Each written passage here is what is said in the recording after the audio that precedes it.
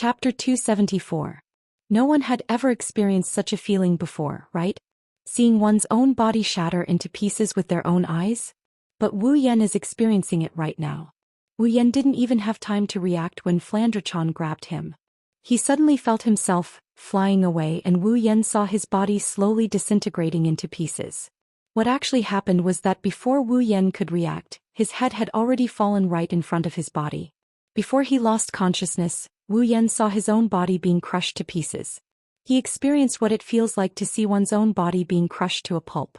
Flandre-chan loosened her clenched fists. She looked at Wu Yan, who was reduced to a puddle of blood, and a bloodthirsty grin appeared on her face. However, that grin quickly disappeared.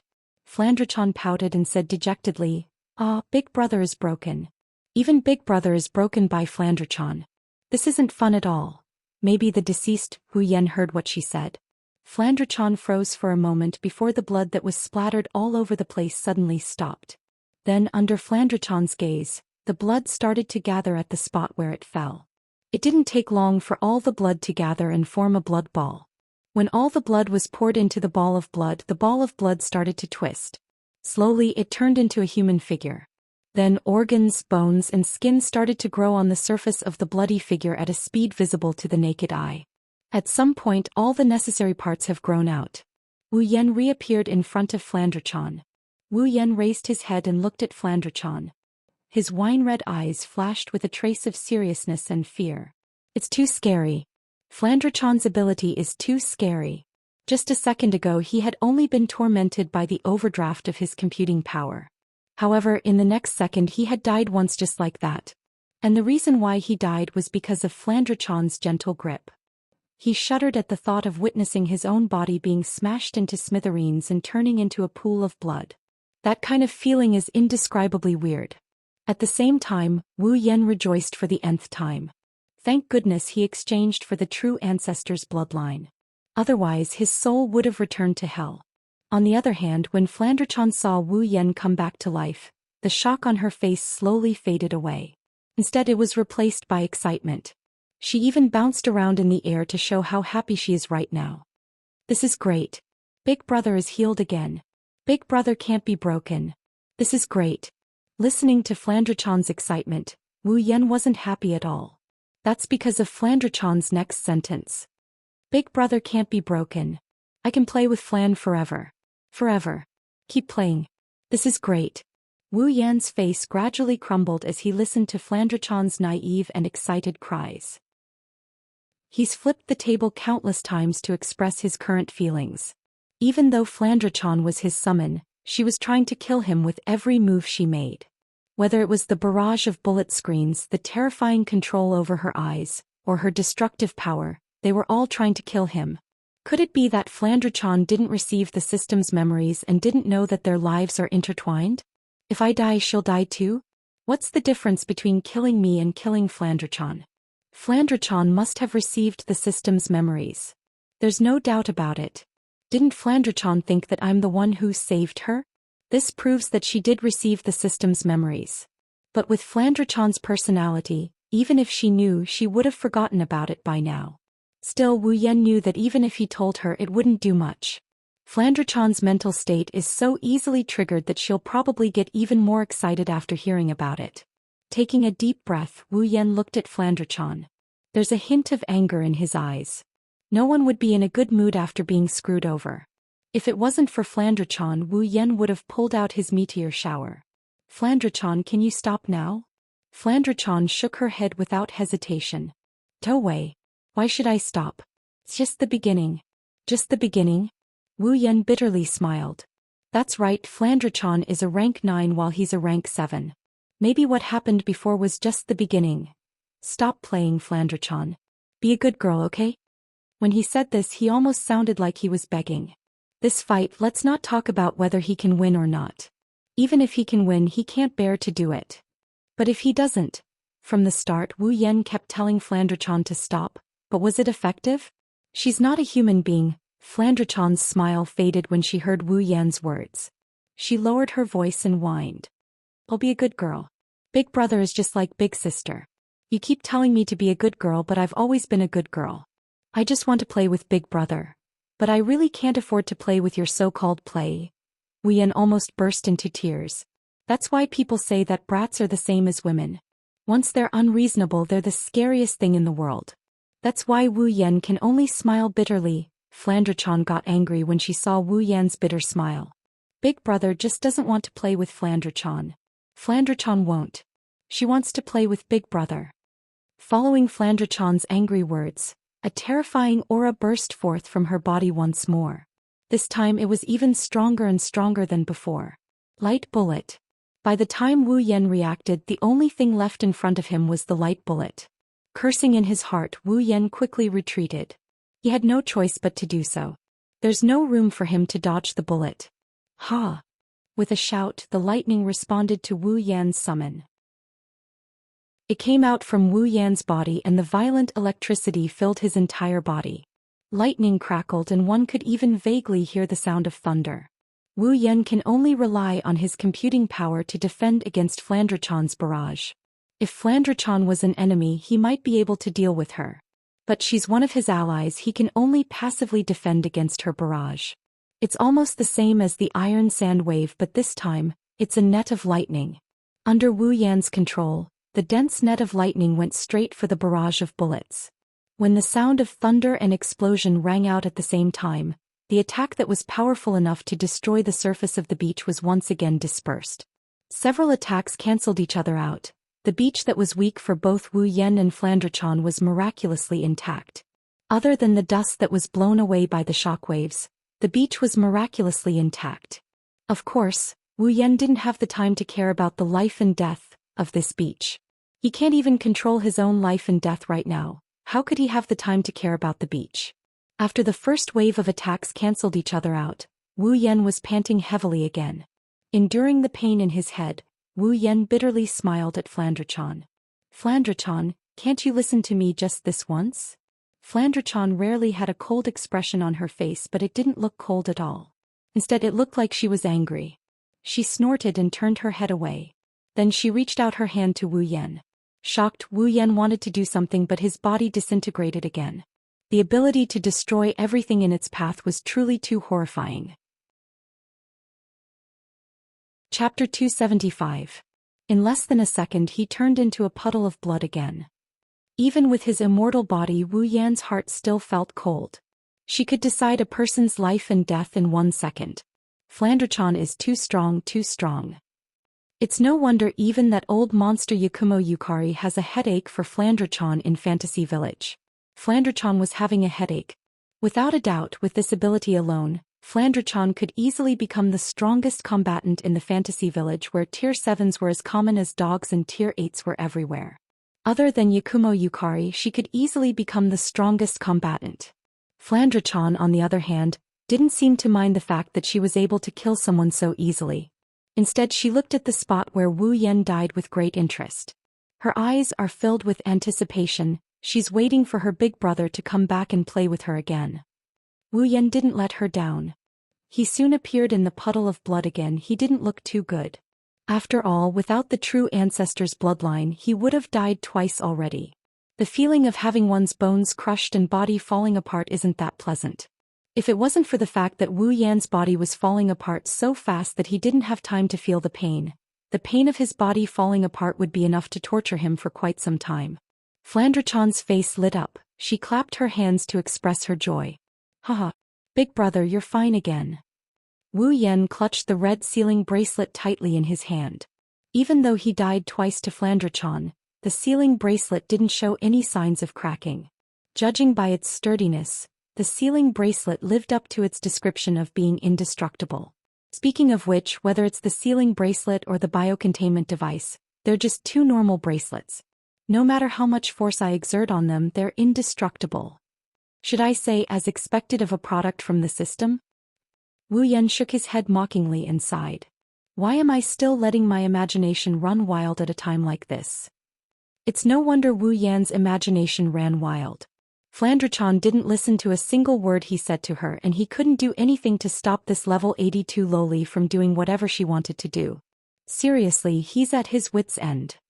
Even when facing Accelerator, who's a tier higher than him, and the unfathomable Iwasai, Wu Yan has never felt so powerless. Wu Yan's heart sank when he saw Flandre cheering in mid-air. You really don't want to wear it? Wu Yan gripped the bracelet so hard that it's turning blue. His voice was so low that it came out of his mouth.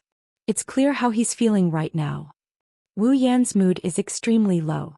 Flandre unwillingness to wear the bracelet is the same as losing the chance to live peacefully with Flandre. It's been less than half an hour since Flandre was summoned. Even though Flandre had a good first impression of him, he still died twice. If he let Flandre do as she pleases, then would he dare to bring Flandre back to Academy City, bring her home, bring her to Chuju, Mikoto and the others? Faced with this dilemma, Wu Yan felt like he's going to go crazy. Flandre, who was cheering, suddenly froze up. Her restless heart calmed down a little. Hearing Wu Yan's low voice, Flandre couldn't help but feel sorry for him. No matter what, Wu Yan is the one who saved her from that detestable basement.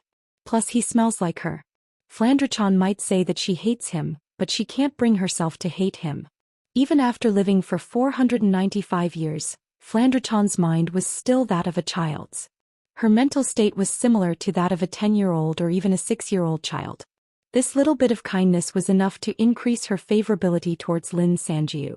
However, being in a fantasy land that doesn't conform to common sense and being mentally unstable, Flandre doesn't have the concept of not hurting the people around her. To her, everything that happened before was just a game.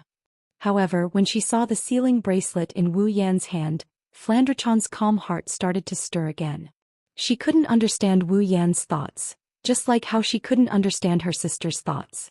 She would remember those who treated her well, and she would also remember those who treated her badly. Her sister had locked her up in that room that she didn't like. This was not good to her, so she remembered it. And Wu Yan wants to lock her up because of his own power. That's not good for Flandre either. That's why she's against it. She's disgusted. Even if Flandre doesn't care whether she has the power or not, she still doesn't like it. In other words, Flandre is throwing a tantrum like a child. Even if her childish tantrum has already killed Wu Yan twice. Flandre's wine-red eyes started to glow red again. She didn't even greet Wu Yan as she waved her hand. A wave of illusory bullets shot out from her hand. They were indescribably illusory as they flew towards Wu Yan. Forbidden Starbow Break, Star Arc Break, is coming at him with a shout. Wu Yan's expression changed and he put away his thoughts. He didn't think he could just ignore this seemingly normal and illusory Starbow Break, Star Arc Break. Wu Yan treated the air like it was flat ground. He tapped the ground with his feet and the iron sand wrapped around his limbs carried him away. He started to dodge the barrage of bullets that were even more frequent than the meltdown atomic bomb. Cold sweat started dripping down his forehead.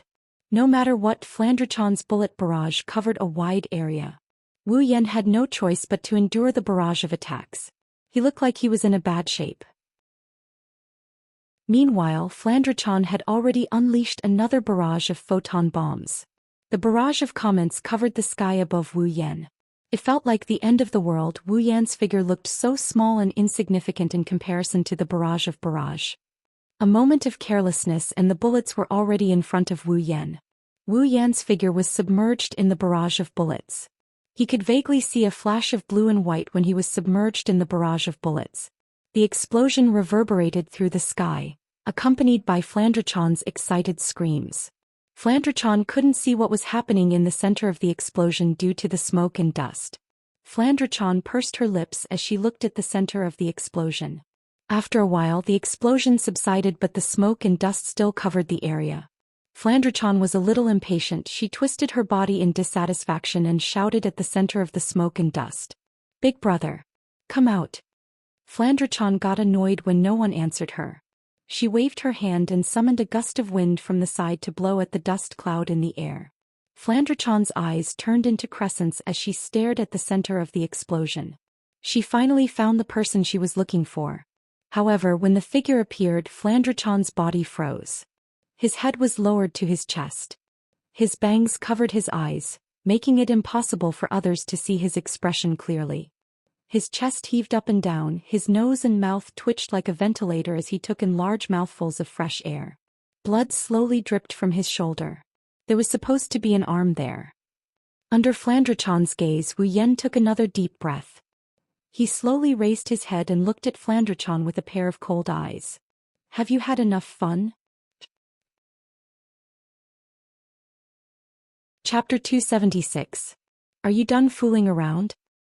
The cold voice was like a gust of cold wind that blew through Flandrachon's restless heart.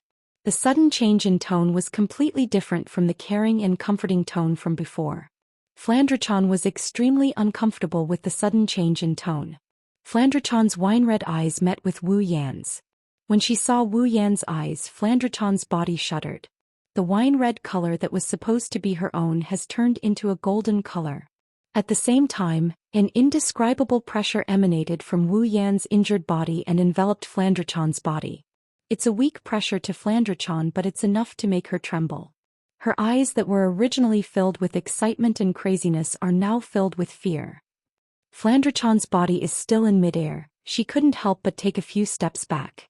She's trying to get away from that weak pressure that instills fear in her. Alas, it's a futile effort. A faint pressure latched onto Flandrachon's body like a parasite. No matter how many steps Flandrachon took back, the uncomfortable pressure still lingered around her body. Flandrachon's little heart started to thump uncontrollably. No matter how weak Wu Yan is, he's still a true primogenitor. A true primogenitor is the pinnacle of existence among vampires. Even though the pressure from a true primogenitor is weak, it's enough to make a vampire like Flandrachon fearful. That's because the pressure comes from his bloodline. Golden eyes, it's a sign that a true primogenitor is using his bloodline to its limit. Dying twice, being crippled once, and having mixed feelings about Flandrachon, Wu Yan's helplessness finally turned into a raging fire that exploded in his heart. Under the pressure of a true primogenitor and Wu Yan's cold tone, Flandrachon's fragile heart crumbled. You. Flandrachon stumbled and landed on the beach. She looked at Wu Yan, who's still floating in midair. Her eyes reddened and tears started to flow uncontrollably. You. Big brother is a bad guy. You. Just like big sister. You. Flandrachon placed her tiny hand on the corner of her eyes, causing large drops of tears to roll down her cheeks, soaking the dry sand. Flandrachon wiped away her tears, causing them to roll down her cheeks in an aggrieved manner. Wu Yan's cold demeanor crumbled at the sight of Flandrachon crying. What followed was a deep sense of helplessness. Wu Yan was a little angry that Flandrachon killed him twice and had one of his arms blown off. But seeing Flandrachon like this, he couldn't bear to blame her. In the end, Flandrachon didn't do anything wrong. She was born with great strength. It wasn't something she wanted. It's already pitiful enough that her mind wasn't able to match her strength. What's more, Remilia had locked her up in the basement for so many years because of this. He made it clear that he wanted to seal Flandrachon's great strength. Flandrachon's childish nature made her think that he would treat her the same way as Remilia. It's understandable. Flandrachon is just a child. Thinking about this, the anger in his heart died down. Wu Yan sighed and straightened his body. A ray of bloody light appeared where his arm was severed. Then his arm healed back to its original state. In a flash, Wu Yan appeared in front of Flandrachon. Wu Yan chuckled and shook his head at the sight of Flandrachon crying. He reached out and gently picked her up. Flandrachon didn't resist Wu Yan's actions. Maybe she didn't want to resist in the first place. Wu Yan easily lifted her up into his arms. Wu Yan patted Flandrachon's back and he comforted her. All right, Flandrachon, don't cry. Wah. Big brother is a bad guy. He's just like big sister and everyone else. He hates Flandrachon and doesn't want to play with Flandrachon. Flandrachon only wants to play with big brother. Wah. Flandrachon's pitiful cries almost broke Wu Yan's heart. Even if he didn't do anything wrong, Wu Yan can't help but call himself a bastard. To Wu Yan, making Flandrachon cry is enough for him to call himself a bastard. Wu Yan patted Flandrachon's back and sighed. Flandrachon, you're wrong. I may not be a good person, but your big sister is definitely not a bad person. Everything she does is for your own good. You liar. You liar. Flandrachon shook her head as if she's venting. Her tears didn't stop and her little mouth was screaming. Big sister is the worst. She doesn't want to play with Flandrachon. She even locked Flandrachon in her room. Flandre-chan is very obedient, but big sister doesn't want to play with Flandre-chan. Big sister hates Flandre-chan. Wah! Flandre-chan. Wu Yan tightened his arms around Flandre-chan. Your big sister locked Flandre-chan up because she didn't want Flandre-chan to cause trouble. Why would your big sister hate you? She likes you the most, Fran. Flandre-chan finally stopped crying when she heard that. Her tears are still flowing, but the amount has greatly decreased. She raised her head and looked at Wu Yan with her red eyes. But Flandre-chan is very obedient, she won't cause trouble. Wu Yan shook his head with a bitter smile. If Flandre-chan was really obedient, she wouldn't have tortured him so much. But she's still a child, she still needs to be coaxed. Of course I know Flandre-chan is very obedient. But think about it. Wu Yan chose his words carefully before he consoled her. Every time your sister brings back a guest from outside, do you play with them until they break? Flandre-chan was startled, she seemed to be thinking about what Wu Yan said. Then she nodded and said in a pitiful manner. But those people are too easy to break. It's not Flandre-chan's fault. Isn't it your fault if you play with them until they die? Sure enough, this little loli is really something else. Rolling his eyes imperceptibly, Wu Yan could only smile bitterly at Flandre-chan. But it's true that you played with them until they broke, right? Your big sister invited a guest, but you played with them until they broke. Of course your big sister is angry, but she doesn't hate Flandre-chan. In fact, she loves Flandre-chan the most. Flandre-chan lowered her head and kept quiet for a while. Then she looked up at Wu Yan with a glimmer of hope in her eyes. Big sister, do you really like Flandre-chan? Of course I do. I promise. You don't hate Flandre-chan? Wu Yan nodded with a smile. Flandre-chan stopped crying and looked at Wu Yan expectantly. Then big brother, do you like Flandre-chan too? Wu Yan smiled, it was a very happy smile. He stroked Flandre-chan's beautiful blonde hair and said with a firm tone. Of course. I like Flandre-chan the most too. Flandre-chan's eyes that were red from crying suddenly lit up. Deep joy rushed into her heart and into her eyes, causing her wine-red eyes to be filled with joy. Really? Really? You don't hate Flandre-chan? Flandre-chan looked at Wu Yan like a child. Wu Yan shook his head helplessly. Flandre-chan, you have to know that no one will hate you. Flandre-chan finally stopped crying and smiled. Her little face was filled with joy. She grabbed onto Wu Yan's shirt and rubbed her face against it. Then she closed her eyes in comfort. Rubbing Flandre-chan's head, Wu Yan had a warm smile on his face. His eyes were filled with love and affection. She's still a child after all. Chapter 277. Flandre-chan's unstable mental state slowly calmed down under Wu Yan's comforting words. The blood-stained space slowly faded away as well. The sky once again regained its azure blue color. The earth also shed its monotonous blood color and was dyed with a myriad of colors. Life began to come alive. The ocean that was like a sea of blood also finally regained its original color. Flandre-chan's terrifying aura is gone as well. Heaven and earth have returned to its previous state of calmness. If it weren't for the fact that his clothes are in tatters and one of his sleeves is missing, a newcomer wouldn't be able to tell that such a horrifying scene took place in the bullet screen.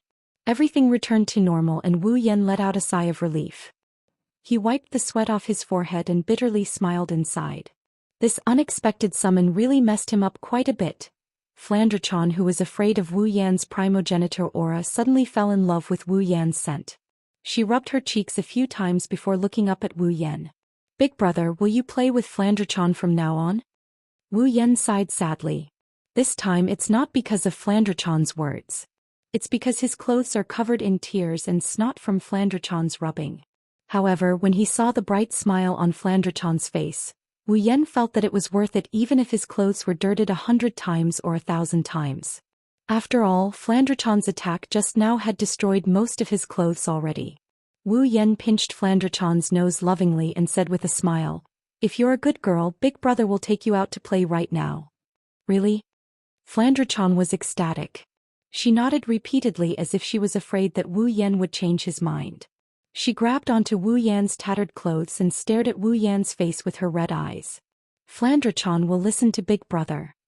Then, Wu Yan handed the red sealing bracelet to Flandre-chan. He looked at Flandre-chan with a serious expression. Put on this ceiling hoop, okay? Flandre-chan looked at the red bracelet in front of her. She liked it at first because of its exquisite appearance. Later on she was afraid that Wu Yan would treat her like how he treated her sister, so she hated the pretty bracelet. Flandre-chan calmed down a bit after Wu Yan talked her out of it. She fell in love with the bracelet once again. A child's mind is just like a woman's face. It changes faster than flipping the pages of a book. Flandre-chan wiped away the remaining tears on her face and nodded seriously. She took the sealing bracelet from Wu Yan's hand and slowly put it on her wrist under Wu Yan's gaze. The red sealing bracelet wrapped itself around Flandre-chan's wrist. The sealing bracelet, which was bigger than Flandre-chan's fist, glowed red the moment it was wrapped around her wrist. Then, under the gaze of two pairs of red eyes, the sealing bracelet shrunk at a speed visible to the naked eye until it's the size of Flandre-chan's wrist. At the same time, the red sealing bracelet on Flandre-chan's wrist and the white one on Wu Yan's wrist lit up at the same time. The light disappeared in a flash and the two bracelets returned to normal. When the light disappeared, Wu Yan's eyes suddenly lit up. He looked at the white sealing bracelet in his hand, a little confused and a little enlightened. An idea flashed through his mind. Wu Yan slowly raised the sealing bracelet in his hand. Seal. The white sealing bracelet on her wrist glowed brightly, and under Flandre-chan's curious gaze, the red sealing bracelet vibrated and a strange energy flowed into Flandre-chan's body. Flandre-chan could feel the sealing bracelet glowing in Wu Yan's hand. A cold current flowed out of the sealing bracelet and it started circulating inside her body. Following the circulation of the cold current in his body, the powerful energy that originally filled his body slowly calmed down. Under the guidance of the cold current, slowly, it sank into the depths of his body. Flandre-chan was stunned. Her red eyes flashed with surprise because the eyes that filled her vision all disappeared. Only when all the energy in his body had sunk into the depths of his body and all the eyes in his eyes had disappeared, did the cold current from the red sealing ring finally stop and sink into the depths of his body as well. The white sealing bracelet on Wu Yan's wrist dimmed until it disappeared. The moment the sealing bracelet in his hand dimmed, Flandre-chan's status in the system changed to character. Flandre? Scarlet. Ability. None sealed. Power. None sealed. Endurance. None sealed. Agility. None sealed. Spirit. None sealed. Equipment. None sealed. Level. 0 sealed. Whether it was ability, strength, endurance, agility, or spirit, all of them had become none. Even his equipment column had become none. His level had gone from level 82 tier 9 to level 0. Her vampiric physique has also been sealed away. Aside from her incredible regenerative abilities, Flandre-chan is now an ordinary human. She's no longer a threat to him. The white sealing bracelet on Wu Yan's wrist now has a red border. This red border means Flandre-chan's power is sealed. From now on, as long as Wu Yan commands the bracelet to remove the seal, the red border will disappear and Flandre-chan will return to being a powerful rank 9 lowly. Whenever he wanted to, he could seal it and release it whenever he wanted. It was extremely convenient, especially for someone like Flandre-chan who couldn't control her own power. It couldn't be any more suitable. From the moment Wu Yan and Flandre-chan chose to wear the bracelets, they can never be taken off, they can never be destroyed. In other words, Flandre-chan's power is now in Wu Yan's hands. Wu Yan let out a sigh of relief, and at the same time he couldn't help but sigh. What a heaven-defying pair of bracelets. If a super strong person can wear the red sealing bracelet, then the person who has the white sealing bracelet, even if it's a normal person, would have a super strong fighter. Even if it's a normal human, they'll have no choice but to compromise, right? At least this way he'll still have power. But that's almost impossible. The sealing bracelet's effect is heaven-defying and it's indestructible, but the conditions for it to take effect are equally heaven-defying. One must know the bracelet's effect and be willing to put it on. But who would be dumb enough to put on the bracelet after knowing the bracelet's effect? Only someone as young as Flandre-chan would put on the bracelet under Wu Yan's carrot and stick. That's why it's impossible. Wu Yan doesn't mind. If it wasn't for Flandre-chan's special situation, he wouldn't be interested in controlling someone else's power. Hugging Flandre-chan's small body, Wu Yan's heart is filled with joy. That way he would be able to bring Flandre-chan home and have her get along with Hinajiku, Mikoto and the rest. Looking at Flandrachon, who's feeling comfortable because of the disappearance of the eye, Wu Yan muttered in his heart. From today onwards you're no longer alone. Chapter 278. Academy City, School District 7. On a certain street, a young man is walking down the street, attracting the attention of passers-by. Their eyes and faces are filled with amazement. If one were to take a closer look, they would notice that the passers-by aren't looking at the young man, they're looking at the sweet and adorable little girl in his arms.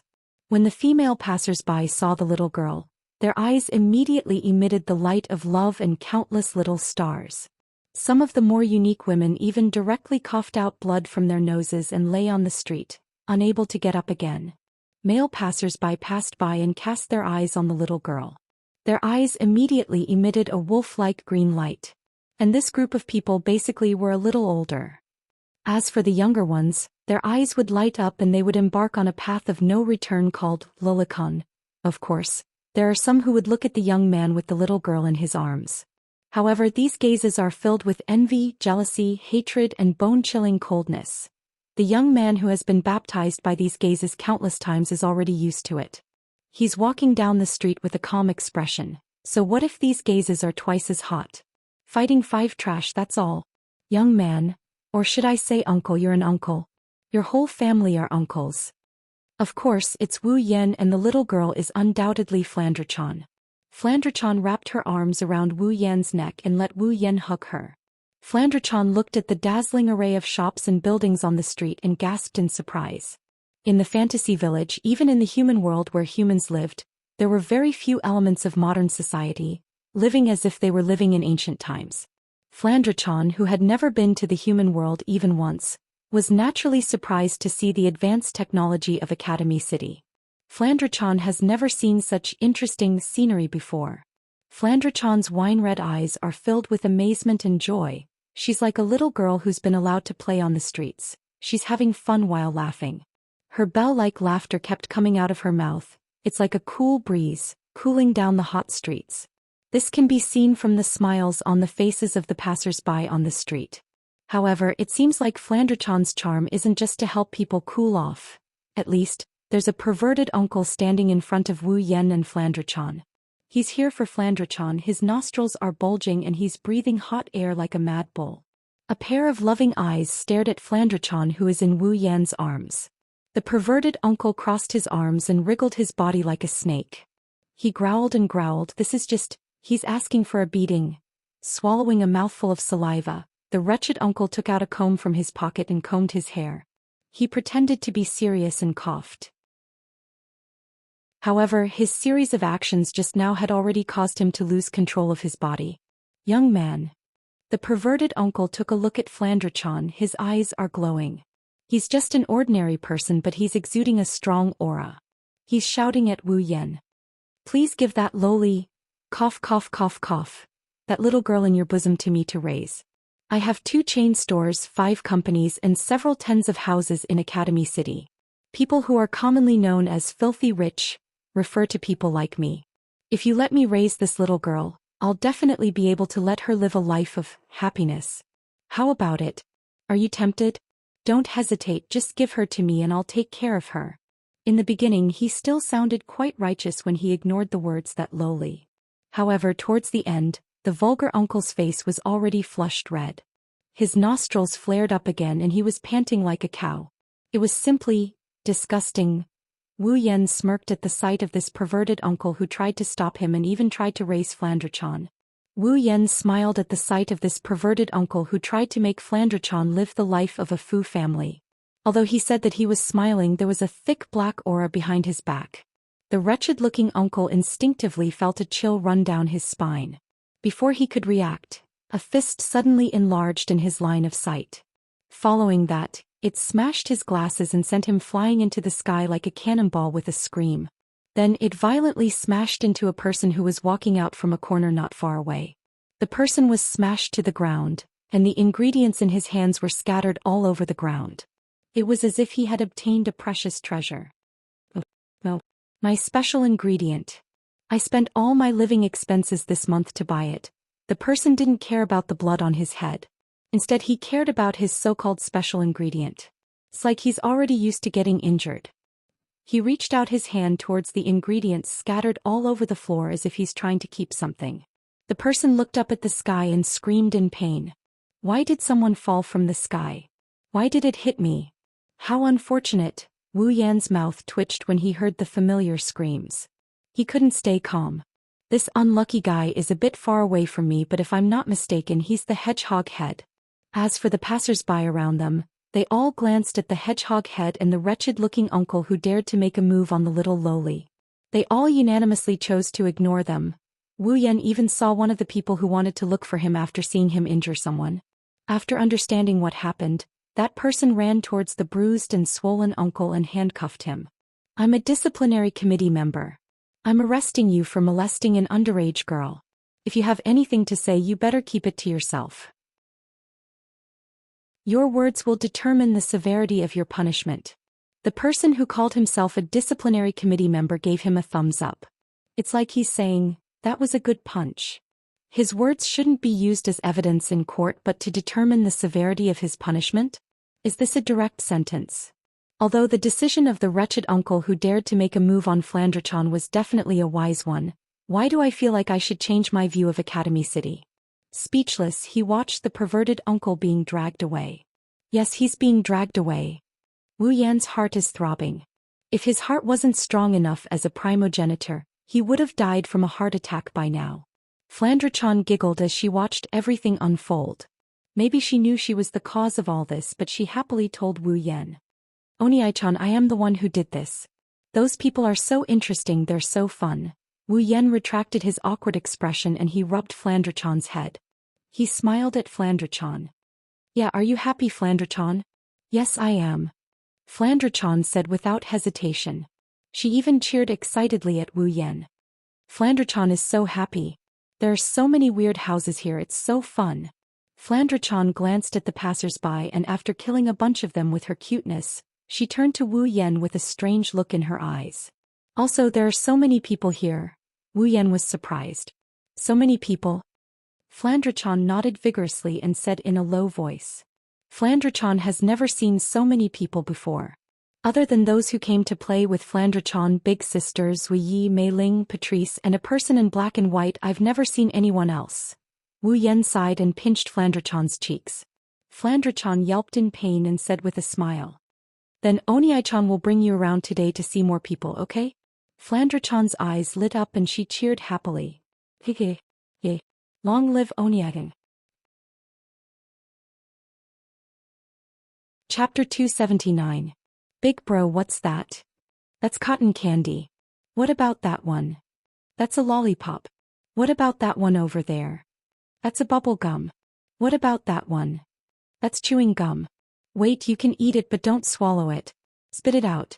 Wu Yan almost died from exhaustion when he finally got the gum out of Flandrachon's mouth. Wu Yan has to admit that he underestimated the curiosity of a naughty brat, especially a naughty brat who spends all her time cooped up in her room. It hasn't been long since Flandrachon asked Wu Yan a question of, what is 100,000? After answering the question, Wu Yan felt his breathing quicken. Looking at Flandrachon who's happily licking her lollipop, Wu Yan asked weakly. Flandrachon, you don't know what these are? I don't know. Flandrachon didn't even turn her head as she focused on the lollipop in her hand. Wu Yan felt dejected, a lollipop is more important than him. You've never eaten anything before? Then what do you usually eat at home? Wu Yan continued to walk while holding Flandrachon's small body under the stares of the passers-by. He turned his head to look at Flandrachon curiously. Flandrachon tapped her chin as if she's trying to recall something. After a while she answered truthfully. I made a cake and black tea at night.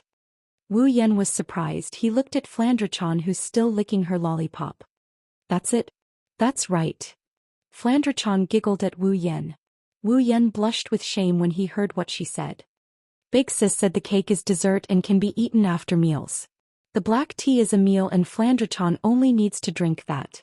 Oh yeah, the taste of the black tea is the same as that of those who were ruined by Flandrachon. Eyebrows twitching, Wu Yan laughed dryly and wiped the sweat off his forehead. He almost forgot that Flandrachon is a vampire. The black tea should be the same as the one Remilia drank, right? Type A blood or something. Flandre-chan didn't know that her words made Wu Yan sweat. She was still talking as if she wanted to say all the things she couldn't say while being locked up in the basement. Although the black tea and cake made by Zhou Yi are delicious, Fran thinks that this thing called lollipop is even more delicious. This place is really fun. It's smaller than the Red Devil Mansion, but there are more interesting things here. It's even more fun than the bullet screen. Fran likes it here. Smaller than Devil Red? This was a huge street. Just how big was this Red Devil Hall? Looks like the head maid is really something. She can use her ability to make Scarlet Devil Mansion so big. Wu Yan kept the smile on his face, it's just that it's a little distorted. Stroking Flandre-chan's light yellow hair, Wu Yan laughed dryly. Well, as long as you like it. Flandre-chan nodded with a smile and started playing with the lollipop in her hand. Wu Yan couldn't help but sigh. Lollipops are really the best thing to use against Lolas. If he knew this would happen, he would have prepared a dozen lollipops before summoning Flandre-chan. That way he wouldn't have been played so badly. Wu Yan forgot that summoning Flandre-chan was just an accident. Wu Yan's original intention was to summon the head maid. It's just that he's already forgotten about the head maid title. Even though the head maid is very loving, but compared to the cute lowly that he can hug anytime he wants, how can the head maid give him such benefits? I'm afraid I'll be shot to death by the flying dagger. Flandre-chan, who doesn't know that she's fallen into the wolf's mouth, kept nodding her head at the lollipop in her hand. Her eyes were full of joy. After living for 495 years, her real age is almost 30 times that of Wu Yan, the person she calls her brother. However, her memories are even more lacking than a 5-year-old child. At least a 5-year-old child can still go out, buy candy, play games and make friends. Flandre-chan, on the other hand, only has memories of her sister Remilia, her sister's friend Patchouli, the maid 16 Knights, the guard Hong Miling and Black White who came to steal things from time to time. The only thing left in her mind is the lonely memory in the basement. That's why Flandre-chan was so happy when she was summoned by Wu Yan and received the memories from the system. She knew that she had left the Red Devil Mansion and even her original world. The people, things she saw while walking around Academy City with Wu Yan are countless times more than the things she has seen in her entire life. To Flandre-chan, these few short hours of memories are more than her 495 years of memories. Therefore, Flandre-chan crazily took in all the images in her eyes. Ever since she put on the sealing bracelet, her smile never faltered. Today is undoubtedly a very important day for Flandre-chan. She got to know about lollipops, cotton candy and all sorts of other things. More importantly, she got to know the man who has always held her in his arms and brought everything to her, Wu Yan. Flandre-chan raised her head and sneaked a peek at Wu Yan. Her wine-red eyes stared at Wu Yan's face. She wants to carve Wu Yan's face into the deepest part of her mind. Flandre-chan, who only has her sister and 5 other people, believes that everything Wu Yan has done is enough to engrave himself into the hearts of the few people who still live in Flandre-chan's heart. Flandre-chan suddenly felt that if she had really broken her brother before, would she still be able to get so many fun things in such a fun place? The answer is no, of course not. Flandre-chan felt a shiver down her spine when she thought of this. She grabbed Wu Yan's shirt with her tiny arms and buried her face in it. She's afraid of him. This is the first time in her 495 years of life that Flandre-chan is thinking about the cause and effect of something. If Wu Yan knew about this, he would definitely be overjoyed. In the past, Flandre-chan would only allow her limited rationality to be dominated by great power. She would follow her heart's desire to find someone to play with, trampling on lives and spilling blood all over her life. Because of her incomplete mind, Flandre-chan had never thought about anything seriously. But now she was thinking about it seriously. What does this mean? This means that Flandre-chan's flawed mind is slowly being normalized. His mind at a young age was also gradually maturing. But this was to be expected. Originally, Flandre-chan's mental state was unstable because she didn't have the mental state to match her strength. Now that her strength was sealed, the reason for her unstable mental state was also removed. Flandre-chan's mental state became normal, and that was to be expected. But when her power is unsealed, will she be as normal as she is now? Feeling someone tugging at his shirt, Wu Yan looked down at Flandre-chan and tilted his head in confusion. What's wrong? Flandre-chan shook her head and buried her head in Wu Yan's chest. Big brother, Can you always play with Flandre-chan from now on? Wu Yan felt a bit weird but he nodded anyway. As long as Flandre-chan doesn't play her bullet screen games, Wu Yan wouldn't be willing to part with her. Although it's only been a few hours, Wu Yan has to admit that he's already taken a liking to this naive, romantic and cute little girl. He tightened his arms as if he was trying to fuse Flandre-chan into his body. Wu Yan said in a soft yet firm tone. Big brother will always be with Flandre-chan. Always. Yes, always. Chapter 280. With Flandre-chan in his arms, Wu Yan stood in front of his own house, staring at the door. He kept sighing as he couldn't lift one of his legs to take a step forward. A lot has happened in the span of one day, but that doesn't mean Wu Yan has forgotten about today's events. With the perfect memory ability, it's hard to forget something like this. If I'm not mistaken, Hinajiku, Mikoto, Ikaros and Astria should be going out today. Also, I have to ask. They asked me to clean my house. If I'm not mistaken, Kinohara Sai, Frenda, and Takitsubu Riku should be wearing maid outfits and helping me clean my house. If I'm not mistaken, the house I was planning to clean today was probably turned into a wasteland by Kinohara Sai, Frenda, and Takitsubu Riku. If I'm not mistaken, Chuju, Mikoto, Ikaros, and Astria shouldn't have gone out until late at night, right? And if I'm not mistaken, Kinohara Sai and Frenda, those two cute girls, are probably still hating me. In other words, they shouldn't be cleaning up after me. In other words, Chuju and Mikoto are already looking at the rubble of the living room. It's his own house, but Wu Yan stood in front of the door for 15 minutes without opening it. It's like he went out to pick up girls and came back late at night, afraid that his wife will teach him a lesson. Other than the aforementioned reasons, the situation is more or less the same. He didn't go out to pick up girls, but he did bring back a loli. It might not be late at night yet, but the sky has been dark for who knows how long. Flandre-chan looked at the house in front of her curiously. She looked at Wu Yan with a curious expression. Even after playing for an entire day, this loli who had her powers sealed didn't look tired at all. Seeing Wu Yan staring at the door in a daze, Flandre-chan pulled on Wu Yan's sleeve. Oni-chan, what's wrong? Do you hate that door? Do you want Flandre-chan to break it for you? Flandre-chan paused for a moment and stuck out her tongue in embarrassment. Flandre-chan forgot. Flandre-chan can't break things anymore. Flandre-chan's words successfully pulled Wu Yan back to reality. Wu Yan bitterly smiled and rubbed Flandre-chan's head. Oni-chan doesn't hate that door. This is Oni-chan's home. Why would Oni-chan hate it? Home. Flandre-chan nodded and frowned. Big brother, you're talking about home? Are you going to bring Flandre-chan home? That's right. That's right. Wu Yan's heart skipped a beat. He checked Flandre-chan's expression to make sure she didn't see anything wrong with it. Wu Yan laughed dryly. Technically that's what I meant, but why do I feel like I have committed a crime? Why are you like this? Flandre-chan heard Wu Yan's words, but she didn't understand them. However, she understood that Wu Yan was going to bring her home. Flandre-chan pouted in dissatisfaction. Flandre-chan can still play, why do we have to go home?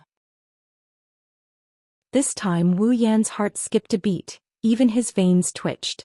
Looking at Flandre-chan, who's still in a daze, Wu Yan wanted to flip the table. Play? If this goes on, it'll be late into the night. Oni-chan, let's not go home, okay? Let's take Flandre-chan out to play. Flandre-chan looked at Wu Yan with teary eyes. She even grabbed Wu Yan's shirt. Wu Yan almost spat out a mouthful of blood from her cuteness. His heart shuddered violently. Wu Yan wants to go home, but Flandre-chan doesn't. This is her first time coming into contact with the outside world and learning about all the interesting things out there. Flandre-chan, who has lived in a basement for half her life, knows that home is a scary thing. After all, going home meant that she couldn't play anymore. Therefore, Flandre-chan decided to act cute. Although she didn't know what acting cute was, after a day of interaction, Flandre-chan knew that when she put on this expression, her big brother would accept any request from her, no matter what it was. Flandre-chan has grasped Wu Yan's weakness very well. Just look at Wu Yan's wavering face and you can tell. But if they don't go home now, this might be the last time he can go out with Flandre-chan. Worried that his stance will be shaken, Wu Yan punched himself in the heart. Wu Yan's voice was shaking. He smiled awkwardly and braced himself against Flandre-chan's cheat-like expression. Flandre-chan, it's dark now and all the fun things have gone home. Flandre-chan is such a good girl, it's time for you to go home. It's dark, we have to go home? Flandre-chan looked up at Wu Yan in confusion and asked, but why did sis say that we should go out when it's dark? Wu Yan broke out in cold sweat and scolded himself for being such an idiot. He has perfect memory, so why did he keep forgetting the identity of the little loli in his arms? Isn't night the time for vampires to go out? Wu Yan forced a chuckle, but there was an unspeakable guilt in it. He had to do it to make himself look good. Now that he did it, he realized how stupid he was. His house's soundproofing isn't that good. The door in front of him opened with a loud bang. The scene inside the house was imprinted into Wu Yan and Flandre-chan's eyes. Flandre-chan was stunned and Wu Yan was sweating profusely. The two door gods in his house. No, the two wives in his house are standing side by side, one on the left and one on the right. Their brown eyes and yellow-green eyes were looking at Wu Yan at the same time. There was a smile in their eyes that made Wu Yan's heart skip a beat. But when the two pairs of eyes saw Flandre-chan in Wu Yan's arms, who was looking at them curiously, they were stunned and didn't say anything. Their silence made Wu Yan sweat even more. It almost dripped onto Flandre-chan's face. Just like that, the house fell silent. Until, Master, Ikaros and Astria came out from inside, and when they saw Wu Yan, their faces lit up and they called out in unison. Ikaros called out in a soft and gentle manner while Astria called out in a cheerful and energetic manner. Ikaros stopped after she called out. She turned her indigo eyes to Wu Yan and Flandre-chan in his arms. There was an inexplicable fluctuation in her eyes. At this time, Hinajuku, Mikoto, and Astria, who was also staring at Flandre-chan, finally reacted. Their eyes lit up and they shouted in unison. So cute! The sudden shout startled Wu Yan and Flandre-chan. Before they could react, Hinajuku, Mikoto, and Astria appeared in front of them. They looked at Flandre-chan in their arms and they started shouting excitedly. So cute! So cute! This child. Hey, what's your name? My name is Astria. Can I hug you for a bit? Just for a bit. Looking at the three creatures with red hearts in their eyes, Wu Yan's cold sweat started pouring down like a waterfall. Flandre-chan stared blankly at Chuju, Mikoto, and Astria, who kept calling out to her. She panicked and tried to grab Chuju and the others. Flandre-chan forgot that her powers were sealed. She stared at her hands blankly before she buried her head into Wu Yan's chest. Chuju, Mikoto, and Astria finally stopped. They looked at Wu Yan, who was laughing awkwardly with a dangerous glint in their eyes. Ikaros saw Flandre-chan hiding in Wu Yan's arms. She looked at Wu Yan's hands that were holding Flandre-chan tightly. She clutched her own chest. I wish I could be like her. Chapter 281. Nighttime. Smoothing out Flandre-chan's bangs, Wu Yan looked at Flandre-chan, who was fast asleep with her thumb in her mouth and her other hand clutching onto his shirt. He couldn't help but grin at the sight of her sweet and adorable sleeping posture. But that smile quickly turned into a bitter smile. For Flandre-chan's sake, Wu Yan spent a lot of time explaining the whole story to Chuju and Mikoto. Perhaps it's because Flandre-chan is a child, and a child that Hinajuku and Mikoto love so much. The two girls who are usually jealous of him didn't turn on him for bringing a girl home. Of course, Ikaros played a big part in this as well. Since who knows when Ikaros has developed a housework ability that's not inferior to a housewife's. While Wu Yan was playing with Flandre-chan in Academy City, Ikaros managed to tidy up the ruined living room to the point where it looked like it was brand new.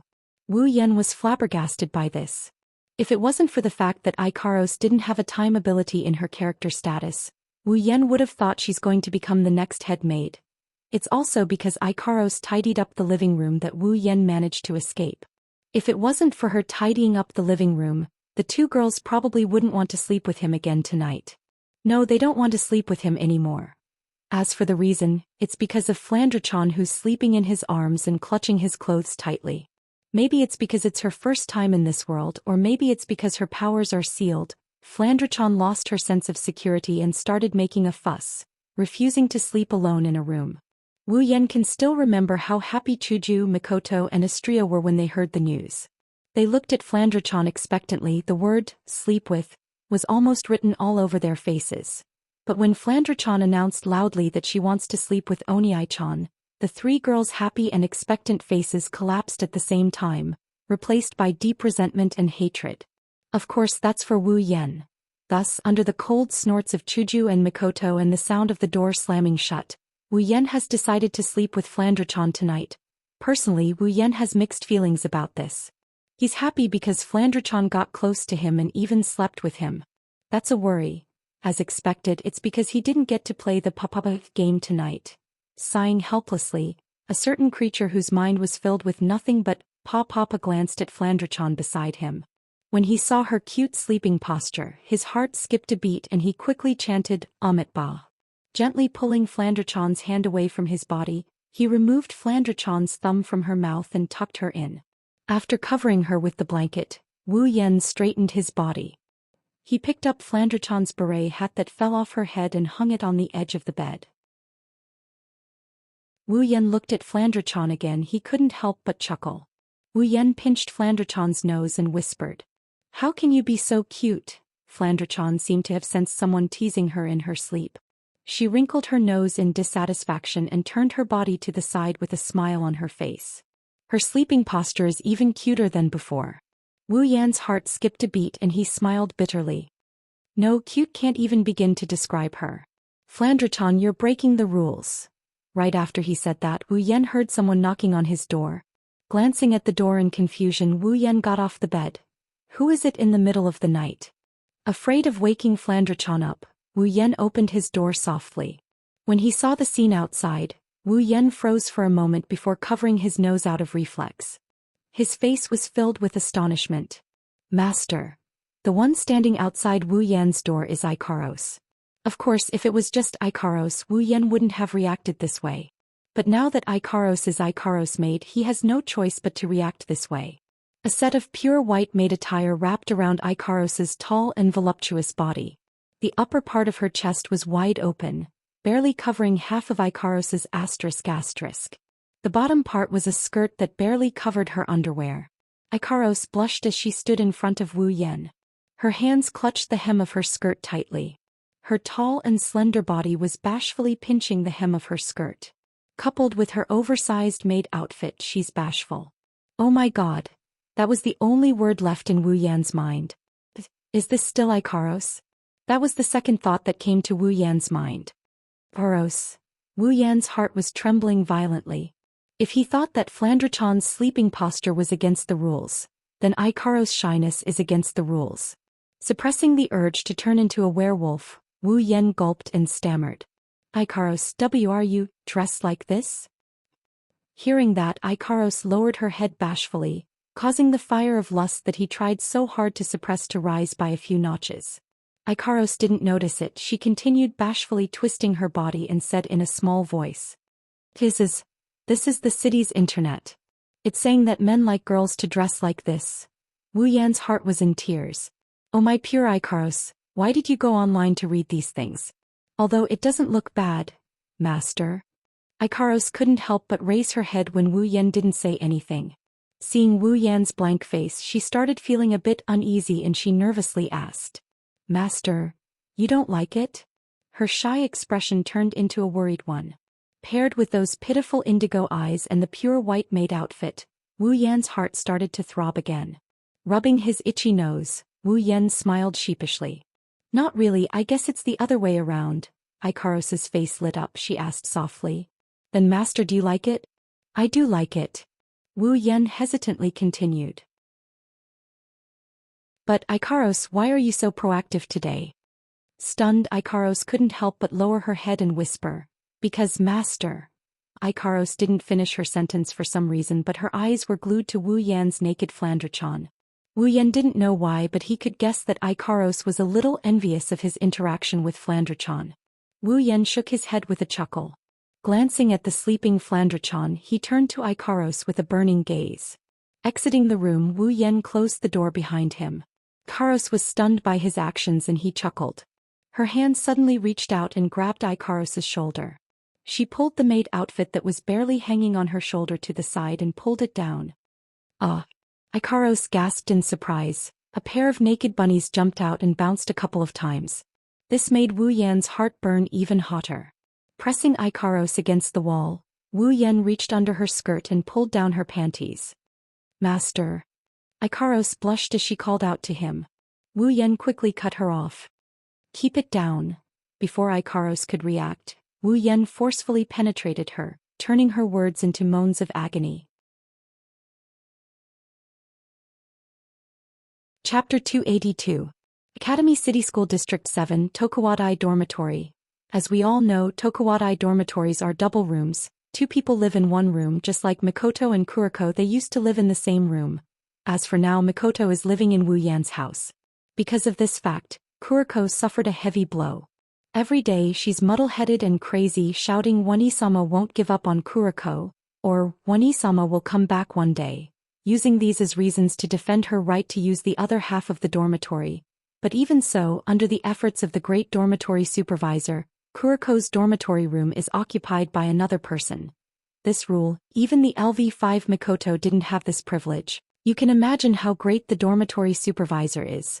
But in this strict, Tokuwadai dormitory room there's one room that's an exception. Only one person lives in it.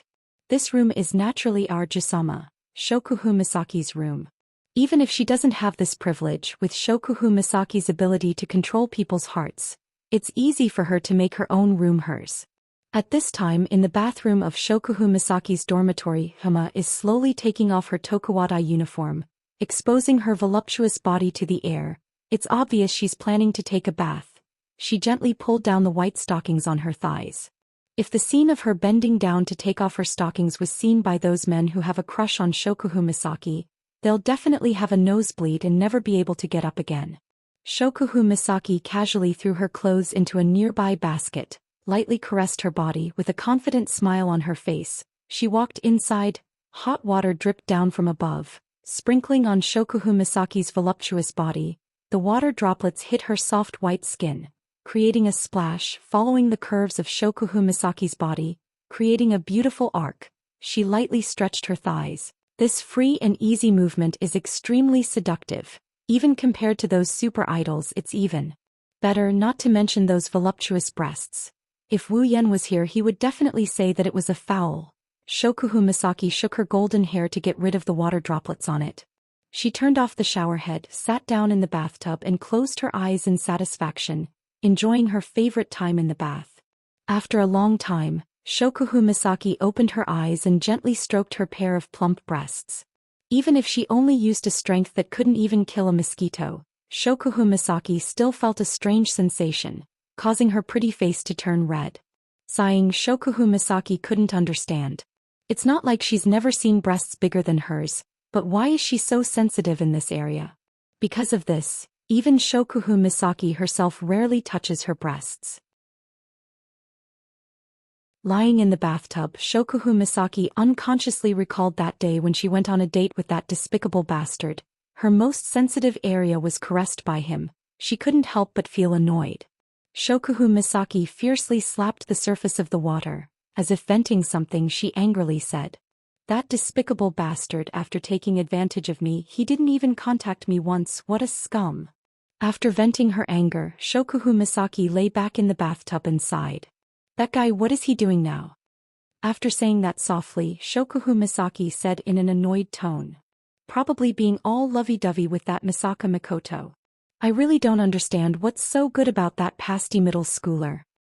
After saying that, Shokuhu Misaki's starry eyes glanced at her voluptuous breasts. She lamented to herself again. "I really don't know who will benefit from this. Why don't you benefit me?" The sudden teasing caused Shokuhu Misaki to lose her composure. She reflexively buried her body in the hot water. Shokuhu Misaki immediately looked towards the source of the voice. "Who is it?" "You were just thinking about me, now you're asking me who I am?" After hearing the voice again, Shokuhu Misaki finally recognized the owner of this familiar voice. Her eyes flashed with a strange light.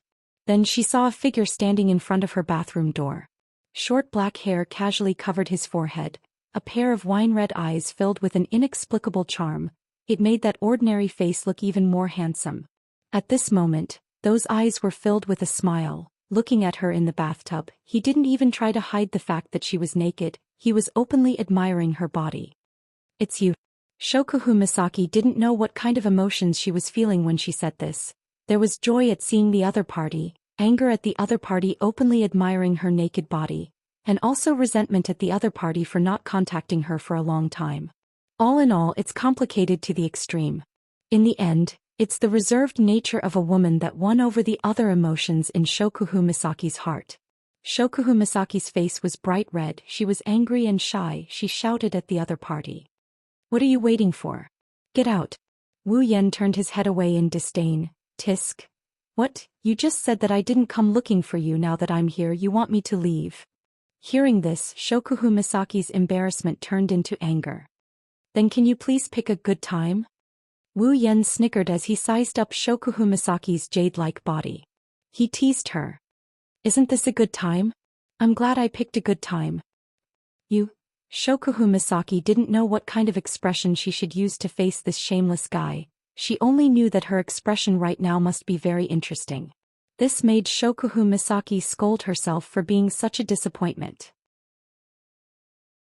As the queen of Tokuwadai, a queen who should be confident and free at all times, Shokuhu Misaki was very dissatisfied with herself for being so easily swayed in front of Wu Yan.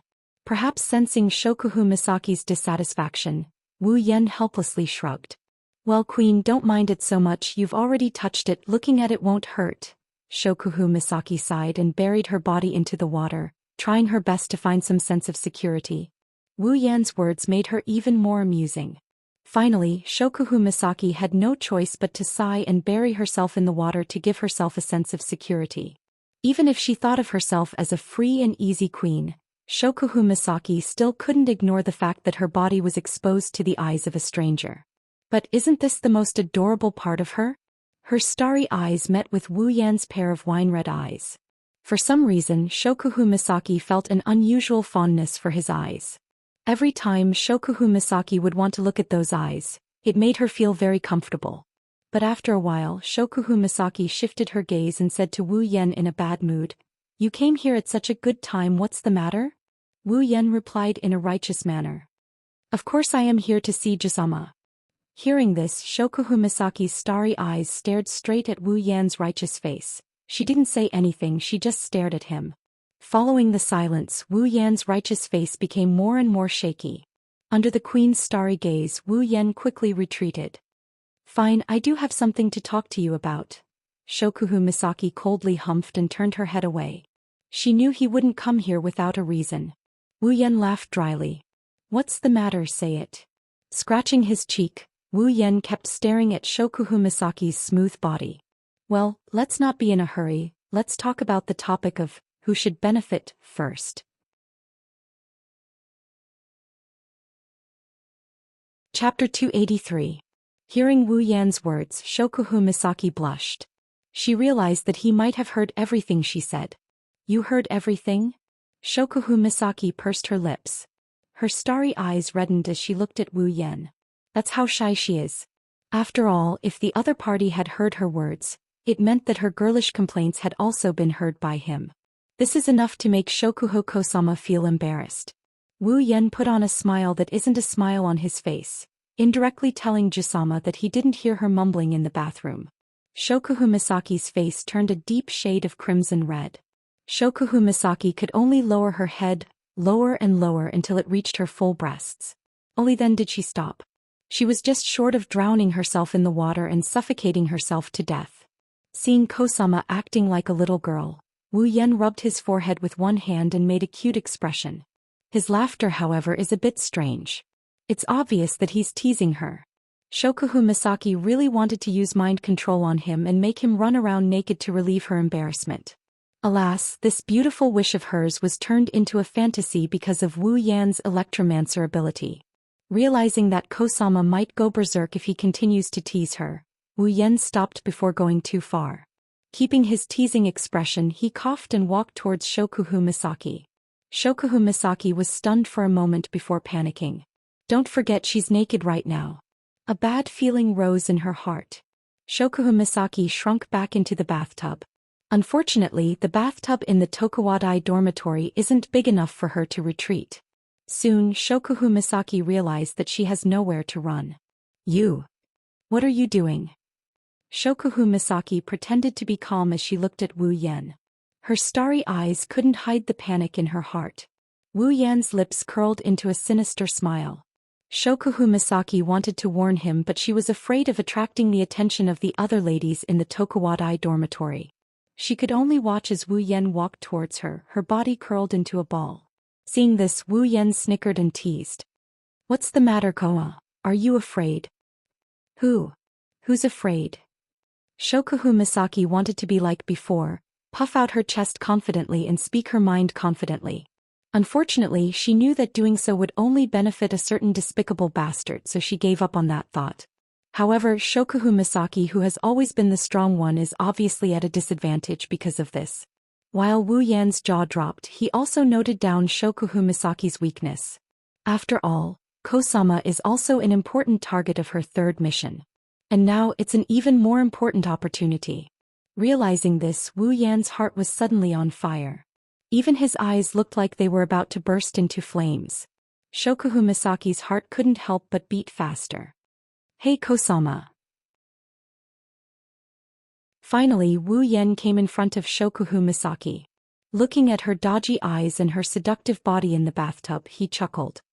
"Just now you mentioned that you wanted to give them to someone. Can you talk to me about that?" "Talk your ass." Shokuhu Misaki couldn't help but curse. She couldn't understand how this person could be so shameless. He has a pair of beautiful eyes.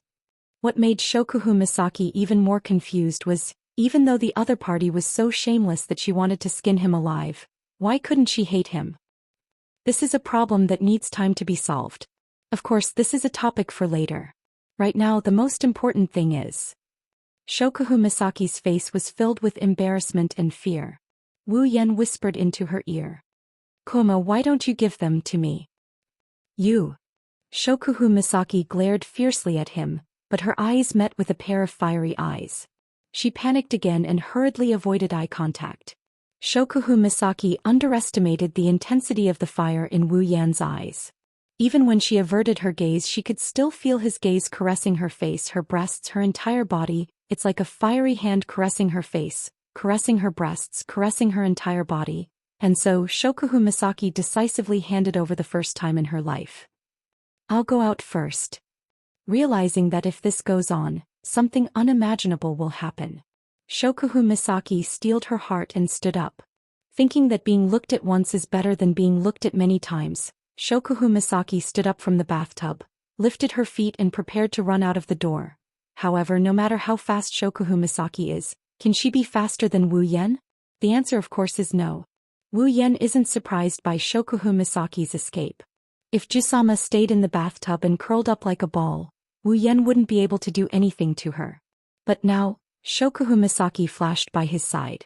Wu Yan's wine-red eyes flashed as if he could see through his opponent's silhouette. He saw through her weakness and saw through her plans. With quick reflexes, he used Dragon Catcher Hand. Thus, in the next second, Wu Yan grabbed a pair of plump breasts, one in each hand, and he grabbed one in each hand. And Shokuhu Misaki, who thought she could escape with her life, looked at the bathroom door in front of her with a happy expression. But in the next second, her happy expression turned into a heavy moan. The reason, of course, is the pair of hands that grabbed her from behind. Shokuhu Misaki's chest is her most sensitive area. Even a light touch on her chest would make her feel something. Wu Yan's action of grabbing her chest is even more absurd. Shokuhu Misaki's strength was completely drained the moment the hands grabbed her. She didn't even have the strength to stand up. She fell backwards onto a broad chest. "No, let go." Shokuhu Misaki pressed her palms against the hands on her chest, trying to pull them away. But it was already the last of her strength. Shokuhu Misaki gasped for breath. She was so ashamed that she wanted to die. Wu Yan once again grasped her weakness. Shokuhu Misaki could already see her ending.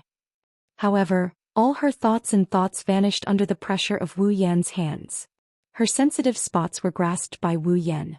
The thing called rationality in Shokuhu Misaki's mind became a luxury item. His hands moved nimbly, followed by a loud moan from Shokuhu Misaki.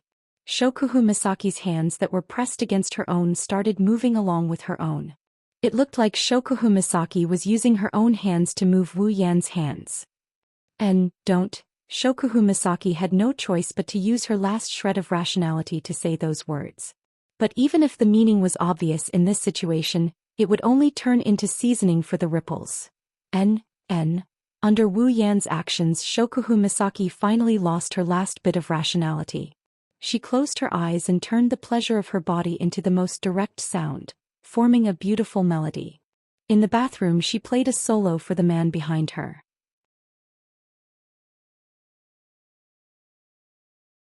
Chapter 284. Inside the Tokuwadai dormitory, two young ladies of Tokuwadai were chatting and laughing as they walked past the door of a dormitory. However, when their eyes landed on the door of the dormitory, a look of longing flashed past their eyes. Because this is the room of their most admired and longed Shokuhu Misaki, their queen's room. For them, passing by Shokusama's room with no longing in their eyes is unforgivable. However, the two Tokuwadai ladies who passed by the dormitory didn't hear the strange sound coming from inside the door.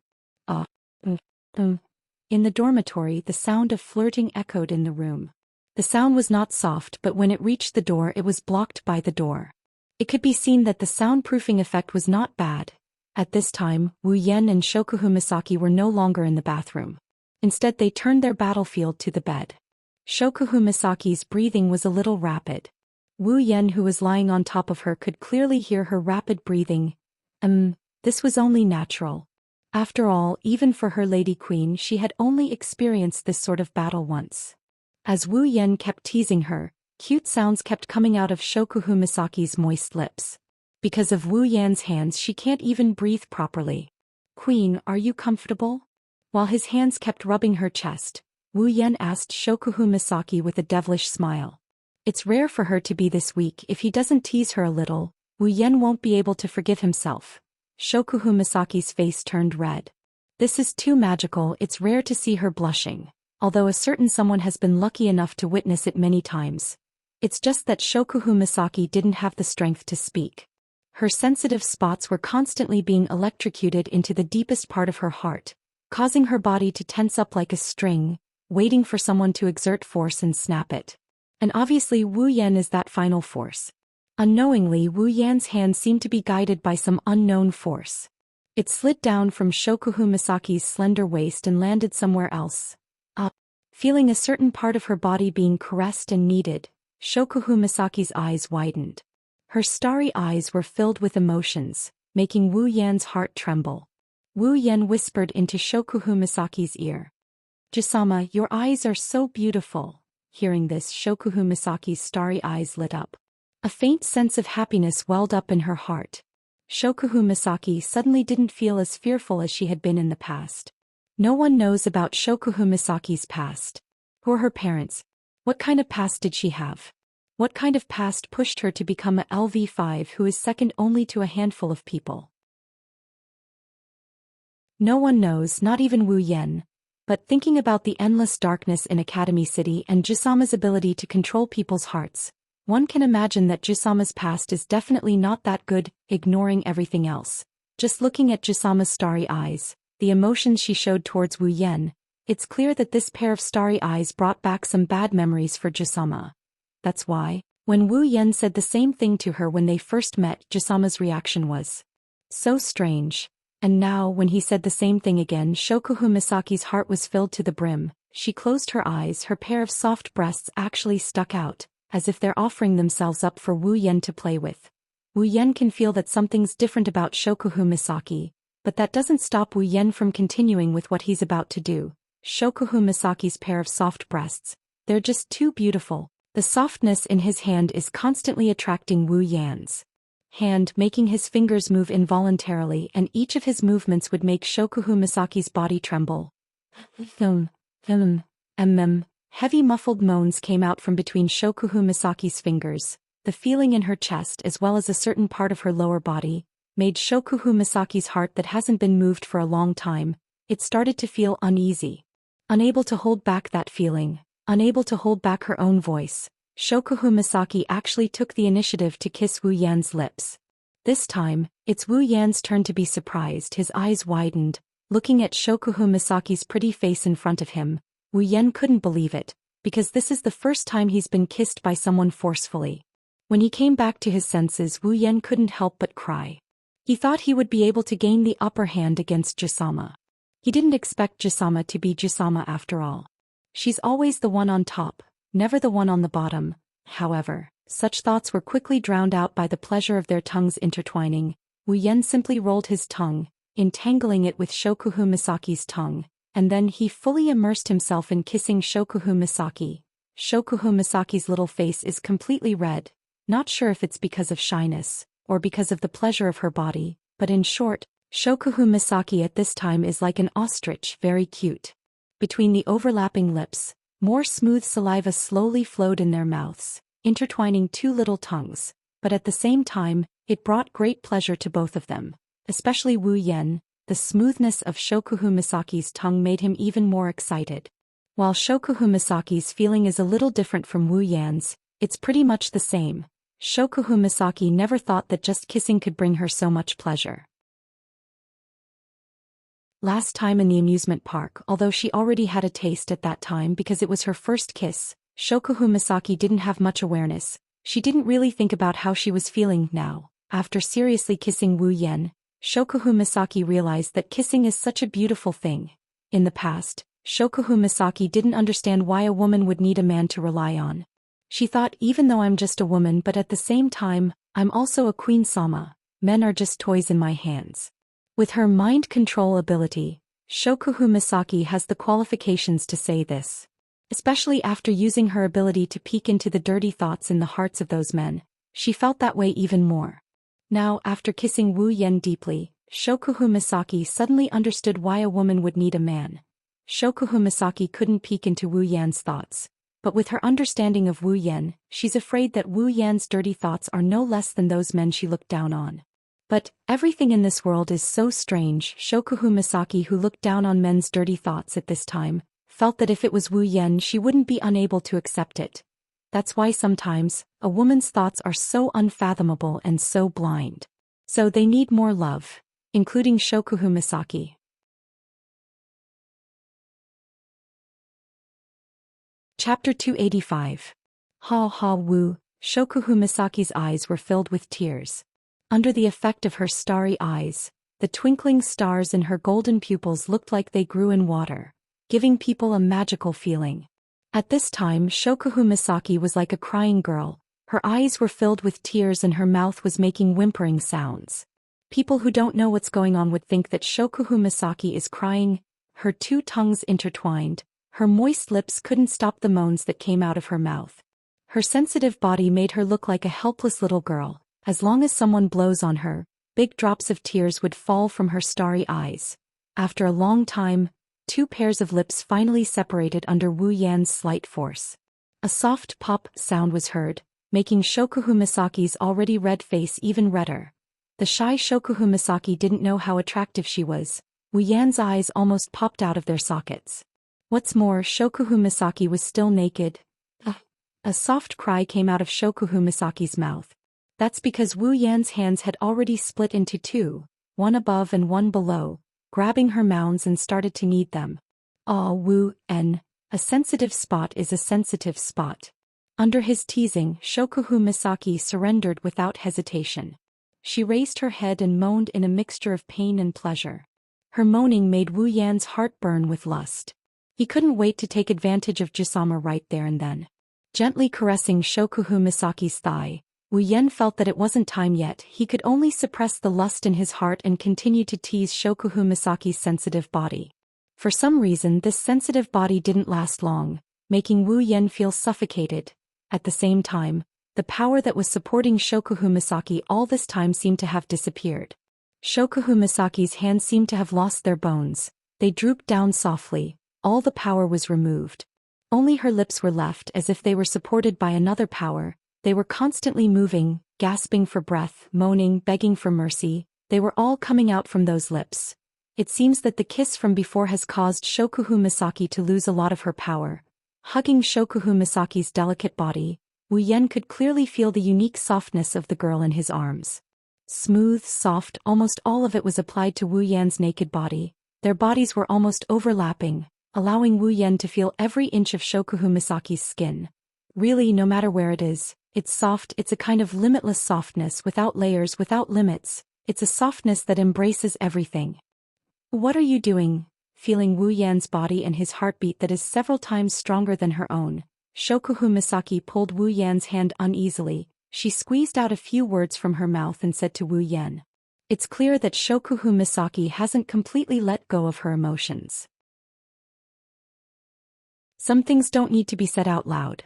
At times like this, both sides can sense each other's emotions.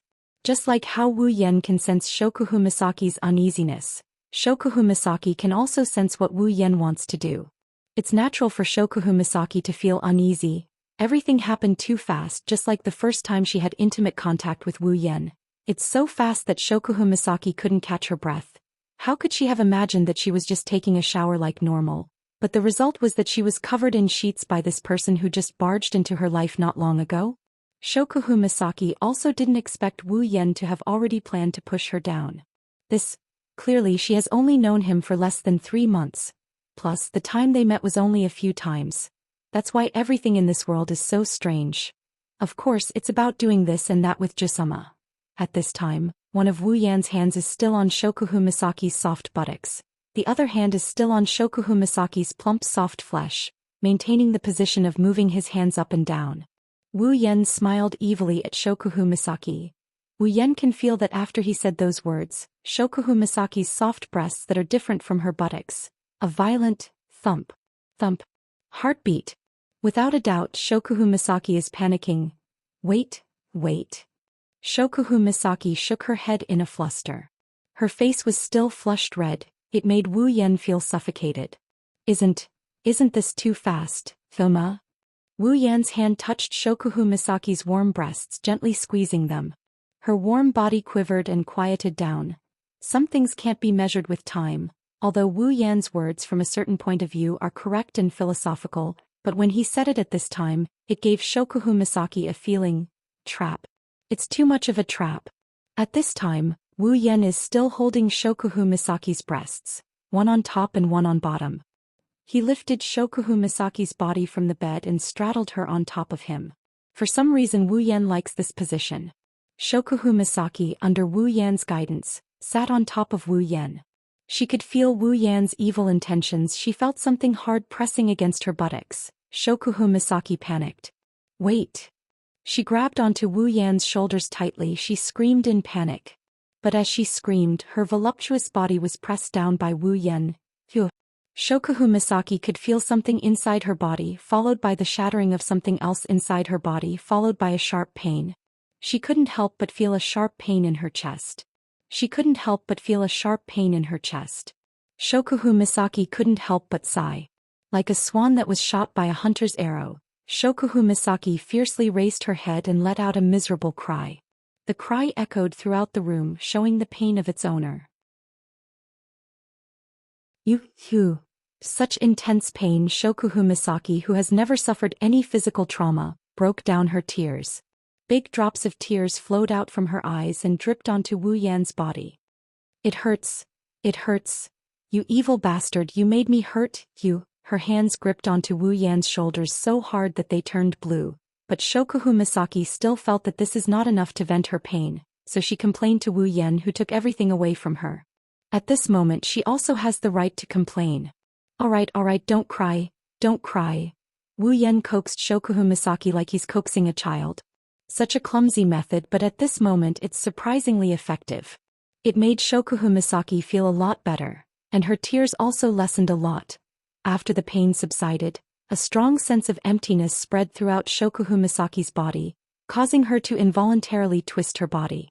Receiving Shokuhu Misaki's signal, Wu Yan simply shrugged, causing Shokuhu Misaki to let out another cry, but this time, it's mostly happiness. Finally, he can fully enjoy the beauty. Wu Yan hugged Shokuhu Misaki's voluptuous body and began to toss her up and down, enjoying the wonderful pleasure that comes from both body and mind. Moaning sounds could be heard.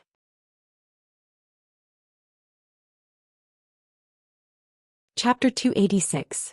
In Tokuwadai's dormitory, none of the ladies knew that their most respected and worshipped Shokuhu Shirsama, Queen Shokuhu Shirsama, had been devoured by the scum they hated the most while they were happily discussing some skincare products and some pretty clothes.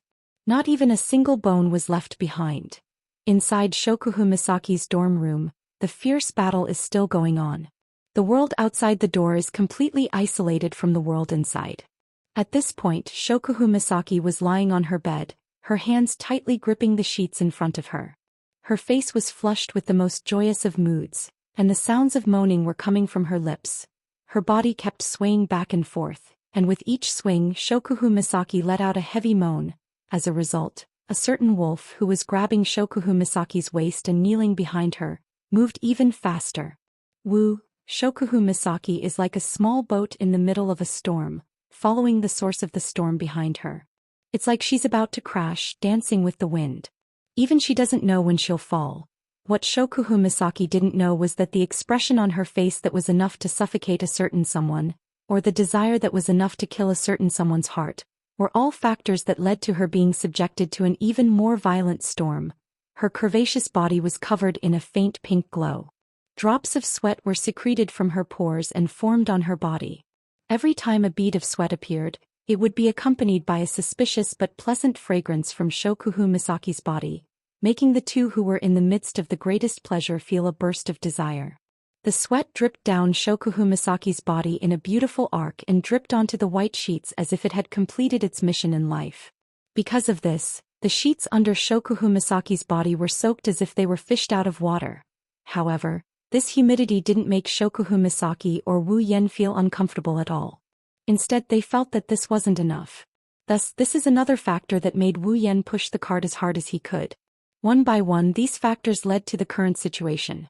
Wu Yan was like a drilling machine, and Shokuhu Misaki's body was shaking violently, along with the waves of moans that would make a saint go crazy. At some point, Shokuhu Misaki's body suddenly tensed up. She grabbed the bedsheet with both hands and at the same time her toes curled up. An inexplicable sense of pleasure came from inside her body. Shokuhu Misaki didn't know what this is, but she got flustered. She turned around and looked at Wu Yan with a flushed face. She yelled out in a flirtatious manner. Wait. Wu Yan held his breath. Shokuhu Misaki didn't know how much of an effect she had on him with such a seductive expression. Her face flushed red, and her eyes filled with lust, gasping for air. Wu Yan didn't stop like Shokuhu Misaki expected him to. Instead, he increased his speed and charged at Shokuhu Misaki. The powerful impact caused Shokuhu Misaki to cry out in pain. She felt something was about to break out of her body as Wu Yan pushed harder. She raised her head and screamed. If someone passed by at this time, it's impossible that they didn't notice anything. At the same time, Wu Yan also let out a satisfied breath. His face was like a spring breeze, as if something that made him uncomfortable has been released from his body. It's comfortable. You. Shokuhu Misaki's body began to twitch and she let out a small whimper, which would make anyone who heard it feel their blood boil. It's a shame that the only audience in the room had already extinguished the fire in his heart after hearing Shokuhu Misaki's loud cry. Of course, it's only at the right time. If it was any later, the fire would have started burning again. After a long while, Wu Yan finally smiled and laid down on the bed. Shokuhu Misaki also fell heavily on the bed. Her eyes were blurred. Her breasts were moving up and down as she breathed. Shokuhu Misaki tried her best to open her starry eyes and look at Wu Yan's face. When she saw the proud smile on Wu Yan's face, Shokuhu Misaki's flushed face was filled with anger. She pinched Wu Yan's waist hard. Of course, Shokuhu Misaki's so-called heavy is just her own opinion. Her stamina has long been depleted in that battle of attrition. Tell me, did you calculate everything? Shokuhu Misaki's thoughts aren't without reason. Of all the times to come to her, he chose to come to her when she's taking a bath. Isn't this intentional? Too bad Shokuhu Misaki doesn't know that in this world, there's a guy called the pickup hand. Every time he opens the door, it's intentional, because at that time there's always one or two girls taking a bath. With Shokuhu Misaki's strength, she can't even hurt a strand of hair, but Wu Yan still pretended to be in pain. He cried out, "I'm innocent. This is really a coincidence. As if I'd believe you." Shokuhu Misaki rolled her eyes at Wu Yan when she regained some of her strength. However, when she thought about how Wu Yan had tried all sorts of tricks on her, Shokuhu Misaki couldn't help but feel annoyed. Since when did Shokuhu Misaki, become someone who can be manipulated by others? Perhaps because of the past, Shokuhu Misaki hated the feeling of being manipulated, even if it was in bed. So Shokuhu Misaki made a quick decision. She flipped her body and under Wu Yan's stunned expression, Shokuhu Misaki rode on top of Wu Yan's body. Seeing Wu Yan's stunned expression, Shokuhu Misaki giggled. You tricked me just now, this time it's my turn. Wu Yan stuttered as if he was scared out of his wits. Jisama, Shokuhu Misaki glared at Wu Yan. She rudely interrupted. What are you doing? Do you have a problem with that? Wu Yan was stunned. After a while he managed to squeeze out a sentence. Do you still have strength? Shokuhu Misaki's face turned red. She shouted angrily. It's none of your business. You're the one who benefits in the end anyway. Why are you talking so much? And so Wu Yan shut his mouth. He couldn't help but feel a strange desire in his heart. Maybe it's not a bad idea to take the queen by force. Shokuhu Misaki gritted her teeth, her body trembled. She suppressed the shyness in her heart and slowly sat down in Wu Yan's arms. When the two were tightly connected again, Wu Yan let out a satisfied sigh, while Shokuhu Misaki let out a soft moan. Then, using his half-baked skill of mind control to peek into other people's minds, he slowly began to use it. Looking at the pair of throbbing breasts in front of him, listening to the soft moans in his ears, and feeling the comfort of his body, Wu Yan closed his eyes and focused on enjoying himself. The moans never stopped.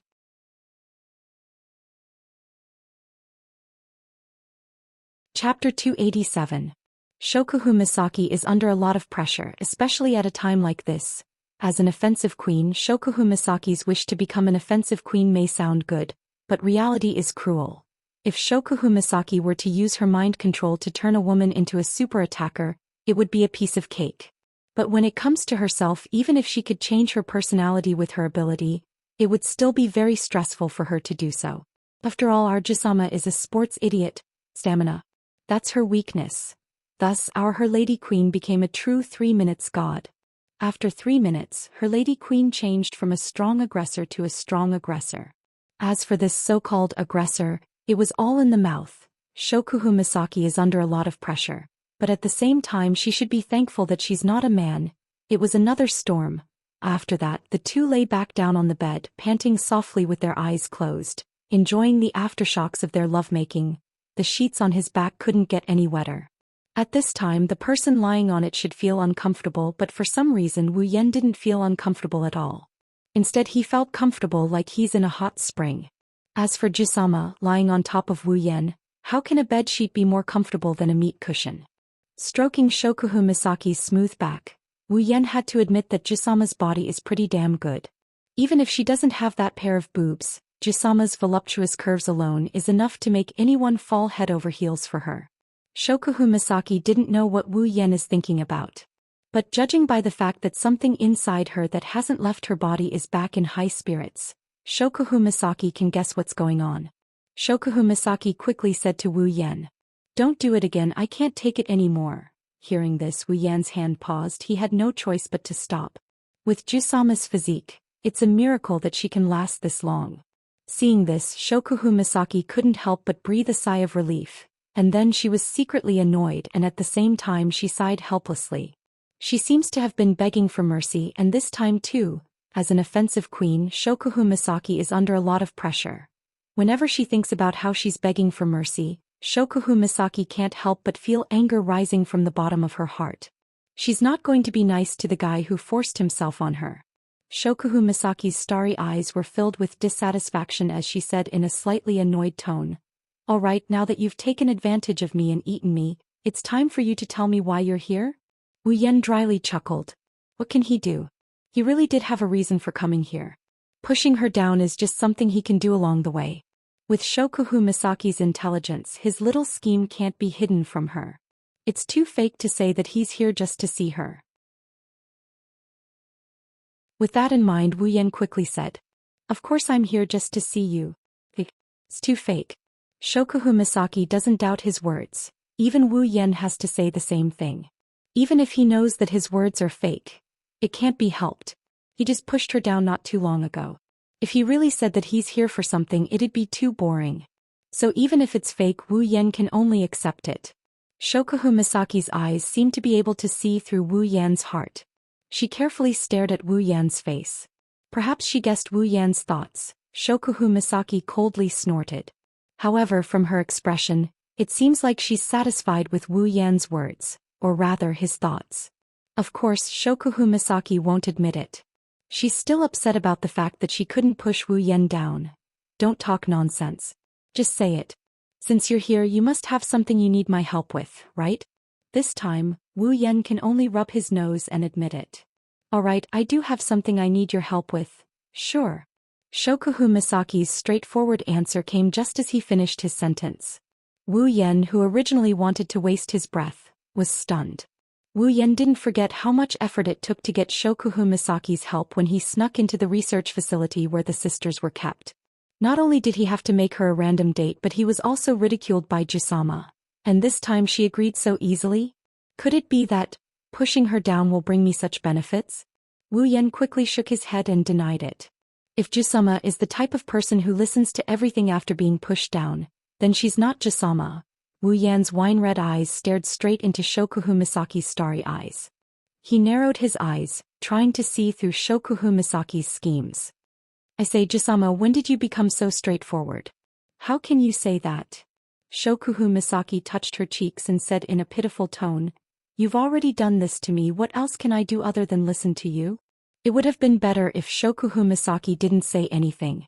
Now that she did, Wu Yan became even more vigilant. If what he said was fake, then Shokuhu Misaki's expression couldn't be more fake. As if she didn't see Wu Yan's vigilance, Shokuhu Misaki looked at him with a playful smile. Wu Yan's mouth twitched, he couldn't stay calm anymore. I say, where did this pitiful sobbing go to? As the saying goes, a woman can change her mind as quickly as flipping a page. Shokuhu Misaki's pitiful face turned into a playful smile, and in the next second, it turned into impatience. Are you going to tell me or not? If not, I won't help you. Wu Yan, who couldn't see through Shokuhu Misaki's thoughts, turned his face away and shrugged helplessly. Whatever, she's already his woman. Putting away his mischievous grin, Wu Yan put on a serious face. His expression gave off a serious vibe. I want you to help me take a look at a child. Take a look at a child. Shokuhu Misaki had an odd expression on her face. Her eyes started flickering as she looked into Wu Yan's eyes. She continued with a weird tone. We just had sex and you want me to take care of a child? Wu Yan almost spat out a mouthful of saliva when he heard that. What are you thinking? I want you to take a look at a child's psychological condition. Psychological condition? This time Shokuhu Misaki didn't tease him. She frowned and said softly, The child you're talking about, does he have some psychological problems? Yeah. Wu Yan said helplessly. His mental condition is very unstable. In the past he would go berserk from time to time. Although I've managed to suppress it, my method can only treat the symptoms, not the root cause. It can only prevent the child from going berserk, but it can't solve the problem. Wu Yan looked at Shokuhu Misaki. That's why I want you to take a look at him, see if there's any way to make him normal. Go berserk. Shokuhu Misaki didn't care about the method Wu Yan mentioned. Instead, she was curious about the words Wu Yan used. She was curious about what kind of situation could make this guy, the third strongest in Academy City, say something like go berserk. As for the mental and psychological problems of this so-called child, Shokuhu Misaki didn't care. With her ability, it's a piece of cake. This is why Wu Yan came to Shokuhu Misaki.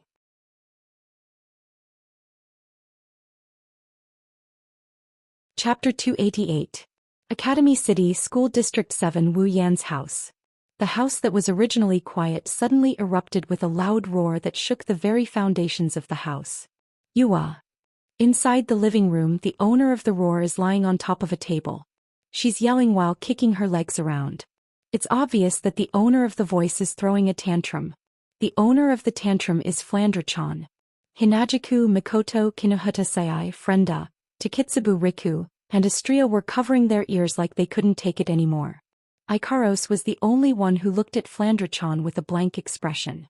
Maybe she didn't know how to react, or maybe she just didn't know how to react. Hinajiku and Mikoto looked at each other helplessly. Even though the two girls are the ones who can make the decisions in this family other than Wu Yan, they really don't know what to do with a child throwing a tantrum. Let alone them, none of the girls here have any experience in taking care of a child. Although Hinajuku and Mikoto have taken care of little Liren before, little Liren was too obedient and didn't know how to take care of her. So Hinajuku and Mikoto are really at their wits' end. Chuju has a headache looking at Flandre-chan, who's rolling around on the table. She walked up to her and said, "Flandre-chan, be a good girl and calm down, okay?" I don't want to. Flandre-chan doesn't seem like she's going to be obedient. She's still lying on the table, waving her arms and legs around. Chuju and Mikoto can't get close to her. I want Onii-chan. Flandre-chan wants Onii-chan. That's right, that's why Flandre-chan is throwing a tantrum. For Flandre-chan, in this unfamiliar world, her sister isn't here. The people from Scarlet Devil Mansion aren't here either. The only person she can rely on is Wu Yan, whom she just met yesterday. Wu Yan is a very important person to her. Perhaps due to her power being sealed, Flandre-chan has become very reliant on Wu Yan. But from another perspective, it's understandable. If a child's family brought her to a strange house and then disappeared, then the child would definitely make a big fuss. Flandre-chan is in such a situation. Plus, Flandre-chan's mental state wasn't very stable to begin with. It's not hard to guess why she ended up like this. If Flandre-chan's powers weren't sealed, I'm afraid everything in this house would have been wiped out a long time ago, including people. It has to be said that once a child starts to make a fuss, the sound of her voice isn't something an average person can bear. Even if Flandre-chan lost her powers, her voice was still enough to make everyone in the house unable to bear it. Flandre-chan has been in this state ever since she woke up this morning. This caused all the young girls present to have a headache. At the same time, they couldn't help but wonder what kind of charm that guy had to make such a cute little girl rely on him so much. This is a classic case of saying the grapes are sour when you can't eat them. Looking at Flandre-chan, who's still throwing a tantrum, Chuju, Mikoto, and the others can't help but cry. Mikoto is the one who screamed like a madwoman. "Yen, where the hell did you go? Come back right now." Perhaps it was because of Mikoto's shout the living room suddenly lit up. Other than Kinuhata Sayai, Frenda, and Takitsubu Riku, all the other girls' eyes lit up. When the light dissipated, Wu Yan's figure appeared in the living room in front of the girls. Chuju, Mikoto, Astria, and the others sighed in relief.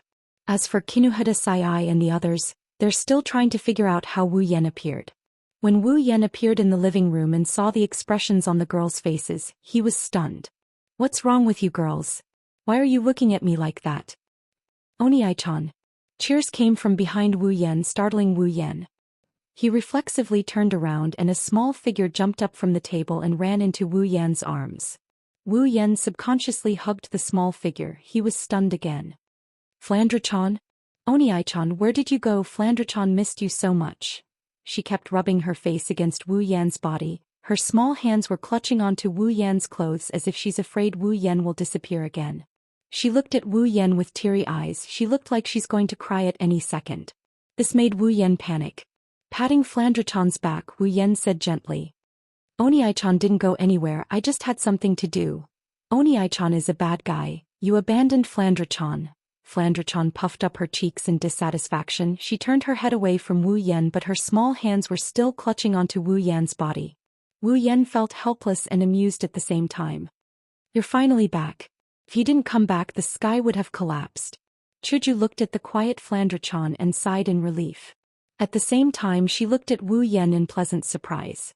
She seemed to have a hard time. Wu Yan, who didn't experience Flandre-chan's lion roar, was puzzled. Mikoto also looked at Wu Yan in pleasant surprise. To be honest, if Wu Yan didn't come back, Mikoto would have had the urge to send out a bolt of lightning. One can imagine how helpless she was just now.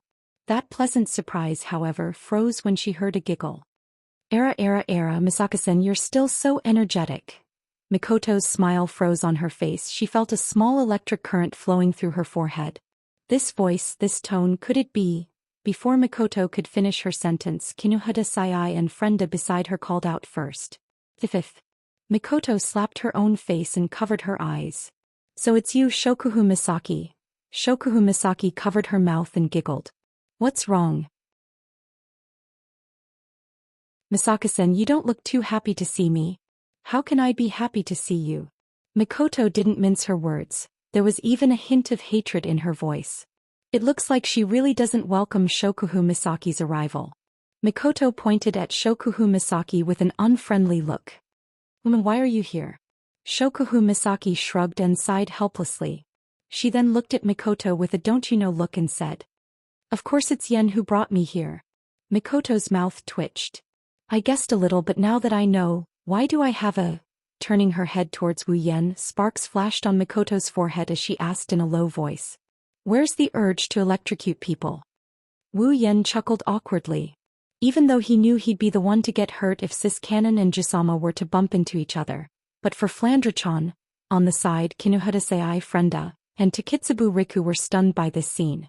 Watching the interaction between Mikoto and Shokuhu Misaki, as well as Shokuhu Misaki's words, Kinuhata-sei's eyebrows twitched. Don't tell me this super fifth was also super recruited into the Crystal Palace by that super slut? Frenda looked at Shokuhu Misaki as if she had seen through the truth before looking at Wu Yen. She instantly understood. In the end, psychological control also became a member of that guy's Crystal Palace.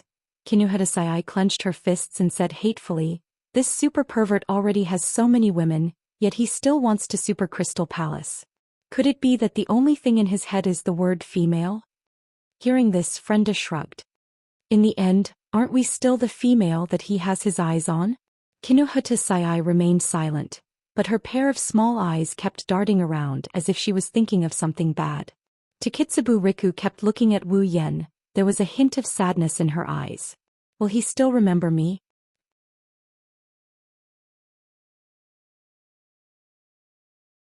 Chapter 289.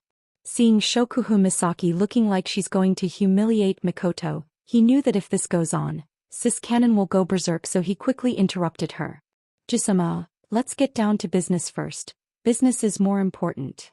Shokuhu Misaki rolled her eyes at Wu Yen, clearly displeased that Wu Yen didn't let her tease Mikoto. This made Wu Yen laugh dryly. When will he find a way to make these two happy after all? They're both his women. Wu Yan's face was soon covered in tears. Because the answer is no, Mikoto and the rest knew that Wu Yen brought Shokuhu Misaki here for a reason. Recalling what Wu Yen explained to them, Mikoto and Chuju finally understood. At the same time, they looked at Flandre-chan in Wu Yan's arms with pity in their eyes. Mikoto humphed and turned her head away, refusing to look at Shokuhu Misaki. Flandre-chan may only stick to Wu Yen, but the other girls are quite fond of her. Other than Ikaros, who doesn't have a strong emotional system, most of the girls here have a preference for Flandre-chan. Seeing Mikoto ignoring her, Shokuhu Misaki also turned her head away. This made Wu Yen a little speechless. Why does it feel like Gisama isn't here to help? She's here to cause trouble. Soon Shokuhu Misaki finally noticed Flandre-chan in Wu Yan's arms. Seeing how cute Flandre-chan is, Shokuhu Misaki's eyes flashed with fondness. Even Gisama isn't immune to this. It's easy to see how charming Flandre-chan is. However, when Shokuhu Misaki saw Flandre-chan's wine-red eyes that are the same as Wu Yan's, she froze. Without thinking, Shokuhu Misaki blurted out. This child, don't tell me she's your and someone's daughter? Chuju, Mikoto, Astria, Kinuhata-sei, Frenda, and Takitsubu Riku all stumbled and fell to the ground. Ikaros also looked at Shokuhu Misaki in shock. This proves how shocking Shokuhu Misaki's words are. If he wasn't carrying Flandre-chan, Wu Yen would have fallen to the ground and wouldn't be able to get up again. Wu Yen can only reply in an annoyed tone. Where the hell did you get that conclusion from? Shokuhu Misaki suspiciously looked at Wu Yen before looking at Flandre-chan. She pointed at Flandre-chan's eyes and reasoned with her. Look, aren't your pupils the same? Wu Yen choked. He didn't know what to say. There are plenty of people with the same pupils in this world, but wine-red eyes are a rare sight. Since they happen to have the same pair of pupils, anyone would think they're related. However, Gisama's words are a bit shocking. Wu Yen really wanted to explain that Flandre-chan isn't his daughter, but he can't explain why they have the same pupils. Wu Yen could only come up with one sentence. If I say no, would you believe me? Hearing this, Shokuhu Misaki tapped her chin with her index finger, looked around at everyone, nodded and gave an unexpected answer. I believe you. Wu Yan's eyebrows twitched.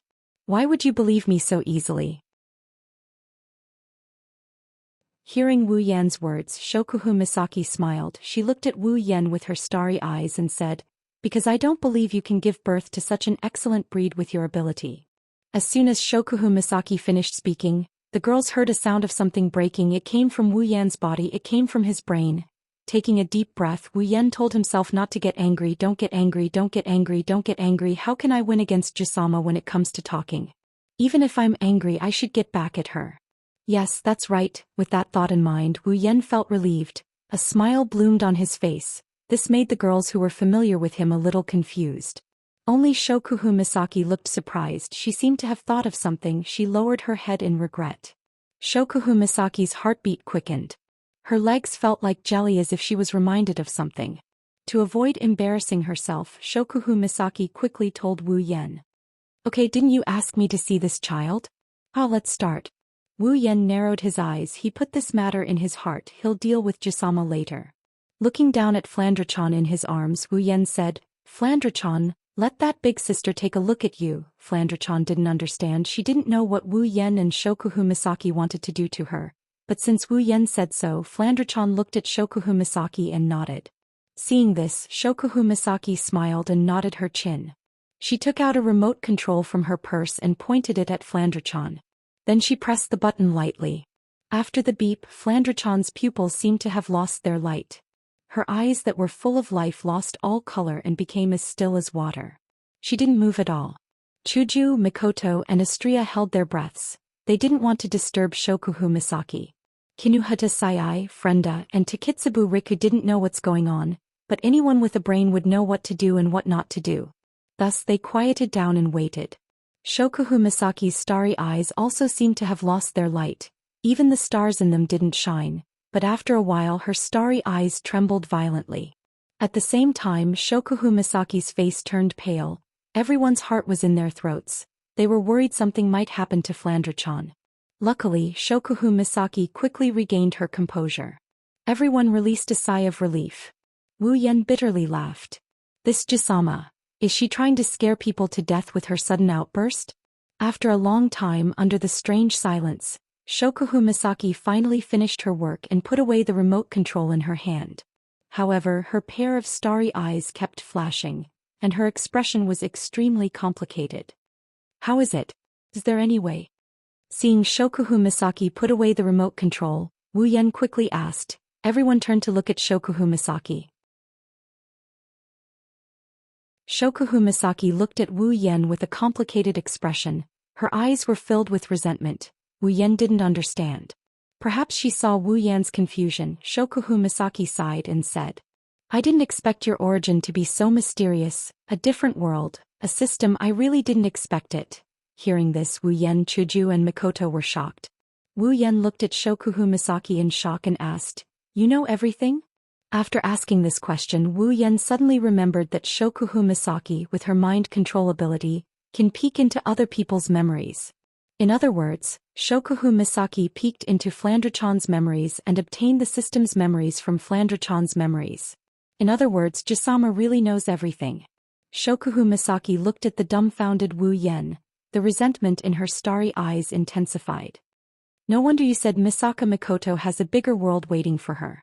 Indeed, compared to you guys who can travel through worlds, a small Tokuwadai is nothing to you guys.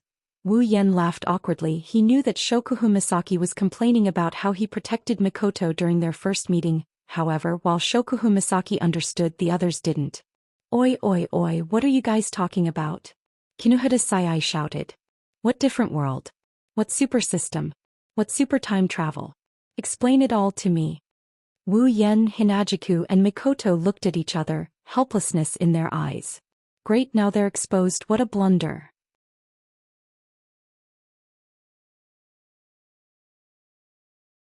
Chapter 290. He has to admit, asking Shokuhu Misaki to check on Flandre-chan's mental state was a mistake, but it also solved one of Wu Yan's problems. Of course, Wu Yan didn't expect Shokuhu Misaki to peek into Flandre-chan's memories. The system's transfer of memories to Flandre-chan was more than enough for Shokuhu Misaki to learn about their secrets. Coincidentally, Wu Yan's problem was solved by Shokuhu Misaki, Kinuhata Sayai, Frenda, and Takitsubu Riku. Wu Yan's mission 3 was to push down at least 3 characters and make them follow him out of this world. Wu Yan already had a target in mind. He successfully pushed 2 of them onto his bed and rolled around in the sheets with him. However, he didn't know how to explain his situation to them. He didn't know where to start at this moment. Now Jisama's peek into her memories gave Wu Yan a chance to explain himself to everyone. In a way, Wu Yan's problem has been solved. In the huge living room, Shokuhu Misaki, Kinuhata Sayai, Frenda, and Takitsubu Riku were listening to Wu Yan's story. Other than Shokuhu Misaki, who exclaimed from time to time, the other three were stunned. Shokuhu Misaki obtained a lot of information from peeking into Flandre-chan's memories. Now with Wu Yan's explanation, she didn't have much of a reaction. However, this is the first time Kinuhata Sayai, Frenda, and Takitsubu Riku have heard of something so absurd. That's right, to the three of them this matter is indeed absurd. What system? What transmigration? What spalier world? What instance dungeon? Every single one of them made their little brains swell up, they almost short-circuited. It can be said that Kinuhata Sayai, Frenda, and Takitsubu Riku didn't want to believe Wu Yan's words at all. After all, this is the science world. Everything has to be based on science. Is everything Wu Yan said scientific? However, when Ikaros and Astria revealed their wings, Flandre-chan revealed her tail and crystal wings, the three girls were stunned. Even Shokuhu Misaki, who saw this for the first time, couldn't help but cover her mouth with her hand. She was shocked beyond words. In other words, everything you said is super real? Kinuhata Sayai stared blankly at Chuju and Mikoto. If it was Wu Yan's words, no matter how convincing, Kinuhata Sayai wouldn't choose to believe it. It's obvious how much Kinuhata Sayai's hatred towards Wu Yan 2's level. But since it came from Hinajiku and Mikoto, she had no choice but to believe it. She knows that Wu Yan might be bullshitting, but Hinajiku and Mikoto, with their temperaments, they wouldn't be so immoral when it comes to matters like this. That's why when the two nodded, Kinuhata Sayai grabbed her head and shook it. She had a "I've already fainted, the world has already been destroyed" look on her face. She couldn't accept it. However, from another perspective, Wu Yan's words did indeed destroy their world. To be more precise, it should be their worldview. That means. Kinuhata Sayai turned to look at Wu Yan with excitement in her eyes. You'll leave this world one day, won't you? Wu Yan nodded. Kinuhata Sayai almost jumped up in joy when she saw Wu Yan nodding. She wanted to cry in her heart. Finally, I can escape from this devil's clutches. Wu Yan knew what Kinuhata Sayai was thinking when he saw the excitement in her eyes. Wu Yan smiled and said, "We will leave this world, but when the time comes we will bring you with us. So don't worry about us abandoning you." What? This time Kinuhata Sayai really jumped up. However, she wasn't happy. She pointed at Wu Yan and complained loudly. "You super pervert. You won't super let us go even if we super leave this world?" Ma, calm down, girl." Wu Yan patted Kinuhata Sayai's shoulder and smiled. "We have such a good relationship, how can I abandon you? So don't worry, I don't want to give up on such a cute maid."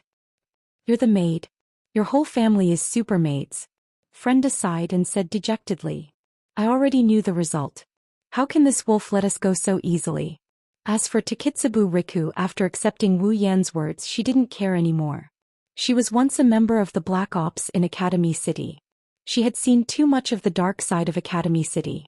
She didn't have much of a sense of belonging to Academy City, so she didn't care about leaving. Instead, it was Shokuhu Misaki who showed great interest in this matter. She placed the back of her hand on her mouth and smiled. "Spalier world, interesting. I'd like to see that so-called other world." Wu Yan couldn't help but ask. "Jisama, you're not thinking of coming with us, are you?" "Can't I?" Shokuhu Misaki looked at Wu Yan and said with a sad voice. "Don't tell me, Xiaoyan, you're planning to go back on your word after pushing me down?" Hearing Shokuhu Misaki's words, Wu Yan cursed. Sure enough, almost at the same time, Chuju, Mikoto, Kinuhata Sayai, and Frenda all screamed in shock. "Push her down." Among them, Mikoto's reaction was the most intense. She couldn't help it. If it was someone else, it would be fine. If it was someone else, it would be fine. But this is Shokuhu Misaki. The Shokuhu Misaki he hated the most. Beep. A flash of lightning came from Mikoto's body. Wu Yan's body trembled and he almost ran away. When Wu Yan slowly turned to Mikoto's direction, Mikoto's body was already filled with blue and white electricity. Lowering her head, Mikoto raised a fist and said in a low voice, "Yan, don't you have anything to explain?" Wu Yan smiled bitterly and waved his hands as if to tell Mikoto to calm down. But his action, which was equivalent to admitting it, made Mikoto go berserk. Hearing the lightning getting more intense, Wu Yan glared at Shokuhu Misaki, who was gloating over his misfortune. Looking at Mikoto, who was about to turn into a goddess, he steeled his heart. With a leap, Wu Yan jumped in front of Mikoto. With one hand still holding Flandre-chan, he used his other hand to pull Mikoto into his embrace. Mikoto shrieked and the electric current in her body disappeared. She fell into Wu Yan's arms, and before she could react, a big mouth covered her little mouth, causing her to widen her eyes. Oh!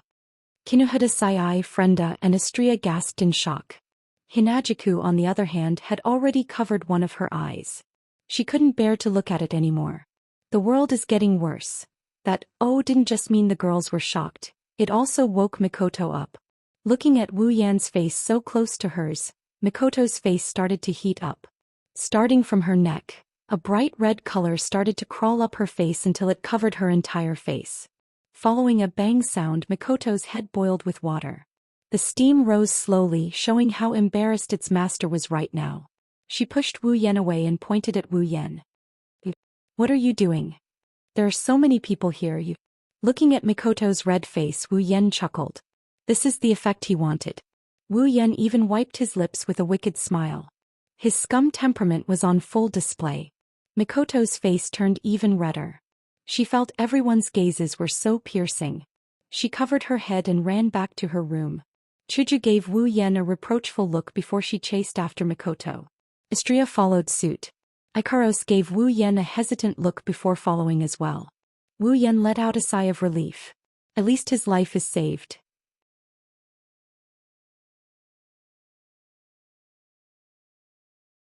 Chapter 291. With the departure of Mikoto, Chuju, Astria and Ikaros, the place became a lot emptier. The only ones left were those who had something to do with leaving this world. Perhaps that's why Ikaros was hesitant when she left. It's obvious she wants to stay by Wu Yan's side, but she also knows that Wu Yan should take care of Shokuhu Misaki, Kinuhara Sei, Frenda and Takitsubu Riku. That's why Ikaros decided to leave. Wu Yan, who guessed her thoughts, couldn't help but smile dotingly. As expected, Ikaros is the one who deserves the most love. Shokuhu Misaki suddenly said. She's quite understanding, that girl called Ikaros. To Shokuhu Misaki's surprise, Wu Yan shook his head and he chuckled. No, I think it's a bit of a misnomer to use on Ikaros. Looking at the direction Ikaros left, Wu Yan said with a doting smile. Ikaros is a bit slow when it comes to emotions. There are a lot of things she can't understand. Then that's why Ikaros is trying her best to change herself. What she doesn't know is that I like her the most. She doesn't need to change at all. Shokuhu Misaki nodded as if she understood something. She turned to Wu Yan and giggled. So you're not worried that I will get jealous of you, huh? Wu Yan glanced at Shokuhu Misaki and he smirked. Then why don't you try one for me? Shokuhu Misaki humphed and turned her head away. What are you doing? Can't I be jealous? I'm still a girl. Yes. Shokuhu Misaki was even more annoyed by Wu Yan's perfunctory reply. Before she could complain, Wu Yan said. Oh right, how's Flandre-chan? Shokuhu Misaki narrowed her eyes. She looked at Flandre-chan, who was sleeping in Wu Yan's arms because of her ability.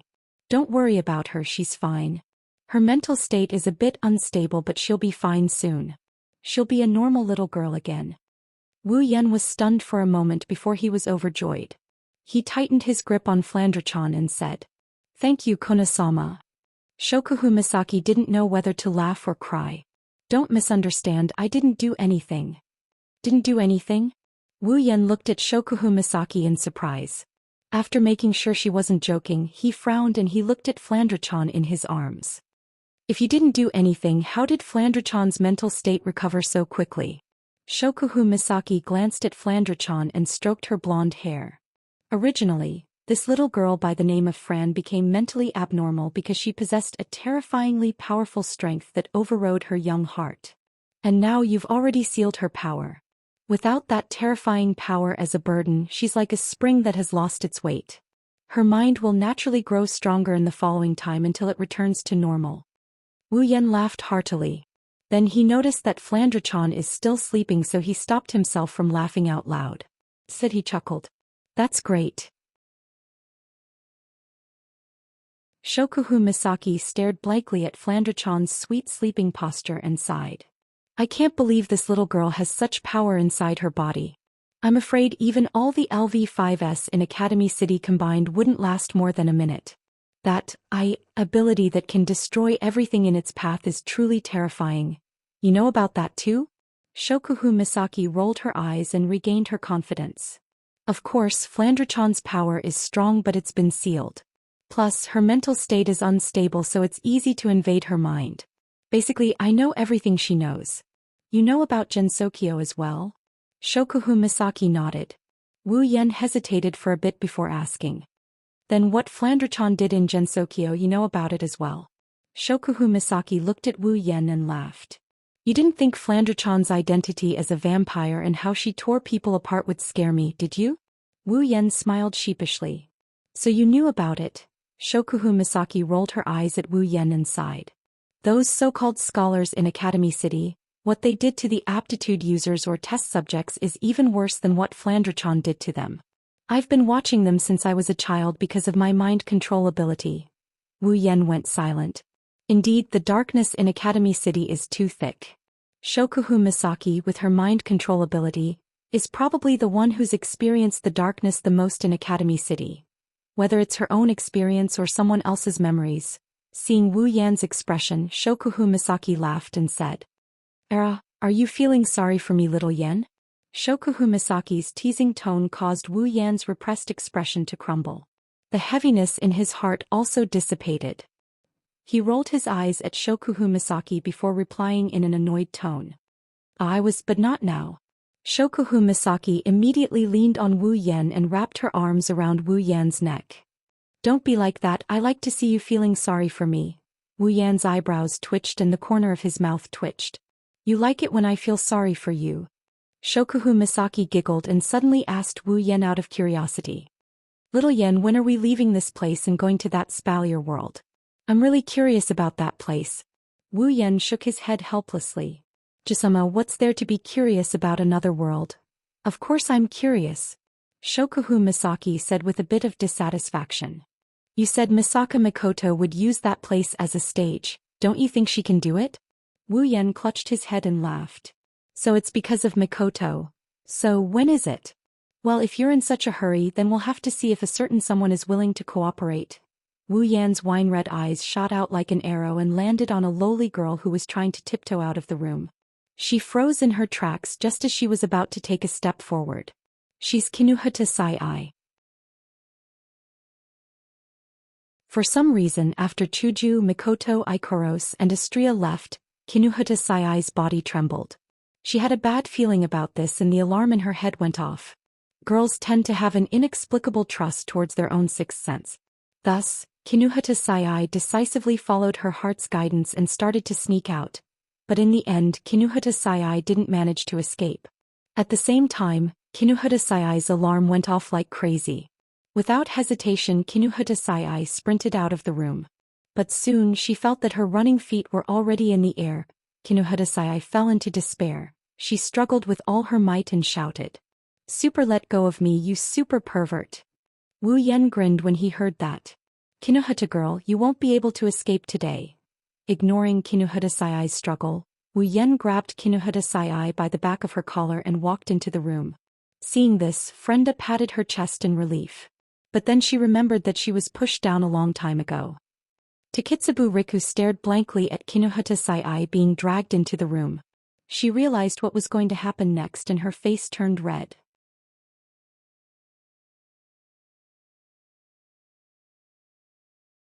Chapter 292. Shokuhu Misaki, Frenda, and Takitsubu Riku stared blankly at Kinuhata Sai-ai being dragged into the room by Wu Yan.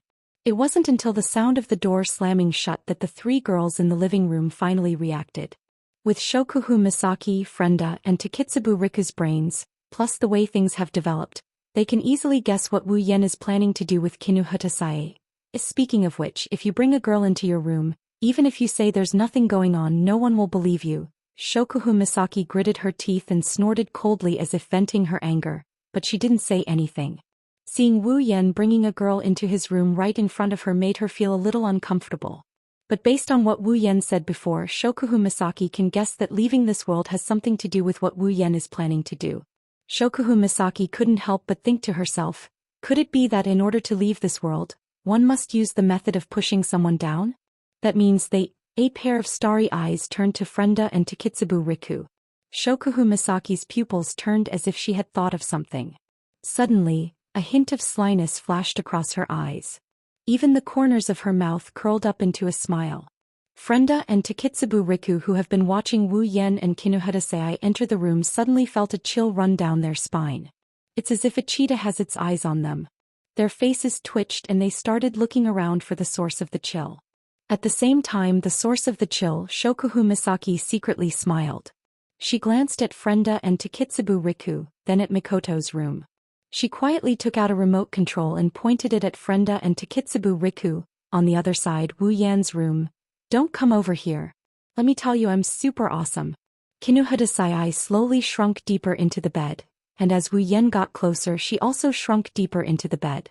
Kinuhadasei's little heart was beating rapidly, and her face was filled with panic. She could only helplessly put on an "I'm very fierce" expression, staring at Wu Yan while saying some weak words. When Wu Yan heard Kinuhadasei's words, he couldn't help but laugh. Even his footsteps stopped. Looking at Kinuhadasei, who was shrinking into the bed, Wu Yan shook his head, crossed his arms and looked at Kinuhadasei with a smile. Kinuhadasei also stopped and looked at Wu Yan suspiciously. According to her understanding of Wu Yan shouldn't be someone who would let go of such a threat.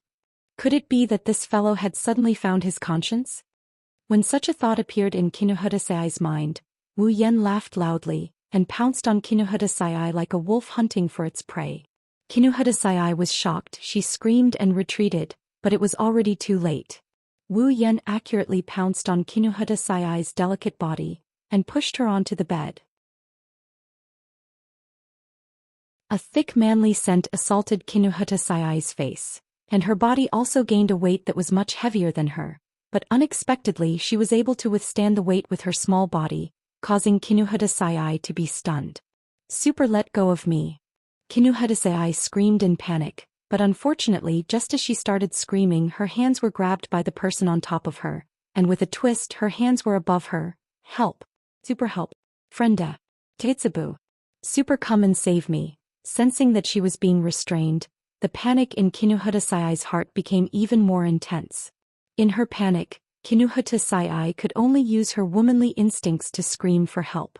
If it was any other time this might work, since Chuju, Mikoto, and the others wouldn't not appear when they heard someone screaming for help from their room. But at this moment, Mikoto was hiding in her room and Chuju, Astria, and the others were also hiding in Mikoto's room. For the time being, they wouldn't be able to hear Kinuhadasei's cries for help. If Kinuhadasei continued to scream, she would eventually be rescued. But would Wu Yan allow her to continue screaming?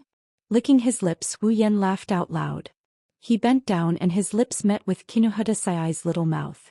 The rest of her words were blocked back in her throat. Kinuhadasei's eyes widened, she was crying in her heart. This is the second time I was forcefully kissed by this despicable wolf on top of me. It's a pity that the heavens gave me such a cute appearance and body, but today it's going to be taken away by this wolf.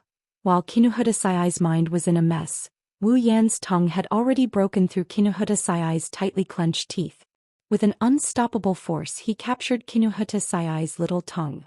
Thus, the two tongues that have seen each other before started tangling with each other. The pleasure of their tongues intertwining quickly entered Kinuhadasei's mind. Although Kinuhadasei was young, her heart that had experienced countless B-grade movies started to tremble. Her eyes started to water up. Kinuhadasei almost lost herself in the pleasure of that passionate kiss. Realizing that her body was starting to heat up, Kinuhadasei hardened her heart and decided to bite down on Wu Yan's tongue that was moving freely in her mouth. However, at the next moment, Kinuhadasei's teeth that were about to bite down suddenly lost all strength due to Kinuhadasei's expression.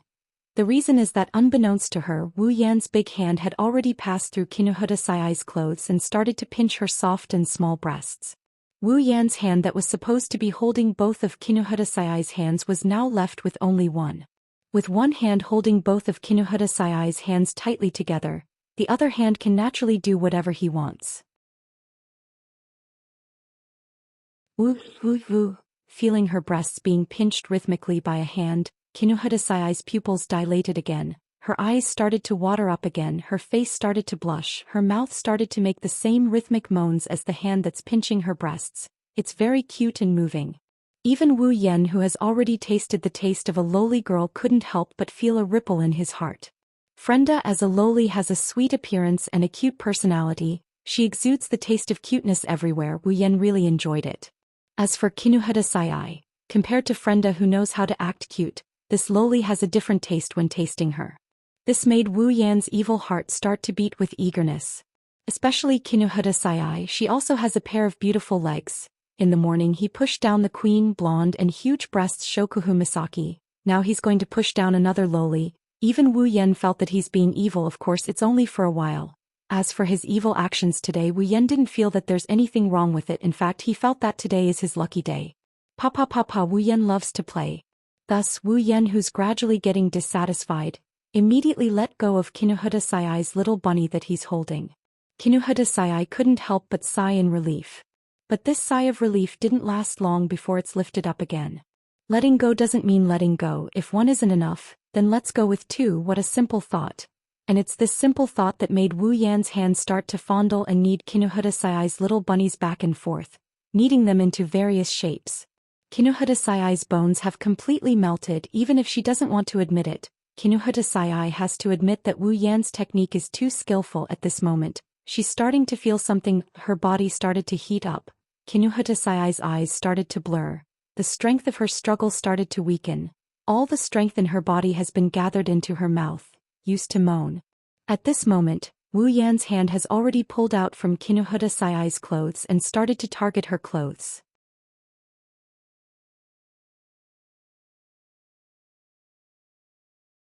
Chapter 293.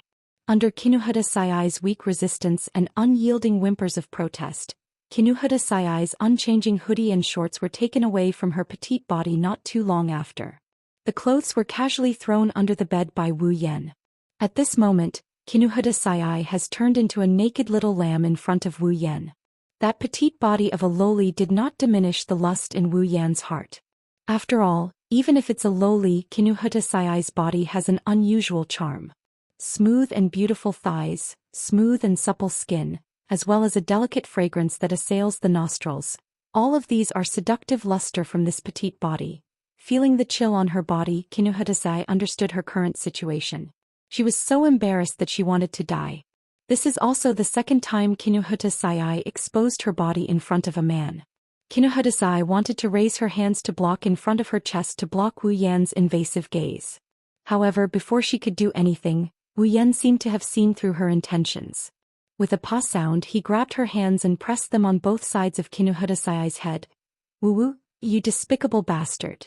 Even though she knows that no matter what she says, the big bad wolf on top of her will not let her go, Kinuhata Sayai still couldn't help but cry out. Wu Yan admired Kinuhata Sayai's petite body that he hasn't seen for a long time. Then he looked at Kinuhata Sayai's eyes and laughed.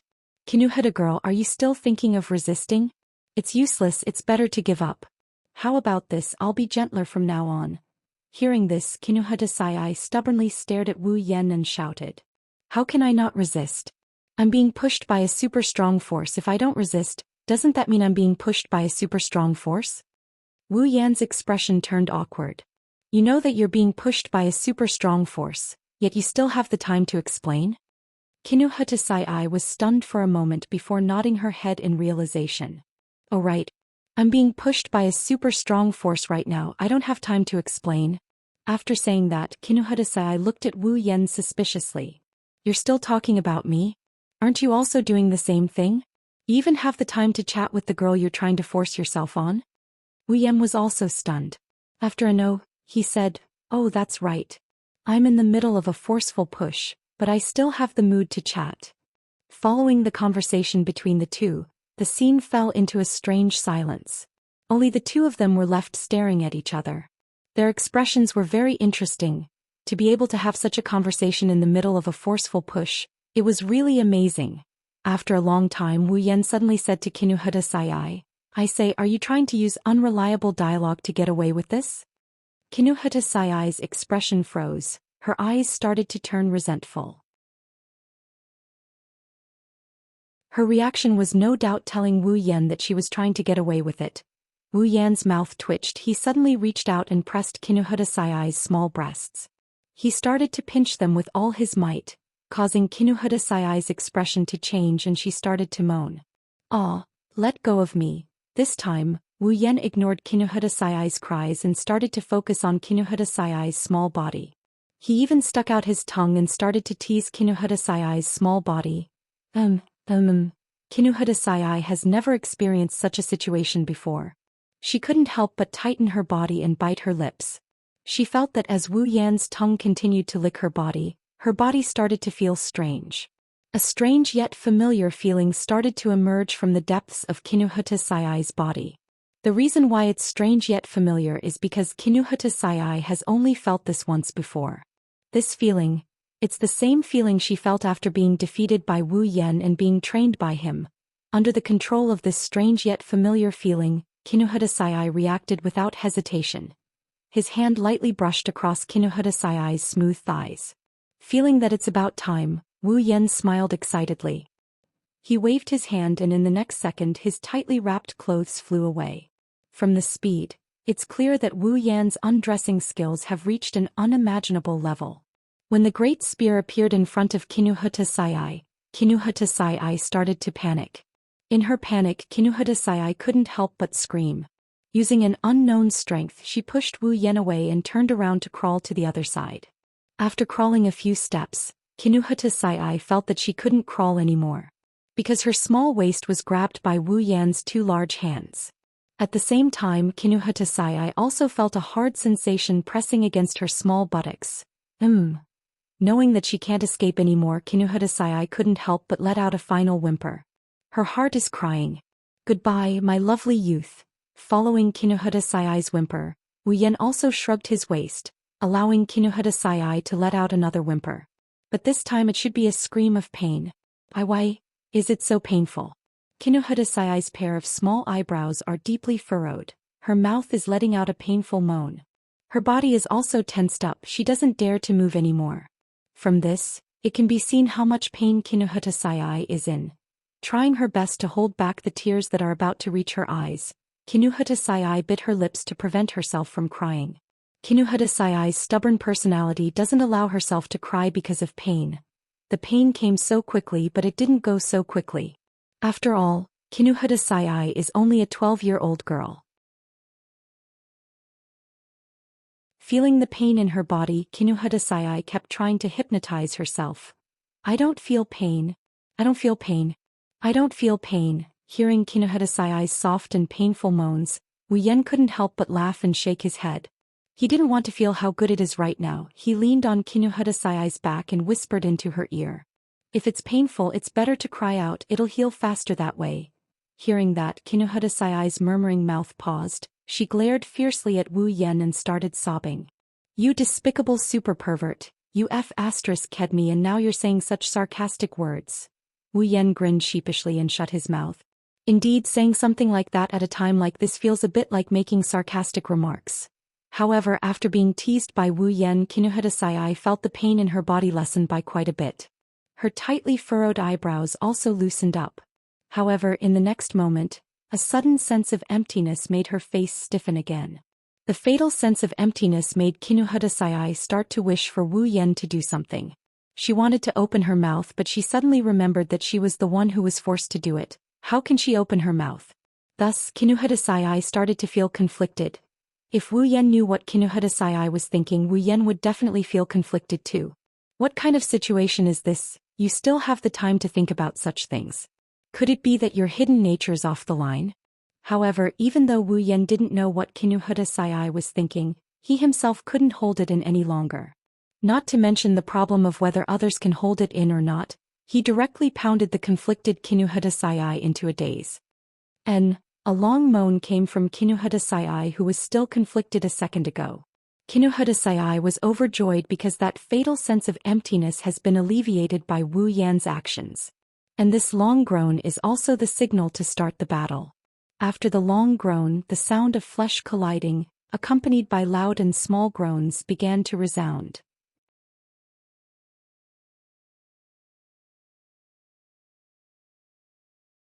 Chapter 294. Hugging Kinuhadasai's soft body, listening to Kinuhadasai's soft moans, smelling Kinuhadasai's sweaty scent, enjoying every part of Kinuhadasai's body, Wu Yan moved his body and closed his eyes in satisfaction. In the entire space, Wu Yan's two favorite sounds echoed. One is the most pleasant moans from the girl's mouth, the other is the slapping sounds from the thrusting of the body. No matter how long he listens to it, Wu Yan feels that he can't get enough of it. Wu Yan is feeling one thing, Kinuhadasai is feeling another. She heard her own sounds. Wu Yan felt pleasure, but she felt embarrassed. She also heard the sounds of the thrusting of the body. When Wu Yan felt pleasure, she also felt pleasure, but she was also gritting her teeth. Kinuhadasai isn't as shameless as Wu Yan. As a girl, even if Kinuhadasai is a bit tough, she would still feel embarrassed. Kinuhadasai couldn't believe that such sounds would come out of her mouth. Kinuhadasai kept trying to stop her sounds, but with Wu Yan's thrusting, the electric current that came from the deepest part of her body made her unable to control her mouth. In the end, she couldn't stop moaning. Kinuhadasai almost lost her soul when she experienced the feeling of love for the first time. Her rationality has already left her brain. At this moment, Kinuhadasai feels that she is no longer herself.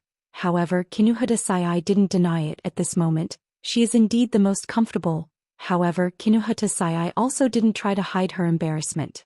Her face is red, half of it is because of the pleasure, the other half is because of the shame.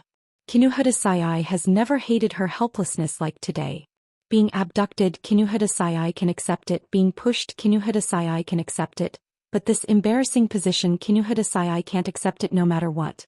Lying on the bed, Kinuhadasai's hands subconsciously grabbed onto the blanket. Looking at the blanket in front of her and feeling the impact on her back, Kinuhadasai's heart was once again filled with tears. Can we make a deal?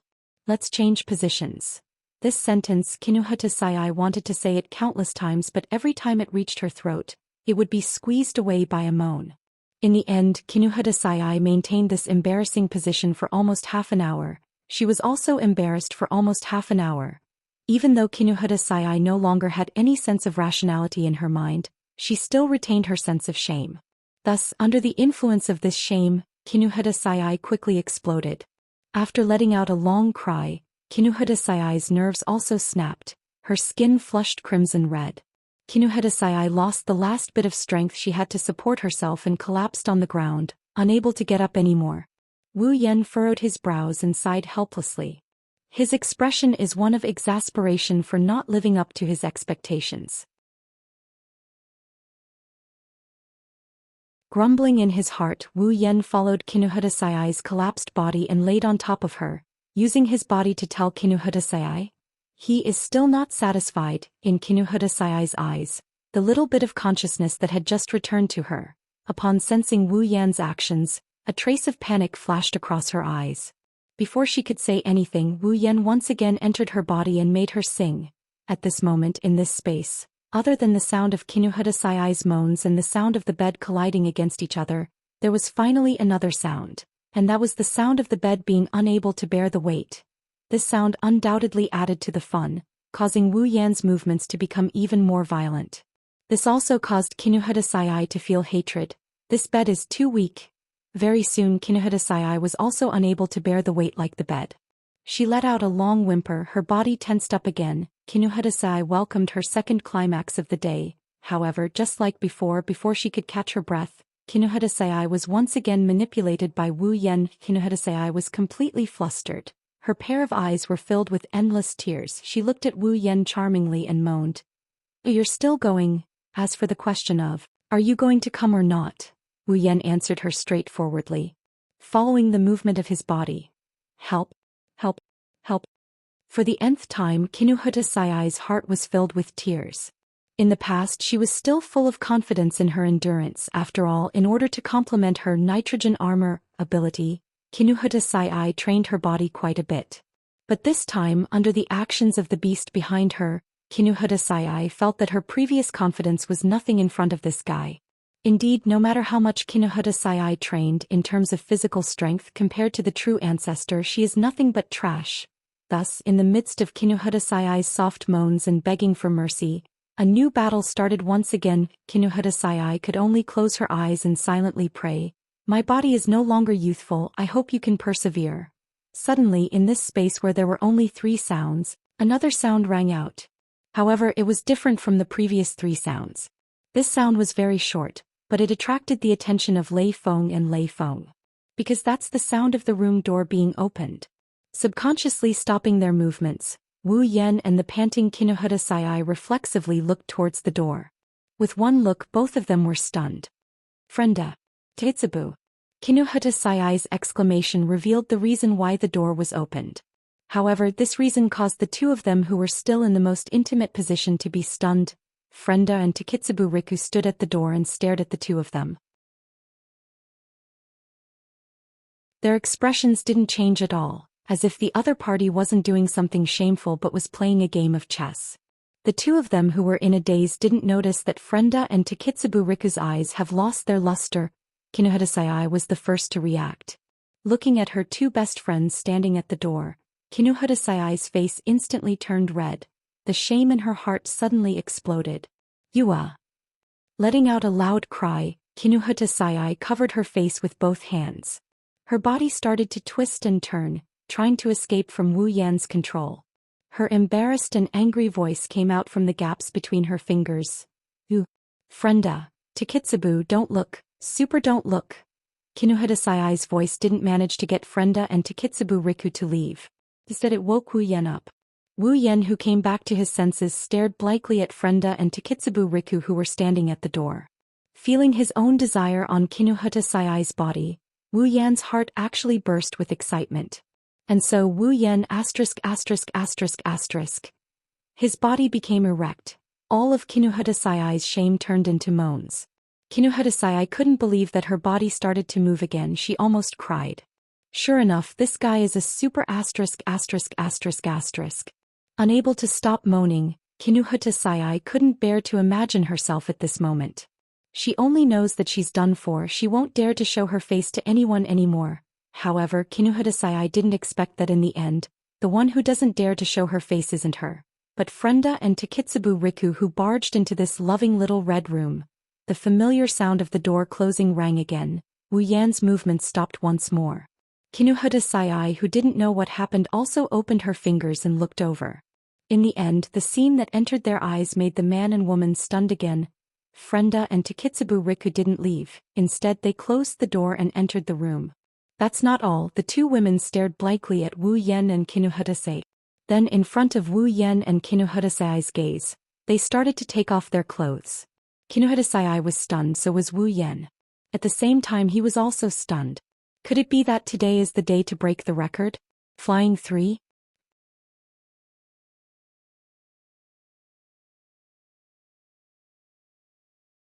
Chapter 295. As a petite figure that is smaller than Kinuhata Sai and a voluptuous figure appeared in front of Wu Yan and Kinuhata Sai's eyes, they finally realized. This time it's too late. This isn't the first time Wu Yan has seen these 3 figures in their nude state. Not only that, he's seen them in this state almost every day. Those 3 photos of Kinuhata Sai, Frenda, and Takitsubu Riku are still in his space ring. He takes them out to admire them twice a day. However, this is the second time he is seeing them in real life. This time it's much more exciting than the previous time. After all, the previous time he was just taking advantage of her, but this time, Kinuhata Sai is still underneath him. Kinuhata Sai felt that all the surprises in her life had been used up today. Her worldview had been completely destroyed in just one day. Looking at her 2 best friends walking towards her after taking off all their clothes, Kinuhata Sai's mind was in a complete mess. Wait. Super wait for me. Kinuhata Sai squeezed out all the energy she had stored up for tomorrow. Like a dying flash of light, she bounced up from her bed, giving Wu Yan a fright. However, Kinuhata Sai didn't have the heart to care about Wu Yan. Seeing that Frenda and Takitsubu Riku were not listening to her and were slowly walking towards them, Kinuhata Sai was on the verge of breaking down. She screamed hysterically. What are you guys super doing? Do you guys super know what you are doing? You guys are super crazy. Kinuhadasai is only one step away from adding a nitrogen armor to her fist and giving herself a punch. Seeing Frenda and Takitsubu Riku stripping naked and walking towards the two who are having pa-pa-pa, anyone would think that they are going to participate in this. Even if logic tells Kinuhadasai that with her two best friends, such a thing is impossible, absolutely impossible. But looking at the current situation, she has no choice but to believe it. Super, wait for me, did you guys not hear me? As the two girls continued to approach as if they didn't hear anything, Kinuhadasai finally broke down. With her two small fists covered in nitrogen armor, Kinuhadasai's exhausted body actually jumped up from the bed as though she was possessed by King Kong Hercules. Kinuhadasai only wanted to use her ability to destroy everything in front of her, to relieve her current bad mood. However, before she could jump halfway, she was directly carried into the arms of a certain evil wolf who was scheming. As her body was pulled into his embrace, Kinuhadasai subconsciously punched him. However, in the next second, her fist trembled as all her strength was sucked out. Enwu, Kinuhadasai's eyes widened as she felt that familiar hard object once again break through her barrier and enter her body. Kinuhadasai cried, "What time is it now?" "You're still?" Kinuhadasai didn't get to finish her sentence because her petite body was being tossed around by Wu Yan at a speed never seen in her entire life. And Kinuhadasai was on the verge of swallowing the last bit of life she had left. Doing pa-pa-pa with someone else in front of her best friend was so exciting. Kinuhadasai had never thought that she would be treated like this one day. On the other hand, Wu Yan was completely immersed in his excitement. If it was the usual Wu Yan, he might be able to see something from Frenda and Takitsubu Riku's actions. But right now Wu Yan is in the middle of his lovemaking. Thus, Wu Yan's IQ dropped without limit. Tossing her petite body, Wu Yan looked at Frenda and Takitsubu Riku who were already in front of him. He reached out an arm, hugged Frenda's petite body and pulled her down. "No. I can't," Kinuhadasai screamed with all her might, begging, "Like this. I can't." Ignoring Kinuhadasai's pleading, Wu Yan continued tossing Kinuhadasai's body with one hand while caressing Frenda's body with the other. Soon Frenda's body started to blush. After caressing Frenda's perky butt, Wu Yan placed Kinuhadasai on top of her. Ignoring Kinuhadasai's body, he placed Frenda's body on top of Kinuhadasai's, overlapping them.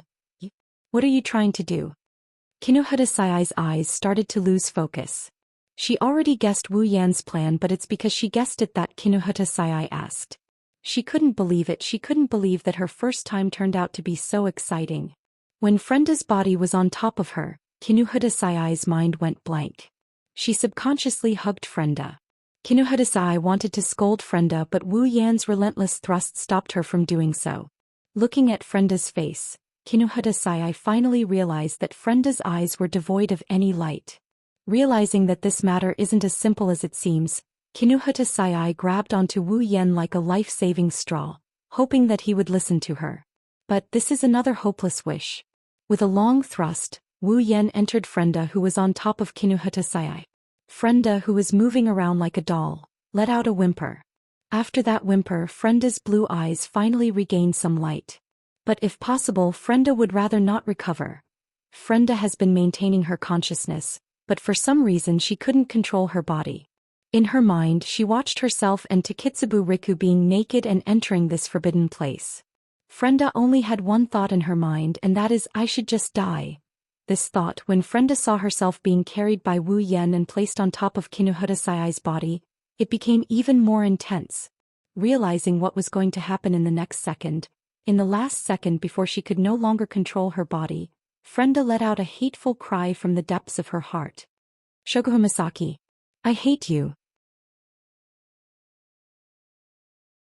In the next second, Frenda felt her body being forcefully penetrated, then she regained control of her body. Her blue eyes regained some light and met with Kinuhadasai's eyes. The two of them stared at each other, but the expression in their eyes was one of shame and anger. The sudden divine opening made Wu Yan's face as wide as a hippopotamus. A satisfied smile hung on his face. Wu Yan looked at the two lowly girls lying in front of him. He almost couldn't hold back his laughter. How long has it been since I last had this kind of treatment? Sure enough, being a transmigrator is so satisfying. One moment Frenda, the next Kinuhada Sayai. Wu Yan didn't want to talk anymore, and in fact he really didn't want to talk anymore. Wu Yan just wanted to enjoy himself before he leaves this world. Although he used to enjoy himself almost every day, today he enjoyed himself a lot. The two lowly girls who were looking at each other helplessly started moaning in front of each other. They were so close to each other that they started moaning in front of each other. Kinuhada Sayai and Frenda both had an expression of wanting to cry, but no tears came out. Too embarrassed to look at each other, they could only close their eyes. However, after moaning, the fragrance from their mouths still hit each other's faces, telling them that this is all real. Just like that, Frenda and Kinuhada Sayai started living the most unbearable day in their hearts, including Takitsubu Riku, who is still standing on the side. She still hasn't broken free from the control, but she still has her own consciousness and witnessed everything with her own eyes.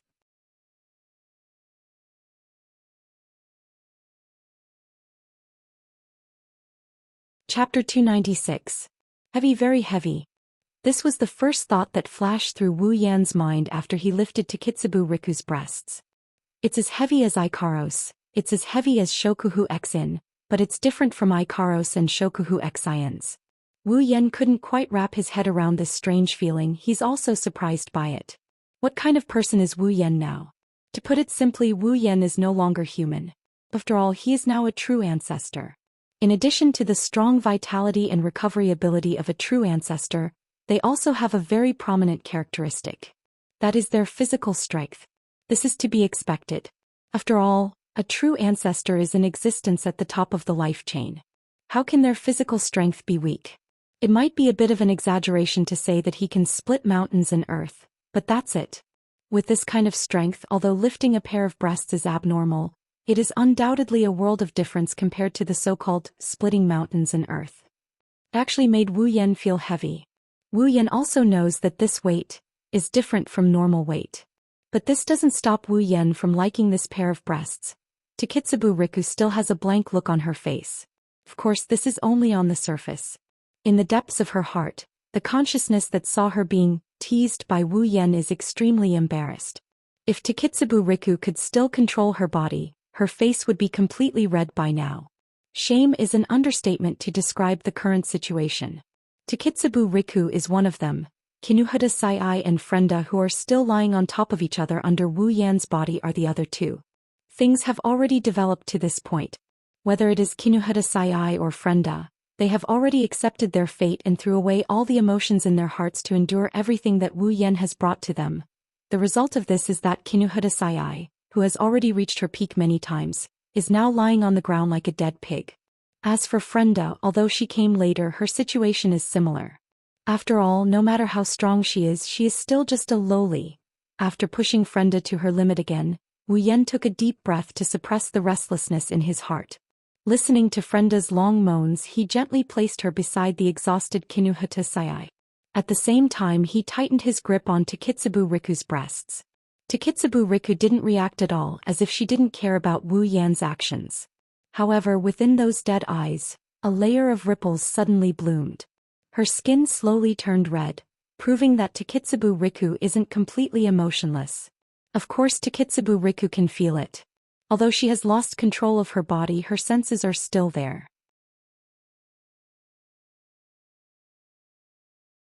Taking a glance at Kinuhada Sayai and Frenda, who are panting like dead dogs, Takitsubu Riku's heart is filled with an inexplicable sense of fear and anticipation. Just like Kinuhada Sayai and Frenda, Takitsubu Riku knew from the day she was kidnapped by Wu Yan that this day would come sooner or later. With Wu Yan's personality, Takitsubu Riku even thought that this day came a little late. Before this, she always thought that Wu Yan would eat them on the first day of their arrival. She didn't expect this day to be delayed. Takitsubu Riku couldn't help but wonder if Wu Yan wanted them from Yujino Shizuri, not because he wanted to eat them like Kinuhada Sayai said, but because he had other motives. If Takitsubu Riku knew that among the three of them Frenda was eaten on the first night, she wouldn't think this way. And now, this day has finally come.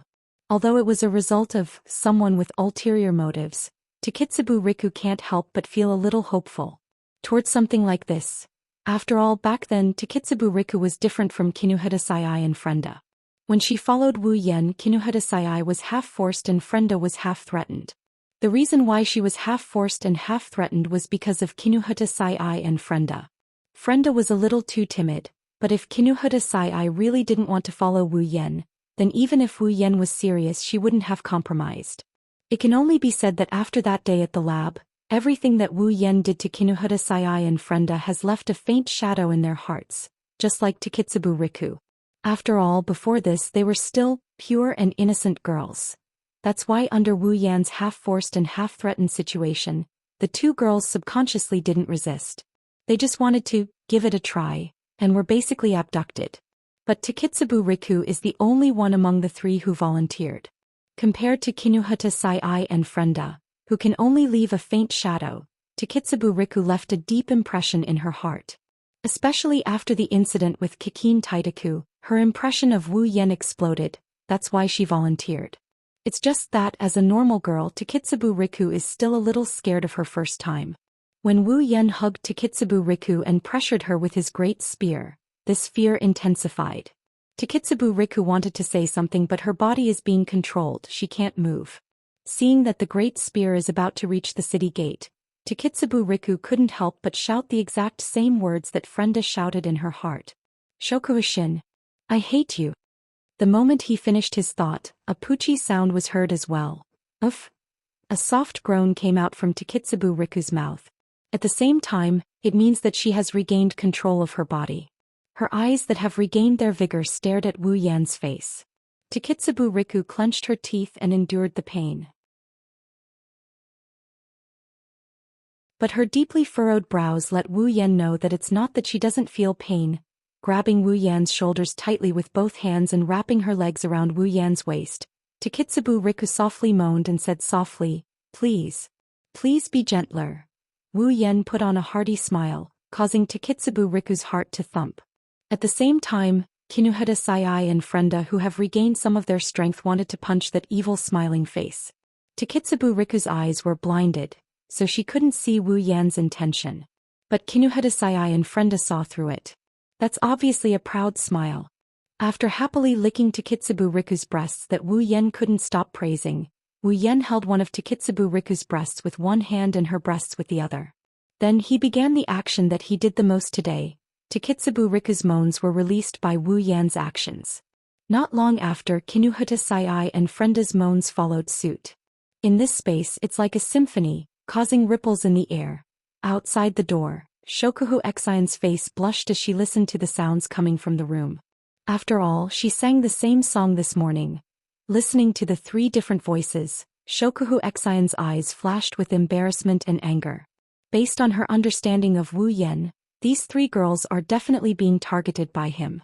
Shokuhu Xian's only wish is for that day to come earlier. Sighing softly, Shokuhu Xian's eyes were filled with anger as she said softly, "You got off too easy." The more she thought about it, the more she felt it wasn't worth it. At the same time, she was pissed at herself. What the hell is wrong with her to care about something like this? Her starry eyes looked towards Mikoto's room. She rolled her eyes, a sly glint flashed in her eyes. Her lips curled into a cold smile. No, I can't let that bastard get away so easily. At least I can't let him get away so easily.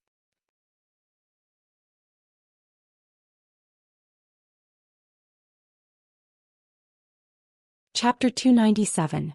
Academy City, School District 7, Wu Yan's home. The room that had been filled with intimate sounds for the entire day was now completely silent except for a few light panting sounds. Wu Yan is lying straight on his pillow with a face like a spring breeze. It's easy to see how comfortable Wu Yan is right now.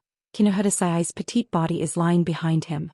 Frenda is lying on Wu Yan's left side while Takitsubu Riku, who has the best figure, is being hugged by Wu Yan and placed on top of him. This scene tells everyone what happened here. Feeling Takitsubu Riku's soft breasts pressing against his chest, even if Wu Yan doesn't smoke, he can't help but want to light one up. It's only now that Wu Yan recalled what happened with Ripple he felt that something was wrong. Towards Frenda and Takitsubu Riku's previous behavior. Whether it's what he saw on the screen or what he got to know about the two girls during this period of time, Wu Yan has a feeling that the two girls wouldn't do something like him naked and willingly join Ripple's battle. With their personalities, they wouldn't do such a thing. Just by thinking about Frenda and Takitsubu Riku's previous behavior and the situation in this room, you can understand what's going on. After all, Wu Yan isn't a bulldozer that doesn't know how to use his brain, you are. It's because he thought of the reason for this that Wu Yan was stunned. Can't be, right? With Her Majesty's personality, would she help me expand the Crystal Palace? That's impossible, she's Her Majesty.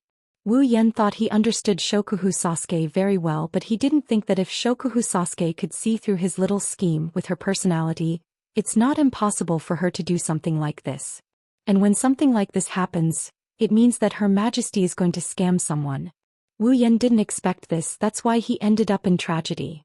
Wu Yan didn't want to think about it since he can't figure out why. He just kept this matter in his heart and decided to ask Shokuhu Xian about it. Wu Yan shook his head, closed his eyes and fell asleep.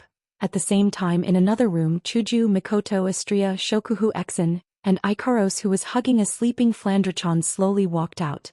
The girls had different expressions on their faces. Astria's face was filled with embarrassment and anger. Ikaros's face was expressionless. Chuju and Mikoto had their heads lowered. Only Shokuhu Xian had a faint smile on her face. Everyone's gaze landed on the same room after they walked out of the room. That room is Wu Yan's room. Chuju and Mikoto looked around the living room. When they didn't see Wu Yan, Kinuhata Sayai, Frenda, and Takitsubu Riku, their faces darkened even more. A dense aura surrounded them. Even Astria took a few steps back in fear. The room was silent. After a while, Chuju and Mikoto took the lead and walked towards Wu Yan's room. Astria, Ikaros, and Shokuhu Xian followed behind. When Wu Yan's consciousness returned to his head, Wu Yan let out a light sigh. He opened his eyes and sat up from his bed. After a good night's sleep, Wu Yan felt his bones going soft.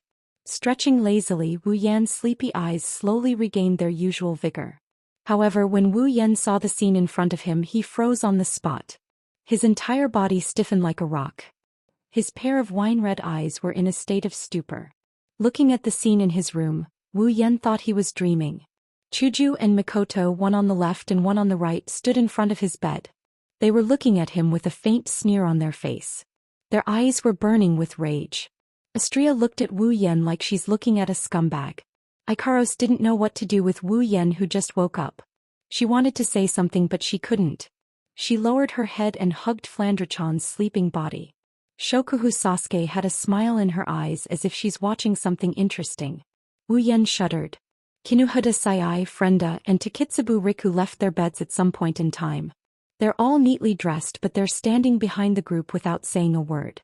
Only Wu Yan could see that Kinuhata Sayai and Frenda were looking at Wu Yan with an inexplicable expression. They seemed to be taking pleasure in his misfortune. Takitsubu Riku looked at Wu Yan as if she was mourning for him. Her eyes were filled with pity. Wu Yan's expression changed rapidly as he looked at the different expressions of the women in front of him. Sometimes it was green, sometimes it was white, sometimes it was red, sometimes it was as dark as the bottom of a pot. It was complicated to the extreme. His heart felt like it was being trampled by 100 million alpacas.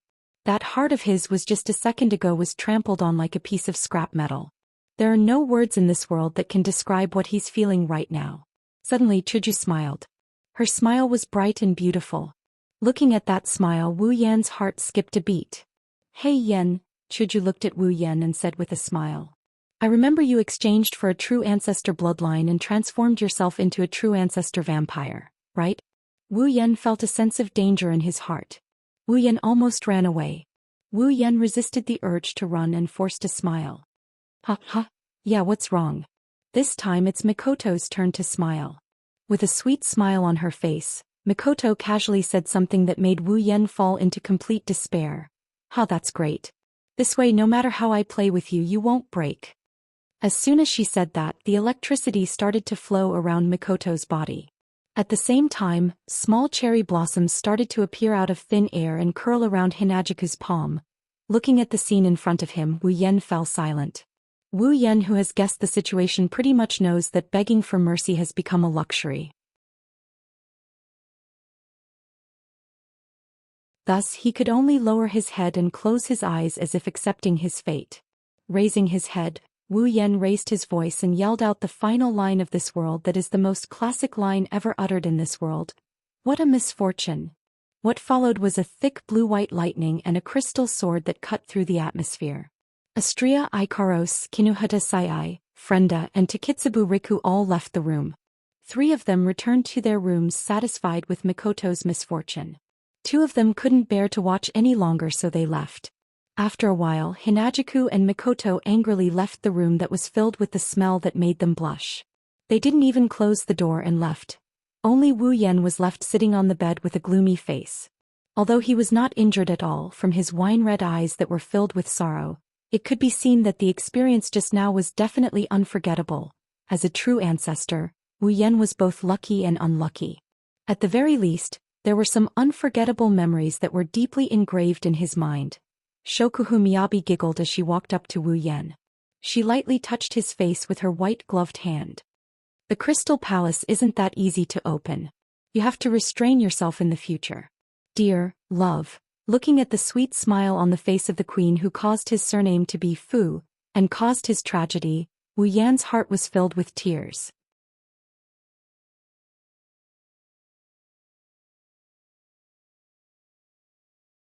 Chapter 298. That's how it is. In the living room, Wu Yan, Chuju, Mikoto Ikaros, Shokuhu Misaki, Astria, Kinuhata Sai, Frenda, Takitsubu Riku, 1 man and 8 women gathered in the living room. Wu Yan stood out like a sore thumb among the flowers. Wu Yan raised his hand meekly after looking at the women who were staring at him with different expressions. After all, the scene of the divine retribution is still fresh in his mind. Chuju narrowed her eyes and glared at Wu Yan. Wu Yan felt goosebumps all over his body. Chuju humphed coldly and turned her head away. I have no objections. A pair of brown eyes stared at Wu Yan's face. Mikoto gritted her teeth and stood up. She stomped in front of Wu Yan and grabbed his ear. Ignoring the pained expression on Wu Yan's face, she pressed her lips against Wu Yan's ear and yelled. There's a next time. You're dead. The powerful sound wave assaulted Wu Yan's eardrums. Wu Yan's eyes rolled back and he started foaming at the mouth. He almost started bleeding from his orifices. When he came back to his senses, Wu Yan quickly shouted. I know. It won't happen again. Mikoto unwillingly let go of Wu Yan's ear and stomped her feet angrily before walking back to her seat. Wu Yan helplessly touched his ear and sighed. Who can he blame? Who can he blame for opening the Crystal Palace and receiving retribution? At the same time Wu Yan was laughing inside. Yeah, it won't happen again. There won't be so many people like this time. Chuju, Mikoto, you guys are too sweet. Wu Yan, who was laughing inside, quickly met Shokuhu Misaki's smiling eyes. When she saw Wu Yan looking over, Shokuhu Misaki curled her lips into a meaningful smile. This surprised Wu Yan. He quickly put away his little abacus and his smile turned into a bitter one. Judging from Her Majesty's expression, there was an 80% chance that she had seen through his thoughts. As expected, he might be able to deceive others with his tricks, but it would be strange if he could deceive Her Majesty.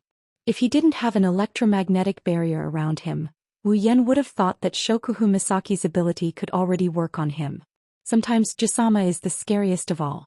While Wu Yan was avoiding Shokuhu Misaki's gaze, Mikoto returned to her seat. She patted her cheeks and said after some thought. Since the sisters are saved after we leave, the world will stop moving. I don't have to worry about my family's situation. I have no objections to leaving this world. Astria immediately raised her hand. Yes. Astria has no objections as well. Ikaros looked at Wu Yan without saying anything. No one asked her anything. Even the newcomer Shokuhu Misaki could see that Ikaros is completely following Wu Yan's lead, let alone the other girls. Shokuhu Misaki caressed her cheeks and smiled. Then she said something that gave Wu Yan a headache.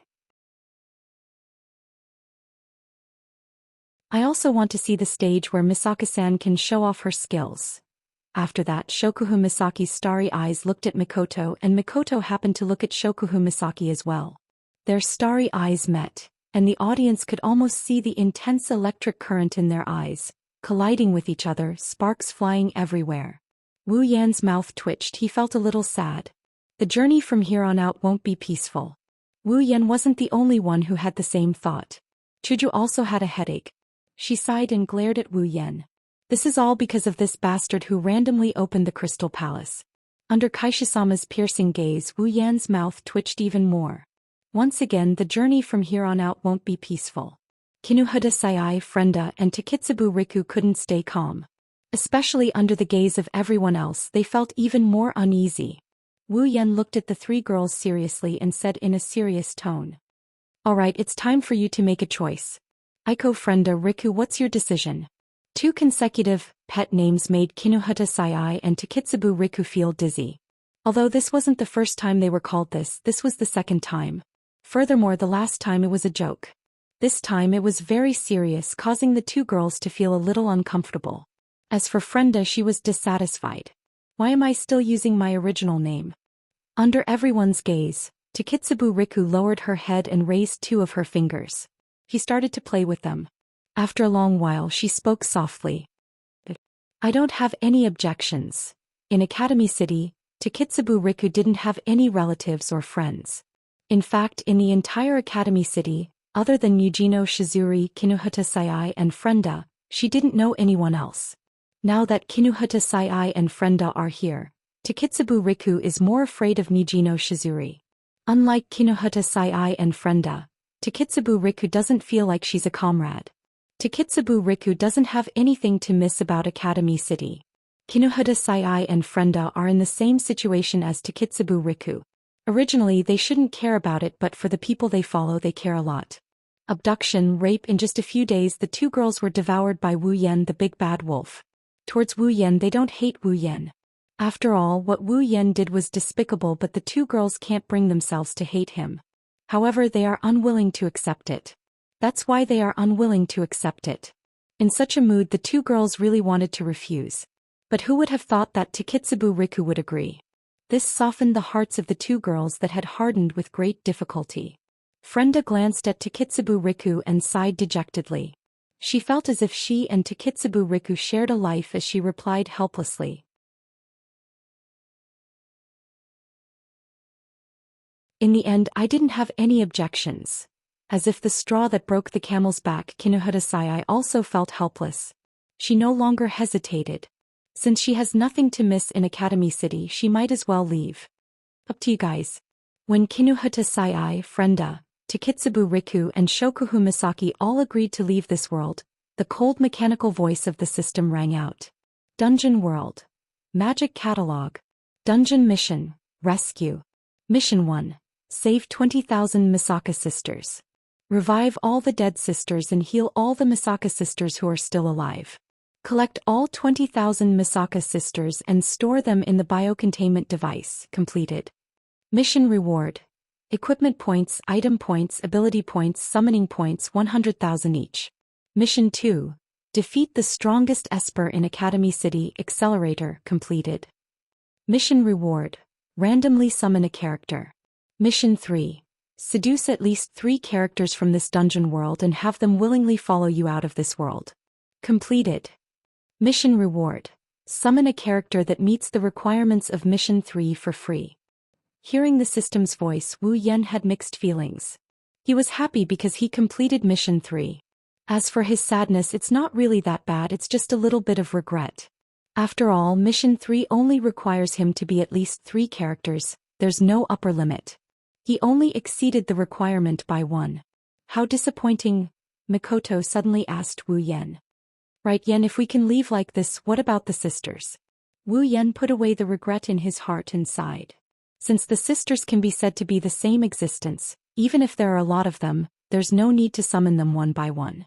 You can use 100,000 summoning points to summon all of them, so there's no need to worry. Hearing this, all the women nodded.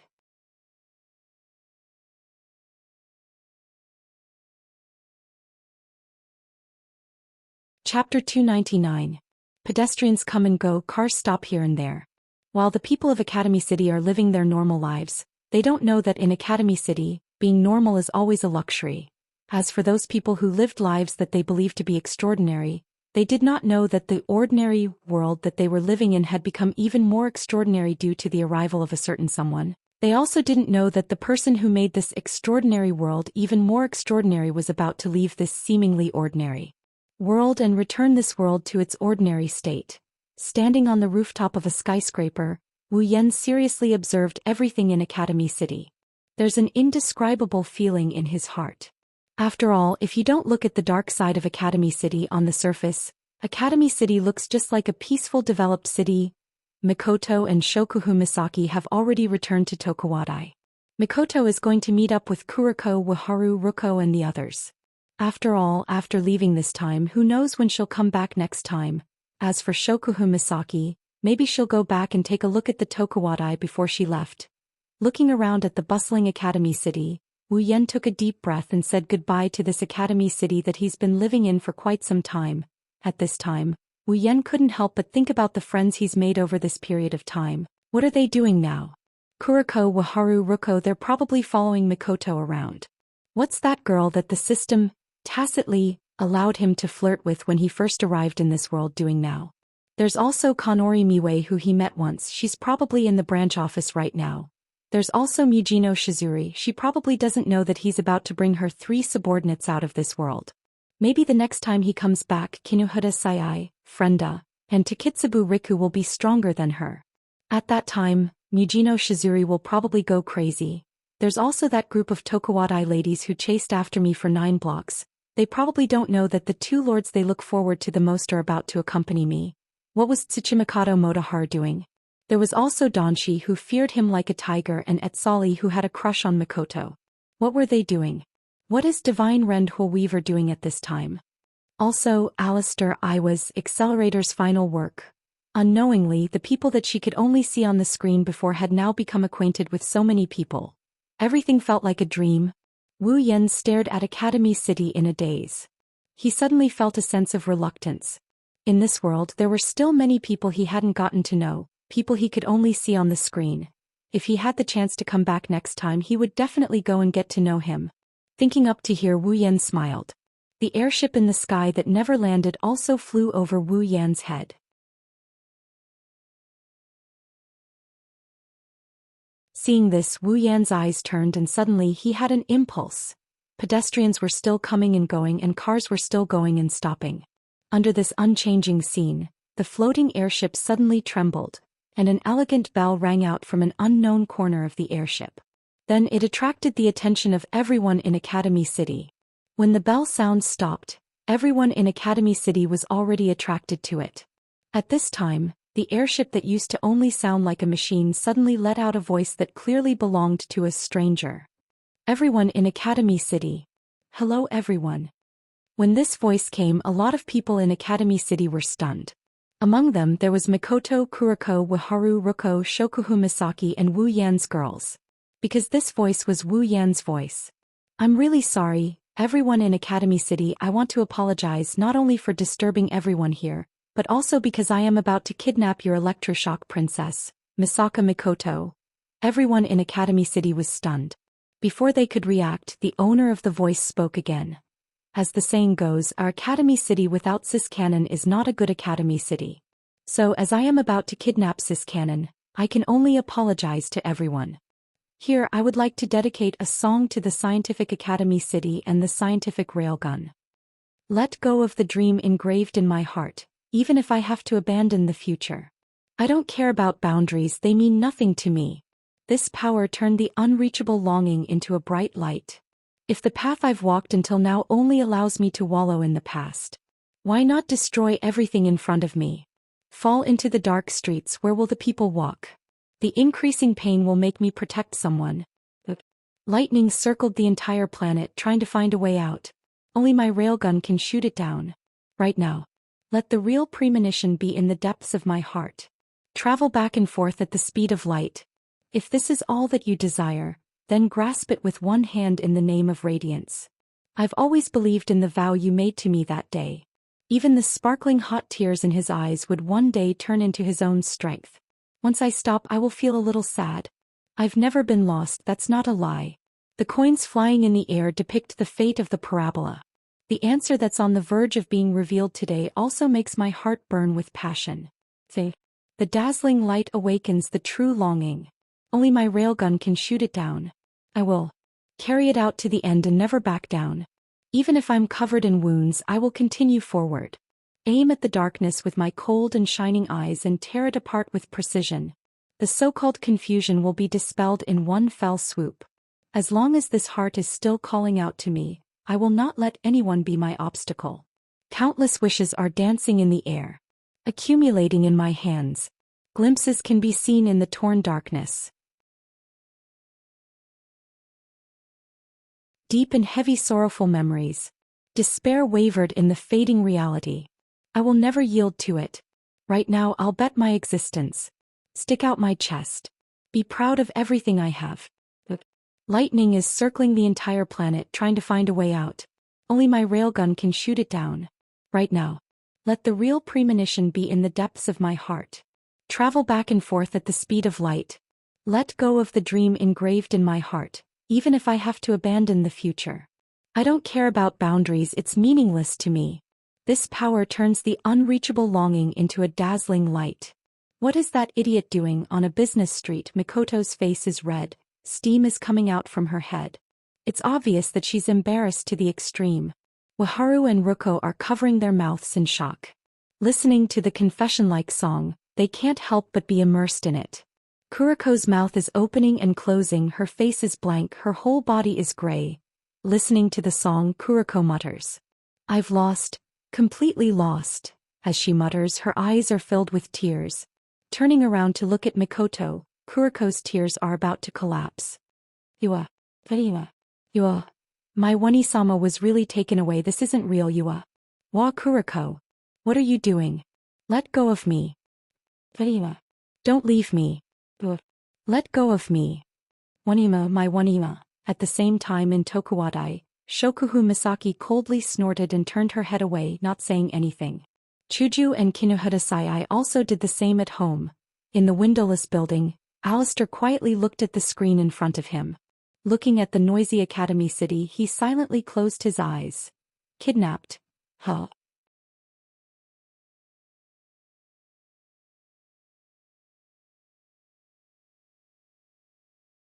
Chapter 300. High up in the sky, clouds and mist were drifting gently. A gentle breeze was blowing gently. The azure sky was like an ocean hanging in the sky, rippling with faint waves. Many people knew that this place was not completely devoid of life. In the endless sky, a ripple suddenly appeared out of nowhere. The ripple quickly expanded and dispersed all the clouds and mist around it. Then the ripple turned into a giant magic formation. The magic formation flashed and an airship suddenly appeared from the magic formation. It was flying at an extremely fast speed towards the distance. There, a gigantic building the size of a city was located below the airship. "We're here. Spalier World Academy." On the deck of the airship, a young girl with tea-colored hair pointed her finger at the city-sized building below and shouted excitedly. As the tea-haired girl spoke, the people standing behind her, who seemed to be her companions, could not help but feel their spirits lift. They took a few steps forward and looked down. When they saw the gigantic building, all of them put on smiles. One of the girls with long pink hair couldn't help but wipe the sweat on her forehead. She said with a bit of relief, "We're finally here. If we didn't make it, I would have collapsed." Hearing this, the girl with tea-colored hair was stunned for a moment. Then she lowered her hand and laughed. "Oh right, I almost forgot, you have acrophobia." The girl with pink hair's face stiffened and she forced a smile. "Since you already know, don't say it out loud." The girl with tea-colored hair looked at the girl with pink hair in confusion and asked, "That's strange, didn't you already take the antidote? Why do I feel like you're still a bit scared?" The girl with pink hair wanted to cry but no tears came out. She complained, "But the antidote is about to wear off." The tea-haired girl could not help but laugh. She only hurriedly stopped after receiving a fierce glare from the pink-haired girl. Seeing this, the pink-haired girl snorted and looked down at the building that was getting closer and closer. She spoke with some anticipation. "I wonder how Feifei and Lulu are doing. Is Liren doing well there?" At this moment, the only male in the group finally reacted. He was holding a cute little girl in his arms. He walked to the front of the girls and looked down at the Spalier World Academy. The corners of his mouth slowly curled up. "Spalier World Academy, I Wu Yen am here. Yes, the people on the airship are Wu Yen, Hinajiku, Mikoto, Ikaros, Flandrachan, Astria, Shokuhu Misaki, Kinuhata Sayai, Frenda, and Takitsubu Riku, who returned from the world of magic. Is that the Super Spalier World Academy? Kinuhata Sayai looked down at the buildings that looked more like a city than an academy and gasped in surprise. It's so big compared to Academy City. Shokuhu Misaki covered her mouth and giggled. She looked down at the Spalier World Academy with interest. An academy the size of Academy City? Interesting, much more interesting than Tokuwadai. Frenda tugged at her beret as if she could not accept it and shouted exaggeratedly, but in the end, are all the academies in the other world this big? Who knew? Wu Yen shook his head in response to Frenda's question, denying her fantasy. No, there is only one academy in the entire Spalier world. The Spalier World Academy was established by the three empires of the Spalier world, Ailu, Baruba, and Fea empires.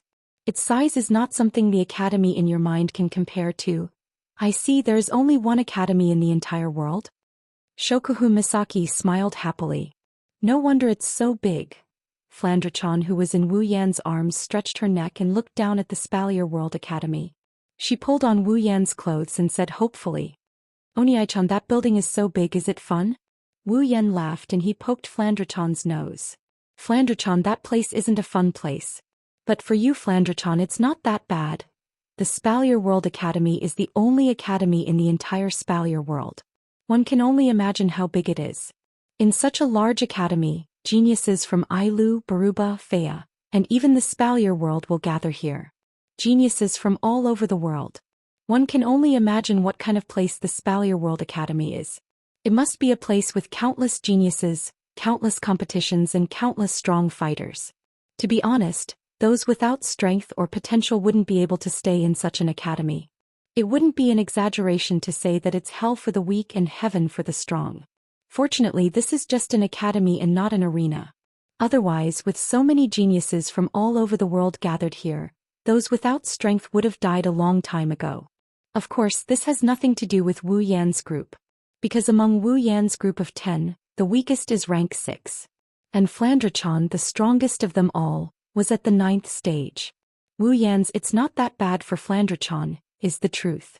For a rank 9 Flandrachan, the Spalier World Academy is just a place for her to play. At least Wu Yan didn't know from Feifei and Lulu that anyone in the Spalier World Academy can reach rank 9. Of course, those in their 70s and 80s are an exception. In the Spalier World Academy, as long as one is over 25 years old, those with the ability will graduate and those without will be expelled. It can be said that it's a very cruel system. In the Spalier World Academy, those who are over 25 years old can only stay in the academy as teachers. Even the weakest teachers are rank 7. Some of the outstanding talents among the teachers were even at the 8th level. As for the Spalier World Academy, the only ones who can reach rank 9 are the 12 members of the Spalier World Academy's board of directors. In other words, Flandrachan is at least in the top 13 of the Spalier World Academy. Don't think that being in the top 13 means you're weak. The Spalier World Academy is a joint venture of 3 empires. Therefore, the board of directors consists of the strongest from the Ailu, Baruba, and Fea empires. Among them, Wu Yan knows Feifei and Lulu's family, the former head of the Lori family, Lulu's grandfather. At the same time, there are also the strongest from the 2nd and 3rd family of the Ailu Empire. The strongest from the 1st, 2nd, and 3rd families of the other 2 empires are members of the board of directors.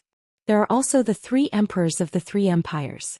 At the same time, they are the 3 deans of the Spalier World Academy. They are the rulers of the board of directors. To put it bluntly, if the Spalier World Academy were to be considered a faction, it would be the strongest faction in the Spalier world. It wouldn't be an exaggeration to say that it's a joint venture of 3 empires. The only academy in the Spalier world, the joint venture of 3 empires. It's the most terrifying organization in the entire continent. That's why it's named after this world, the Spalier world. Unfortunately, the Academy's name means that it's a huge organization that can't participate in the Spalier world. However, if one could become an outstanding talent in this academy, then one would have the chance to meet the top powerhouses in this world other than the 5 demigod powerhouses.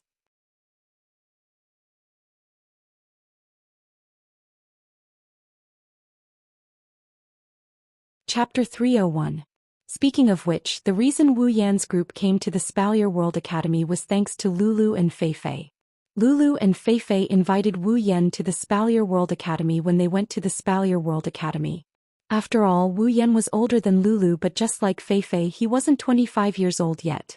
As long as you're not 25 years old yet, you can become a student of this super academy as long as you have some strength. Even if you're just rank 1 or level 1 according to the system, you can still come. However, whether or not one could stay in this super academy with its terrifying competition would depend on one's perseverance and potential. At the very least, in this gathering place where geniuses roamed freely, those without a bit of ability wouldn't dare to enter. Because you're afraid of losing face. Of course, there are some thick-skinned people who can stay in the Spalier World Academy until they're 25 years old. However, whether or not they can pass the graduation exam depends on their ability. If they can't, they'll be laughed at no matter how thick-skinned they are. All of this has nothing to do with Wu Yan's group. At least with their current strength, they can at least do well in the Spalier World Academy, even if they can't be at the forefront. It's been a few days since they returned to the Spalier World. Although Wu Yan's group stayed in the Spalier World Academy for quite some time, with the time ratio of 1:100, Wu Yan's group has only been away for a little more than a day. Not long after they returned, Wu Yan decided to come to the Spalier World Academy. To be honest, Wu Yan is very interested in this academy that Feifei and Lulu have praised to the heavens. For the people of the Spalier World, this is a place filled with geniuses and powerhouses. However, for Wu Yan this isn't important. What's important is, geniuses are equal to experience. Powerhouses are equal to experience. Other people see this place as a gathering place for geniuses and powerhouses, but for Wu Yan, it's just a gathering place for experience points. So what other place can attract Wu Yan more than the Spalier World Academy? Of course, other than that damned behemoth forest and those super powerful magical beasts in the deepest part of the forest. As the hover ship slowly descended, the Spalier World Academy got closer and closer to Wu Yan's group. Only when they got closer did Wu Yan's group realize how big this academy is. After the hover ship descended for some distance, Wu Yan's group could no longer see the inside of the building. After a while, even the walls of the academy blocked their line of sight. The floating plaza of the Spalier World Academy is not far from the academy's entrance. Therefore, when the hover ship landed, everyone who got off the hover ship immediately saw the tall entrance of the academy. Wu Yan's group wasn't the only one who came to the Spalier World Academy.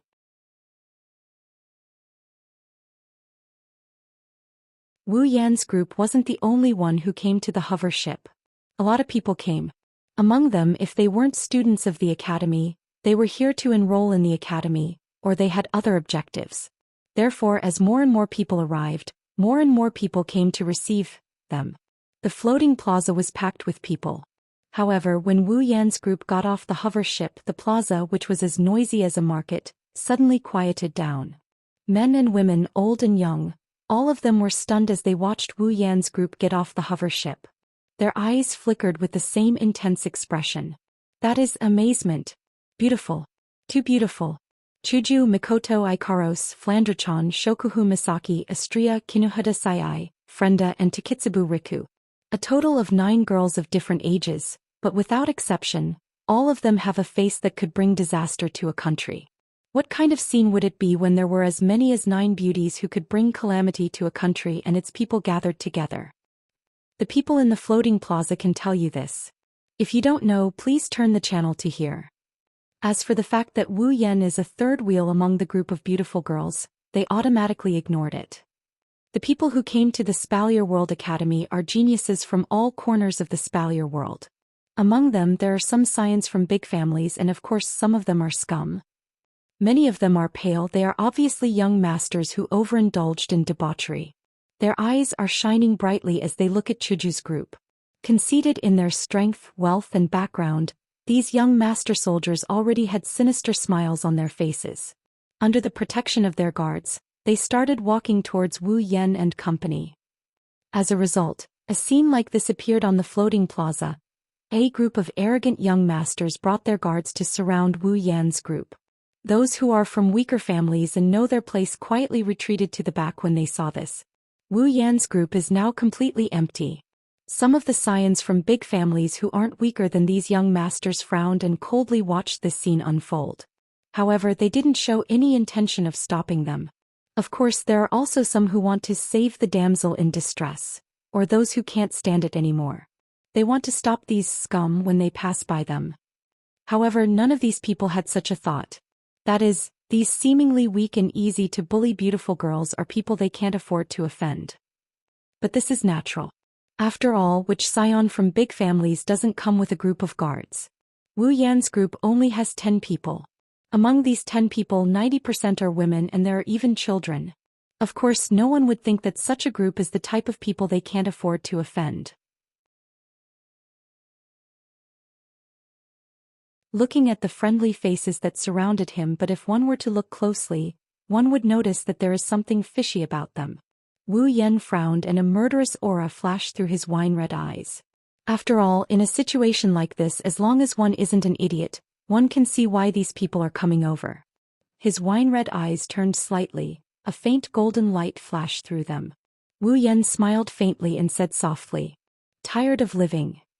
At this time, a soft and boneless hand gently touched Wu Yan's hand. When Wu Yan turned around, Shokuhu Misaki smiled at him and said, "Let me do it." Wu Yan was stunned for a moment, then he shook his head with a smile. He nodded at Shokuhu Misaki and then looked at the scum who are coming over. But this time there's no killing intent in his eyes, only pity. Shokuhu Misaki smiled faintly, and the expressions of the young masters around her relaxed. They almost couldn't hold back the evil thoughts in their hearts, and they were all screaming in their hearts. "She's mine," but what they didn't know is that this will be the last thought of some of them. An invisible wave came out of Shokuhu Misaki's hand, which was holding a remote control, and spread towards those young masters. A portion of the young masters and their bodyguards had a drastic change in expression. One after another they ignited their fighting aura or magic power. Some protected themselves while others protected their masters. A portion of them were completely unable to react to what was happening and were struck by the formless ripples. The nauseating look in their eyes completely faded away, and they became demented. Every single one of them had become idiots. When the invisible wave disappeared, there were already a lot of people on the floating plaza. It was at this time that fear crept into their hearts. When they finally reacted, Wu Yan and his group were already heading towards the academy gate. Only a faint voice echoed in their minds. "This is just a warning."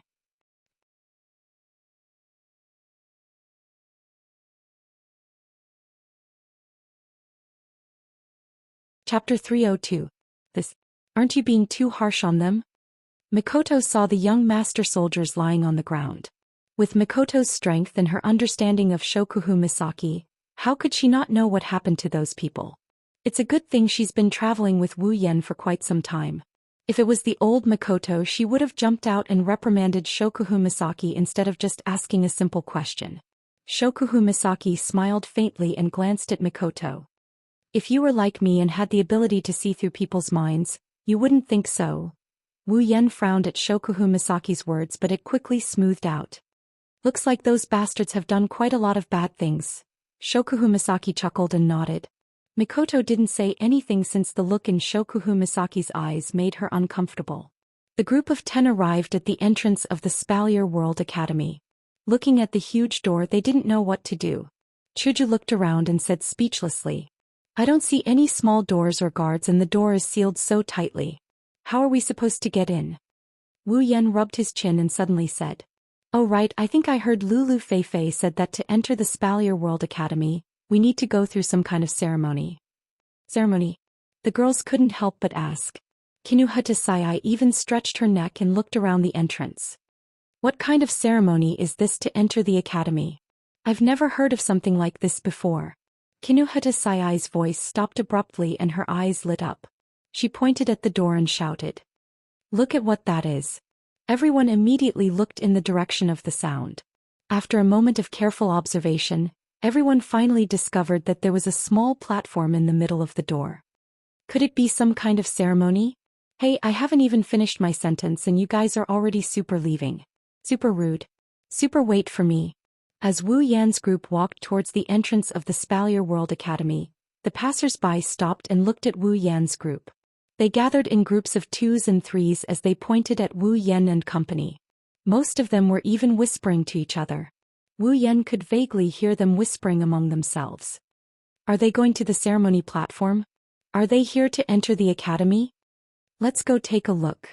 Thus, everyone gathered together and headed towards Wu Yan and company. They wanted to watch the show unfold in front of their eyes. Wu Yan's group looked at the small platform in front of them and pondered. Of course, Flandre-chan was completely curious and didn't know if she understood the current situation or not.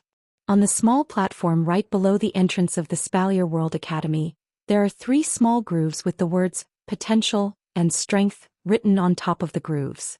Other than that, it's just an ordinary platform. The 10 of them couldn't help but look at each other in confusion. At this moment, a voice sounded behind Wu Yan's group. Are you guys here to enter the academy? Wu Yan and Co flinched and they quickly turned their heads around. They saw a white-haired man with a steady and powerful face. Without looking at his head of white hair, he looked like he's in his 40s. His gaze swept over Wu Yan's group.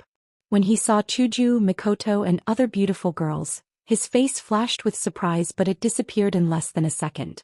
Wu Yan, who has been observing the middle-aged man, took in all the changes in his expression. Seeing the middle-aged man's reaction, his wine-red eyes couldn't help but reveal a trace of satisfaction. His impression of the middle-aged man also increased by quite a bit. You are. The middle-aged man slightly lowered his head when he heard Wu Yan's question. He looked at Wu Yan's group and said, I'm the person in charge of the entrance of the Spalier World Academy. If you're an outsider, just call me manager.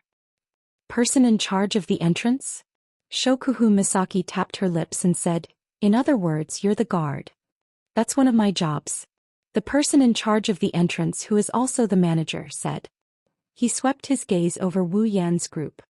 At the same time, it's also my job to receive visitors, returning students and new students. Wu Yan finally realized what was going on. He was wondering why the gate was closed so tightly. Judging from the number of people he saw at the floating plaza, there should be quite a lot of people coming to Silveria World Institute every day. Yet the gate was closed more tightly than the gate of a vault. He did hear from Feifei and Lulu that entering the Spalier World Academy requires some sort of ceremony. But what kind of ceremony is this? It can't be that even visitors have to go through it. Looks like there's some other way to get in. Other than the dumb Astria and Flandre-chan who can't think, the girls here are all smart girls. That's why they had the same thought as Wu Yan when the manager said that. The manager turned around and ignored the noisy crowd behind him. He asked Wu Yan's group as if nothing happened. So, please tell me, are you here to enroll? Wu Yan smiled and gently placed Flandre-chan on the ground. He comforted the dissatisfied Flandre-chan and said to the manager. That's right, we are here to enroll. As if he already guessed Wu Yan's words, the manager nodded his head with a calm expression. From this, it can be seen that this manager is already numb to the fact that he's receiving new students. In that case, allow me to explain to you the necessary procedures to enroll into the academy. The manager walked past Wu Yan's group to the small platform and pointed at it. This is the special platform created by the Spalier World Academy. I'm sure you've seen it before. There are 2 slots on it, one is the potential slot and the other is the strength slot. Just like what the name says, the potential slot is used to test the potential of the students and the strength slot is used to test the strength of the students. Test potential and strength? Wu Yan and the other girls exchanged glances before they looked at the manager with a suspicious look. I heard that as long as the students aren't powerless, they can enter the Spalier World Academy even if they just entered stage 1. Why would they need to test their strength and potential? The manager chuckled when he heard Wu Yan's words. This is the first time Wu Yan's group saw a change in the manager's expression. Indeed, as long as the students aren't powerless, they can be satisfied. The manager looked at the small platform and changed his tone when Wu Yan's group was confused. However, this doesn't mean that potential and strength aren't important in the Spalier World Academy. On the contrary, in this environment, these 2 things are the most important. The manager explained, In the Spalier World Academy, the students are divided into 3 levels: ordinary students, elite students, and special students. The levels are based on the potential and strength tested by the platform. Every student has to go through a test on the platform to determine their level. The manager then pointed at the Spalier World Academy's gate behind him. This gate is specially set up for the new students. Only the newcomers whose potential and strength are tested for the first time can open this gate.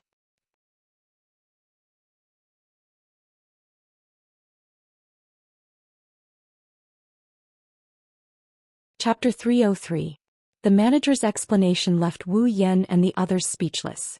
They stared at the cliff-like gate, speechless for a moment.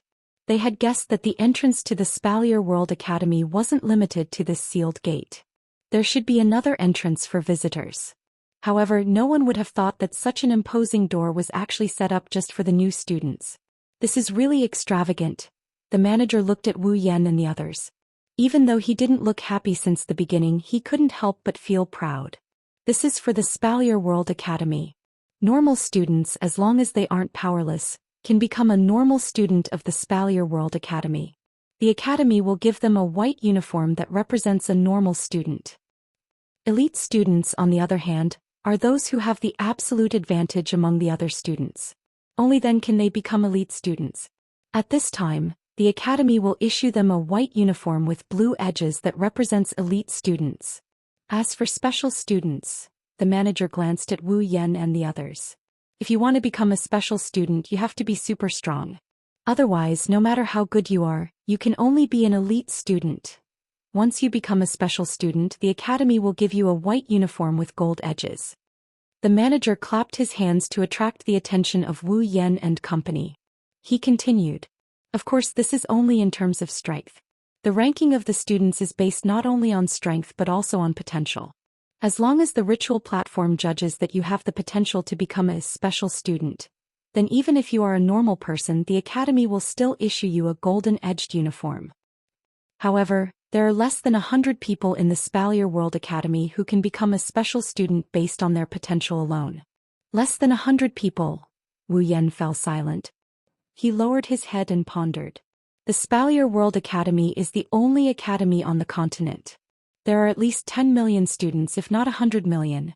Out of 10 million, only 100 people can become a special student based on their potential alone? Wu Yan raised his head and he looked at the manager in the eye. How many special students are there in this academy?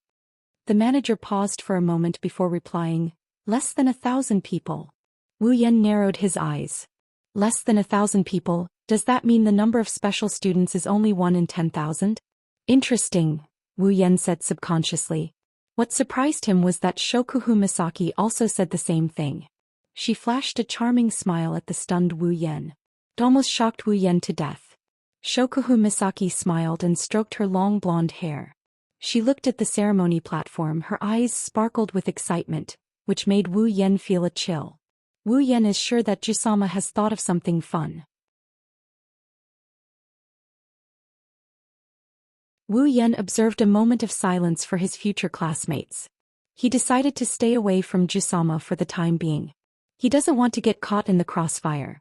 The manager walked to the side and made a please gesture towards the ceremony platform. He said to Wu Yan and the others, then please come forward and take the test.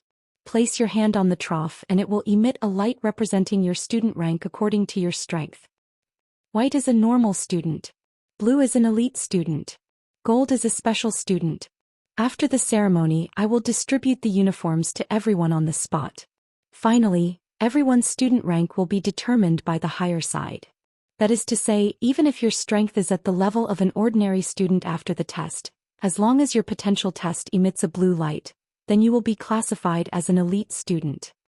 After saying that, the manager went silent. Like a puppet, he lost all expression and vigor. He stood there in a daze waiting for Wu Yan and the others to take the test. At this time the onlookers started to make a ruckus. They looked at Wu Yan and the others with scrutinizing eyes. They seemed to care about the student ranks of Wu Yan and the others. Among them, the Spalier World Academy students are the most suspicious.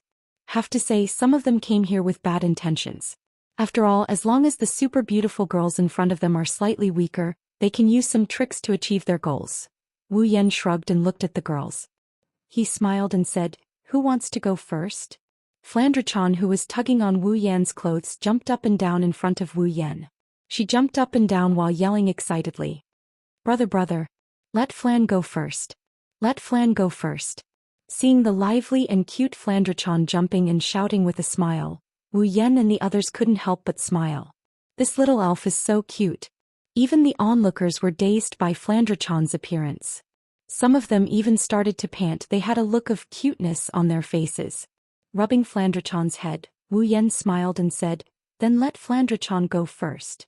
Flandre-chan's face lit up with joy as she cheered and ran towards the platform. She reached out her hand to touch the groove on the platform. But very quickly Flandre-chan lowered her head dejectedly. The reason is simple: her height is her weakness. This time Wu Yan and the others were really amused. Have to say, this scene is too funny. Brother. Flandre-chan looked at Wu Yan like she's about to cry. Wu Yan couldn't help but laugh and shake his head. He walked up and picked her up. Flandre-chan smiled again. She reached out and placed her hand on the groove for strength. The platform didn't move at all. Forget normal white light, there's not even a speck of light. This means that the person taking the test has 0 strength. Many of the onlookers started to laugh. Of course, it's a good thing that the person taking the test is a child. It's normal that she doesn't have any strength. If it was Wu Yan, he would have been laughed out loud by now. Flandre-chan pursed her lips in boredom. She doesn't seem to care about her strength at all. She then turned around and touched the groove for potential. Bang! Almost as soon as he touched it, the entire ritual platform shook violently. Then, under everyone's stunned eyes, a glaring golden light suddenly rose from the ritual platform. The indifferent manager was finally shocked. Looking at the dazzling golden light, the manager cried out involuntarily, "Golden light! Special student!" Many of the people who still had smiles on their faces froze as they stared at the dazzling golden light in a daze. Their minds had already gone blank. 0 strength and potential, but she's a special student. How is this possible? Everyone looked at Flandre-chan with awe, especially those who were originally Spalier World Academy students. They know that this little girl is going to become the star of the Spalier World Academy. That's because there are less than 100 students in the entire Silveria World Institute with special potential. No one knows better than them what it means to be a special student with special potential. No one knows better than them what kind of status a special student has in the Spalier World Academy. To put it bluntly, as long as Flandre-chan is willing, even if her companions like Wu Yan and the others are just normal students, they will still have a good life in the Spalier World Academy. Of course, that is if Wu Yan and the others are normal students. You're tuning in to the Zhou Xian's Legacy YouTube channel. Don't forget to subscribe and join us on this journey to catch the most captivating stories.